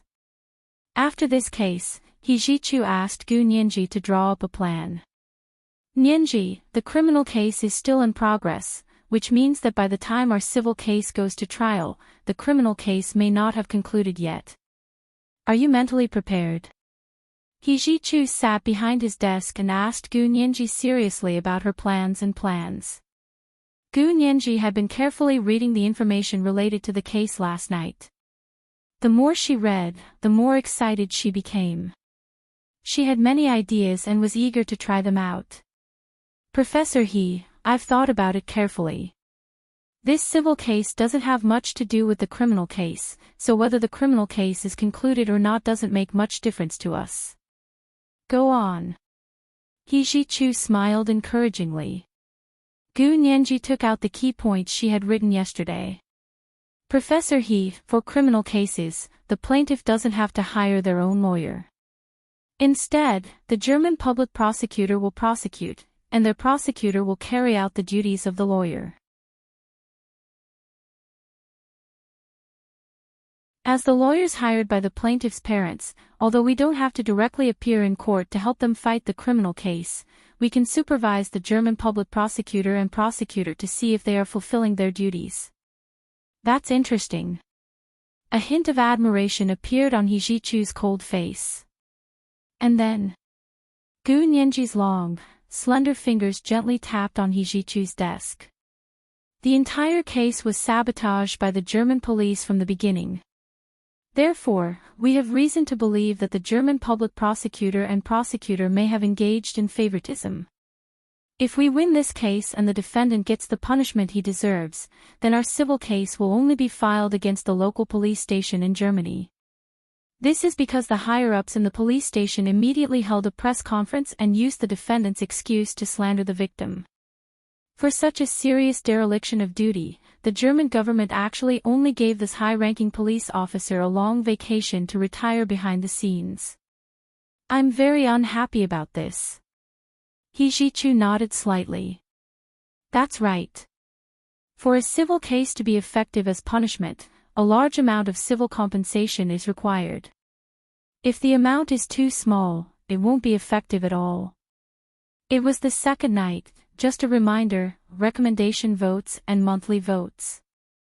Today is the last day of February, so please cast your monthly votes if you have them.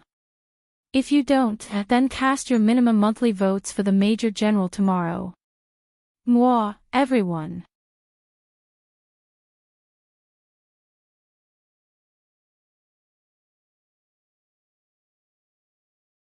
Chapter 589. Professor He taught us that compensation for civil cases needs to be based on the other party's financial ability, so we need to find a target that maximizes the benefits. In this case, suing the local German police and the high-ranking officer is the most direct and effective way to seek compensation. Also, the defendant's parents will also be among the defendants in the civil case. Gu Nianji calmly took out another case analysis. If I can't sue the parents for using their power to cover up their son's abuse of an innocent victim, Gu Nianji will retire from the legal profession. Nianji, I admire your determination. But do you really need to make this kind of vow? He Jichu laughed. She was still too young and didn't know her limits, but he liked it when she didn't know her limits. If she wanted to screw the world, he would do his best to see it through to the end.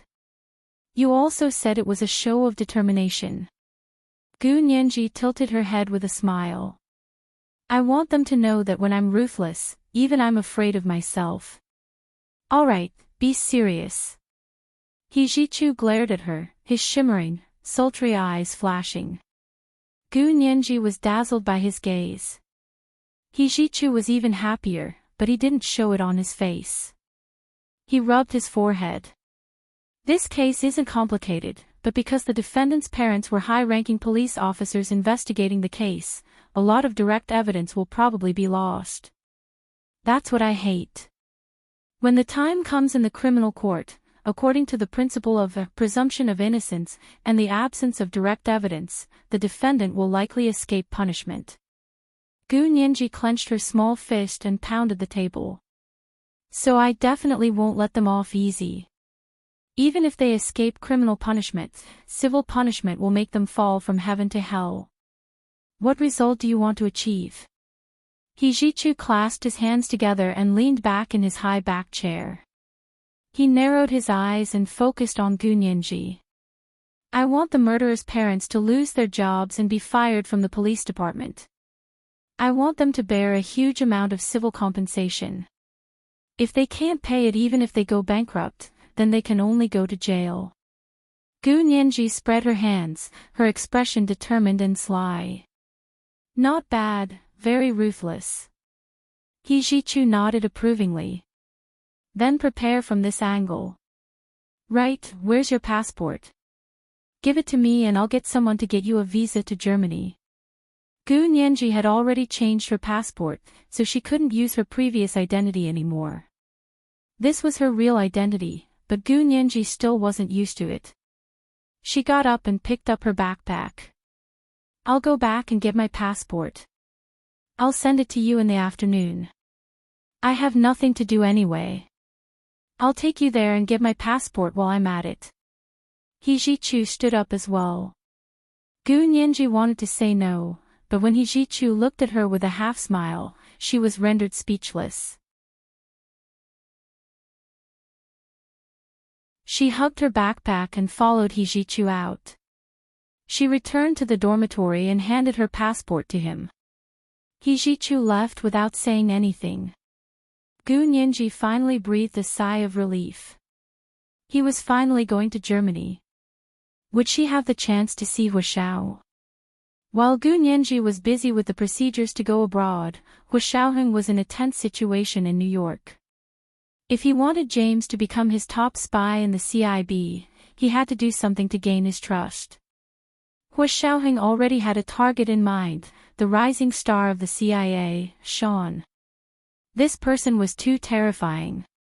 He had managed to collect so much information on him without a word.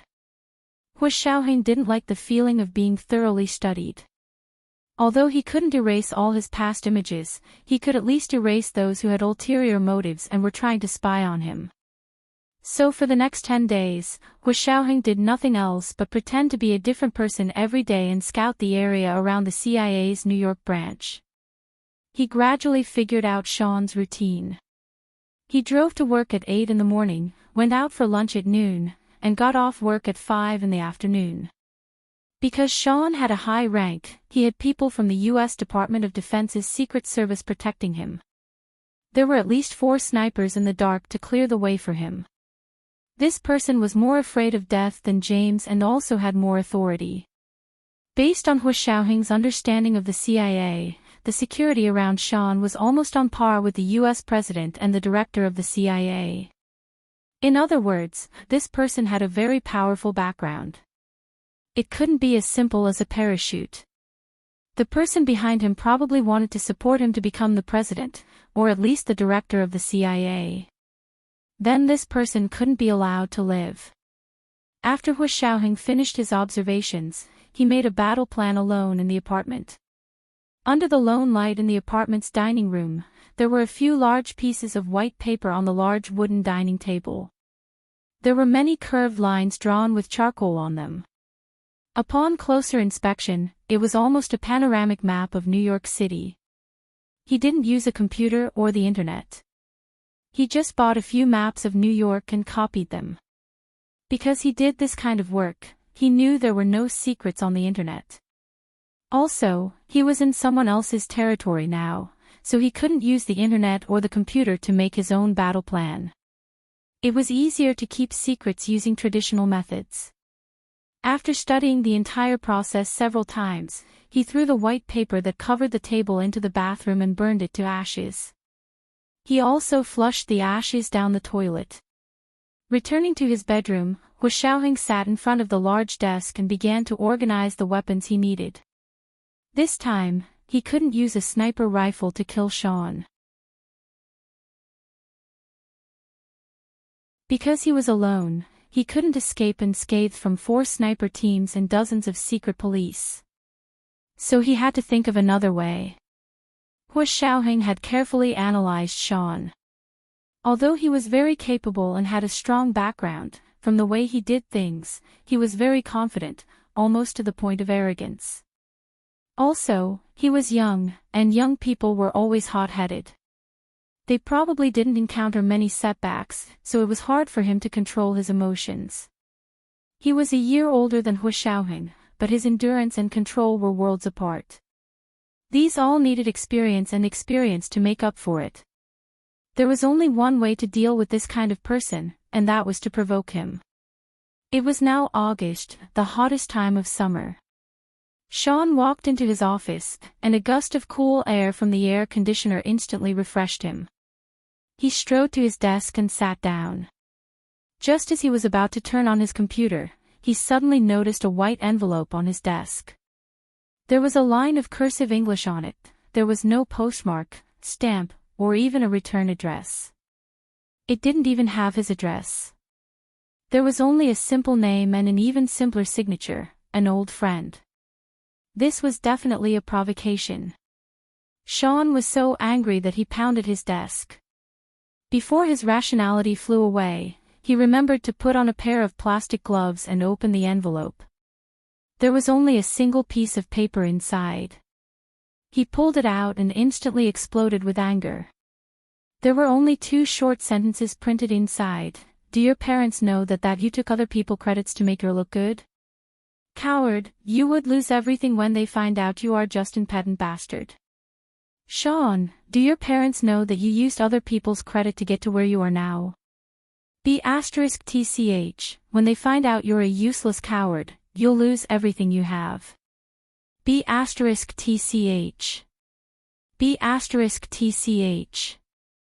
B*TCH. You're the B*TCH. Sean kicked over his desk, and the computer on it crashed to the ground. The piece of paper fluttered into the air. The door was immediately pushed open, and his subordinates rushed in. Standing at the front was Deputy Director James. The piece of paper flew right in front of James. James caught it instinctively. His gaze swept over the paper, and he froze. His colleagues behind him also saw the paper, and all of them tried their best to hold back their smiles.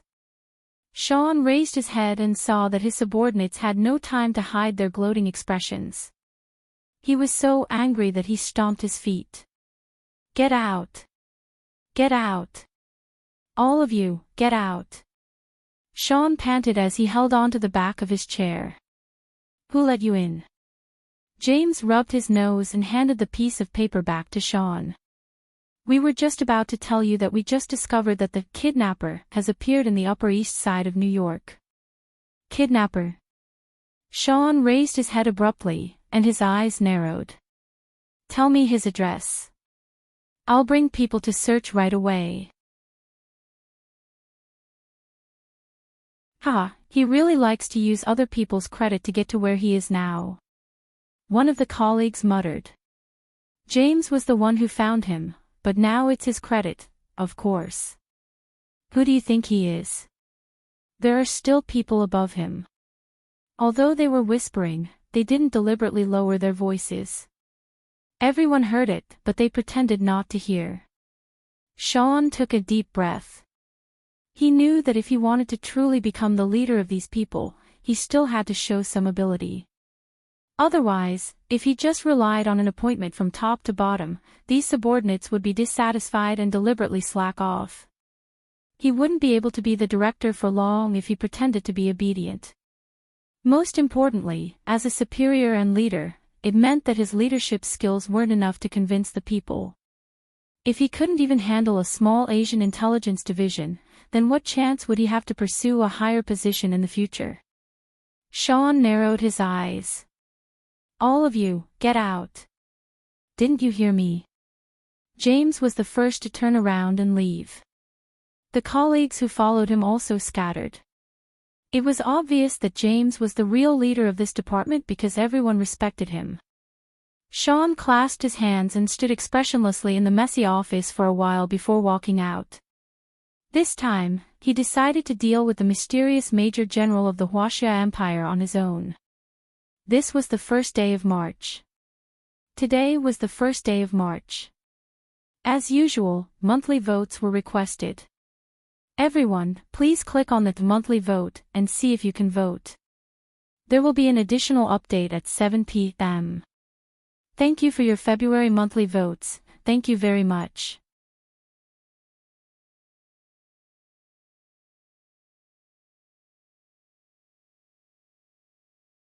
Chapter 590. Only by personally taking care of this Major General from the Huaxia Empire would no longer be questioned by others. Only then would he be able to win the respect and trust of these veteran CIA agents. To be a leader, he first had to prove that he had the ability to control his subordinates, and this ability came from using his own abilities to make his subordinates submit wholeheartedly. To deal with these people, it was useless to rely on glib talk, because they themselves were experts in glib talk.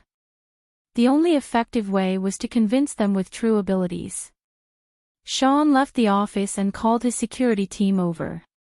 I'm going on a secret mission for the next few days, so it's not convenient for me to bring so many people with me. You guys stay here for the next few days and monitor everyone in this division. If there's anything out of the ordinary, you must inform me immediately. Yes, sir. The security team replied in unison and immediately assigned tasks to monitor the entire Asian intelligence division. Unfortunately, they were security personnel, and the people from the Asian intelligence division were all masters of secret surveillance.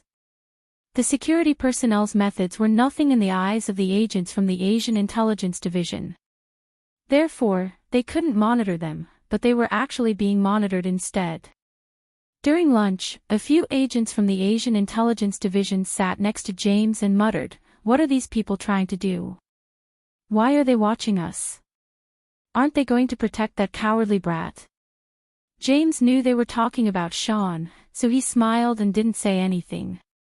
He only took a bite of the burger in his hand and suddenly felt that the sky was so blue, the clouds so white, and the air was filled with the fragrance of osmanthus. Everyone looked so pleasing to the eye. If it weren't for the fact that he had to cooperate with that person, he would have wanted to buy the security team members who were secretly monitoring them a cup of iced coffee. The weather was getting hotter. Hua Xiaoheng felt the same way. After walking through the alleys filled with tall buildings in New York for a few days, he was so hot that he was about to start smoking. Not far behind Hua Xiaoheng, a sloppy man wearing a straw hat had been following him for a few days. Hua Xiaoheng hadn't returned to the high-end apartment he rented these days. Instead, he pretended to be a fugitive and only walked through the poorest, most chaotic, and easiest neighborhoods in New York to take advantage of. Today, he came to Harlem, which couldn't compare to Fifth Avenue or the Order of the Upper East Side, nor was it as luxurious and low-key as the high-end villa areas in Long Island. The streets of Harlem were filled with all kinds of aggressive gang members. They would pull out their guns at the slightest disagreement. On average, there would be at least one gunfight every day. There were so many armed fights that even the police could not be bothered to deal with them. Gunfights would only attract the attention of the police when there were casualties in large-scale gunfights. At other times, he would be indifferent. This was a real paradise for criminals. The CIA and FBI had thought that Hua Xiaoheng would be hiding here when they first started pursuing him. They had combed through the area like they were combing hair and destroyed many gangs. Because of this, the gang leaders were furious and thought that the police had an ulterior motive and were purposely trying to deal with them and their gang members. That led to the black car racing on Fifth Avenue and the gunfight 10 days ago. It was on that day that Hua Xiaoheng saved the little girl from the gang gunfight. Since that day, the U.S. military and police gave up on searching Harlem and other high-crime areas and turned their attention to the high-end neighborhoods. But they didn't expect Hua Xiaoheng to appear in the most chaotic places again. Sean had been following Hua Xiaoheng for a few days but still couldn't figure out where he was staying. This person was too cunning and vigilant. There were a few times when Sean was about to make a move, but he managed to escape. It was as if he had eyes in the back of his head. Sean's competitive spirit was completely aroused. He had been chasing after him without rest for the past few days and swore that he would kill him with his own hands. Yes, his original goal was to capture him with his own hands. After the past few days, he realized that capturing Hua Xiaoheng alive was an impossible task. If that was the case, then he would send him to hell. Hua Xiaoheng suddenly stopped in front of her and looked around. He was standing in front of a very old shop window, and she couldn't tell what he was looking at. On the gloomy and old streets of Harlem, black people with unfriendly eyes strode past. The walls between the shops were covered in colorful graffiti. No one knew who had done it or what it was about. A few voluptuous black prostitutes in tight spaghetti straps, short hot pants, and 10-centimeter-high sandals were soliciting business on the street. It was as if there were two basketballs hanging in front of his chest. His lips were painted red, and his black and shiny skin looked oily and a little dirty. His stiff hair was tied into countless small braids and tied into a ball at the back of his head. They had cigarettes in their hands. When someone walked past them, they would whistle, laugh, and call out, "Handsome, do you want to play?" No one paid them any attention, but they didn't get angry. They continued whistling and flirting with their next target. It didn't seem like men were hitting on them, but they were hitting on men.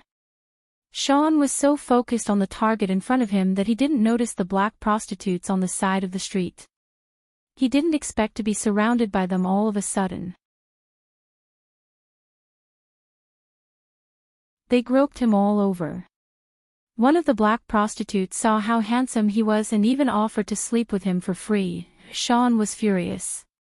He pushed the black prostitutes away, but realized that Hu Xiaoheng, who had been tailing him, had disappeared. He had spent so much effort to find Hu Xiaoheng's trail. He had even used some of James's informants to get clues, but he had lost him again after following him for a few days. He clenched his fists, gritted his teeth, and quickly returned to his office at the CIA.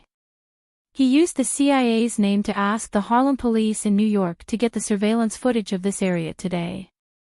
Although the Harlem police didn't care, they cooperated very quickly when the CIA wanted to get the surveillance footage. Not long after, Sean got his hands on the surveillance footage of Harlem. He spent the whole night looking through all the surveillance footage. This time, he felt that he had found where Hu Xiaoheng was hiding. It was a nondescript apartment building in Harlem. There was a shop downstairs, and a 6-story apartment upstairs. It was livable. Sean carefully studied the surroundings of the apartment and finally locked onto a small building opposite the apartment building. The small building only had 3 stories and was half the height of the apartment building Hu Xiaoheng was in. The 2 buildings stood opposite each other on Harlem's main street. The straight-line distance between the two was less than 100 meters, which was within the shooting range of his best sniper rifle. Sean had always been praised as a natural-born marksman. When he was undercover in Europe, he had carried out many assassination missions and had never failed.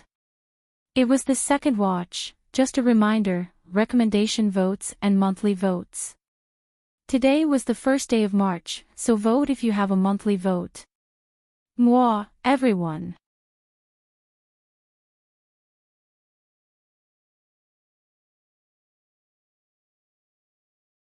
Chapter 591. Although Sean had support, his personal qualities were also very strong. Otherwise, he wouldn't have risen so quickly. This time, he was going to do something big again and convince the CIA and the CIA. By dusk the next day, Sean had been lying in ambush on the rooftop of the building opposite the apartment Hu Xiaoheng had been in for the entire day. He had only seen Hu Xiaoheng come out 3 times that day, once in the morning and once in the afternoon. It was now dusk, so he was probably out for dinner.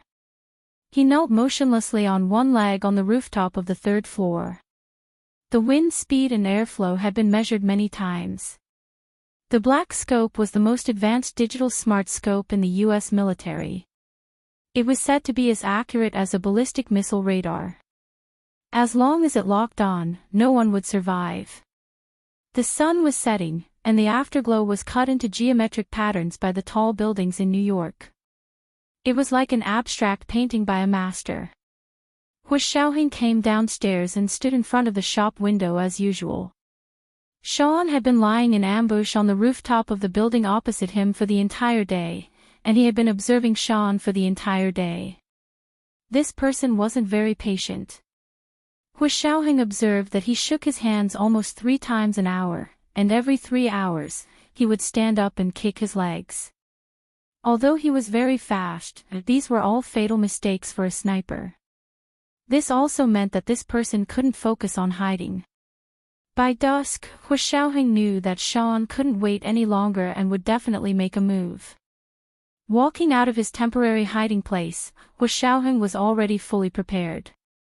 He hid a modified high-power, high-precision long-handled sniper pistol in his sleeve. Of course, it didn't have the long range or power of an anti-material sniper rifle, but it was enough to deal with the person on the rooftop of the building opposite him. Standing in front of the display window, he could feel the scorching afterglow of the setting sun shining on him from the side. At the same time, there was an imperceptible little red dot that slowly moved from the display window to Hu Xiaoheng's back. Finally, it stopped at the position of his heart. Hua Xiaoheng didn't turn around. When the little red dot from the building opposite him disappeared from the window, he knew he was locked on. Seeing the little red dot disappear, Hua Xiaoheng knew that the enemy was definitely going to snipe him. His eyes flashed, and almost at the same time the little red dot disappeared, he quickly turned sideways and reached his left hand out of his pocket like lightning. He opened his palm to reveal a crystal prism in his palm. He waved it in the direction of the blinking scope on the rooftop of the opposite building. Not only was the lens of the crystal prism smooth and colorless, but it also had the effect of a convex lens. It could gather light and reflect it back. It could also magnify light by 100 times. At that moment, the crystal prism gathered the afterglow of the setting sun and reflected it directly in the direction of Sean's scope. Sean was looking at Hua Xiaoheng's back through the scope, and his finger was just about to pull the trigger when Hua Xiaoheng's back suddenly disappeared from his scope. What replaced it was a strong light that appeared in an instant. It was like a small sun. Sean cried out. His right eye, which was focused on the scope, felt as if it had been burned by a laser. The pain made his hand tremble, and he pulled the trigger. As expected, this kind of reflexive sniping had no effect at all. The bullet flew off somewhere, and all that could be heard was the sound of a bullet cutting through the air. Hua Xiaoheng took advantage of the opportunity when the crystal prism in his left hand was interfering with the sniper's scope. He quickly extended the high-powered long-handled sniper pistol hidden in his right sleeve, aimed at the target on the third floor, and pulled the trigger. Bang! There was another gunshot, and a round bullet hole appeared in Sean's forehead just as he was about to raise his hand to rub his right eye. Sean's eyes were wide open, and he seemed to be dead before he could understand what had happened. He collapsed on the rooftop of the 6th floor with a thud. In the chaos, although the two of them had fired at the same time, the people of Harlem only heard one gunshot, and then someone yelled, "The police are here." Chaotic footsteps immediately rang out on the streets. Countless people began to run, and some hurriedly got into the cars parked on the side of the road and sped away from Harlem. Hua Xiaoheng was no exception. His shot had been fired almost at the same time as Sean's, so no one noticed that he had fired as well. He lifted the hood of his hoodie to cover his face and ran out of Harlem with the crowd to the subway station. He returned to New York Central Station before the police cordoned off the area. He took the train from there and finally returned to his long-awaited apartment. Hua Xiaoheng wasn't used to going from the dirty, messy, and low-class New York neighborhoods to a spotless, postmodern, and upscale neighborhood. He returned to his room, took a shower, and washed himself clean. Then, he ordered pizza delivery, sat on the sofa, picked up the remote control, and began to watch TV. As expected, all the major TV stations were broadcasting the hot news of the young and promising director of the CIA's Asian Intelligence Division being shot in the head in Harlem. In the live broadcast, Hua Xiaoheng could even see Sean's expression as he died with his eyes wide open, and the clear bullet hole in his forehead. Hua Xiaoheng smiled and drew a cross on his chest. Rest in peace. After a while, the doorbell rang. The pizza had arrived. Hua Xiaoheng opened the door and took the freshly baked pizza from the delivery man.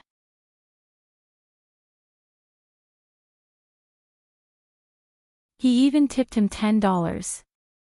The pizza was only $16 in total, and he tipped $10. This was a very generous tip for the delivery man in his career. He bowed and nodded to thank Hua Xiaoheng.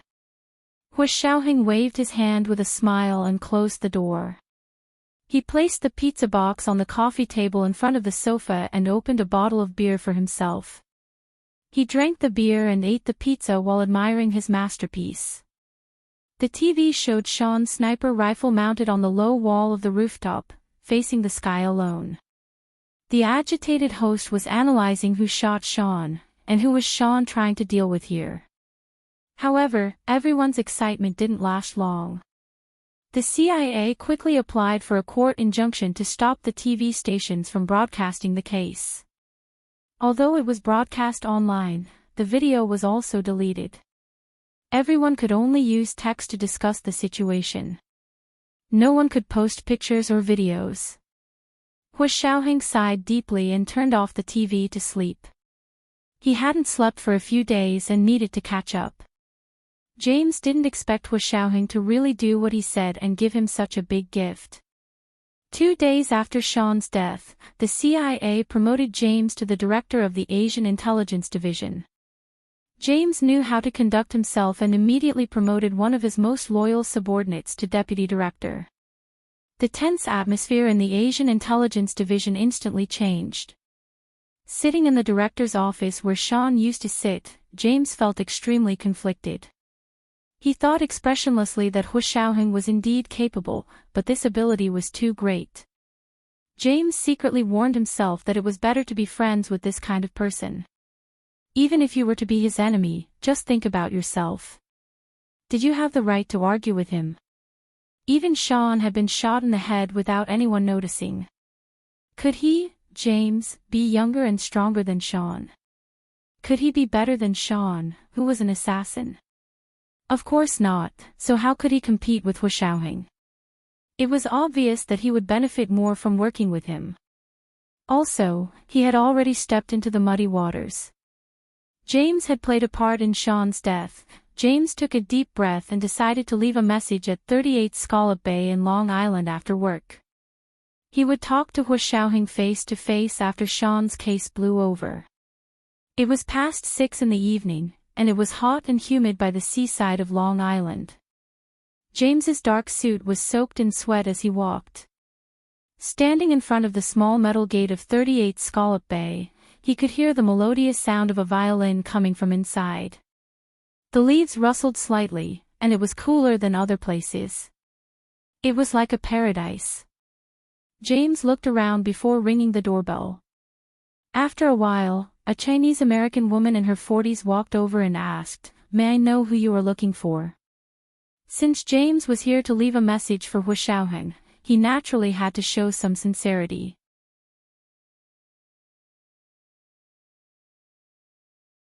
He handed the middle-aged woman a letter. "Please give this letter to Mr. Gu." This was the code he had agreed on with Hu Xiaoheng. The middle-aged woman shook her head. "Are you at the wrong place? We don't have the surname Gu here. It's Tan." James was stunned but still insisted. "May I ask if Miss Tan is at home?" "She knows." The middle-aged woman only took the letter after hearing the man mention their daughter. "Then I'll go ask." She took the letter into the house and went to Tan Gairen's living room. "Miss, there's a man outside saying he wants to give this letter to Mr. Gu." Tan Guiren was playing the violin. She put down the bowstring and frowned. "Mr. Gu. Didn't you tell him that the surname here is Tan, not Gu?" "I did." "He said you knew." The middle-aged woman quickly explained to show that she hadn't accepted the letter without thinking. Tan Gairen's heart skipped a beat as she immediately remembered what Hu Xiaoheng had said to her. She quickly stood up and put the violin back in its case. "I remember now. Someone asked me to give a letter to him." She took the letter from the middle-aged woman and rushed downstairs. When she arrived at the front door, she saw a well-dressed middle-aged white man standing there with a smile. "May I ask who you are?" Tan Guiren asked curiously. "I will give this letter to Mr. Gu.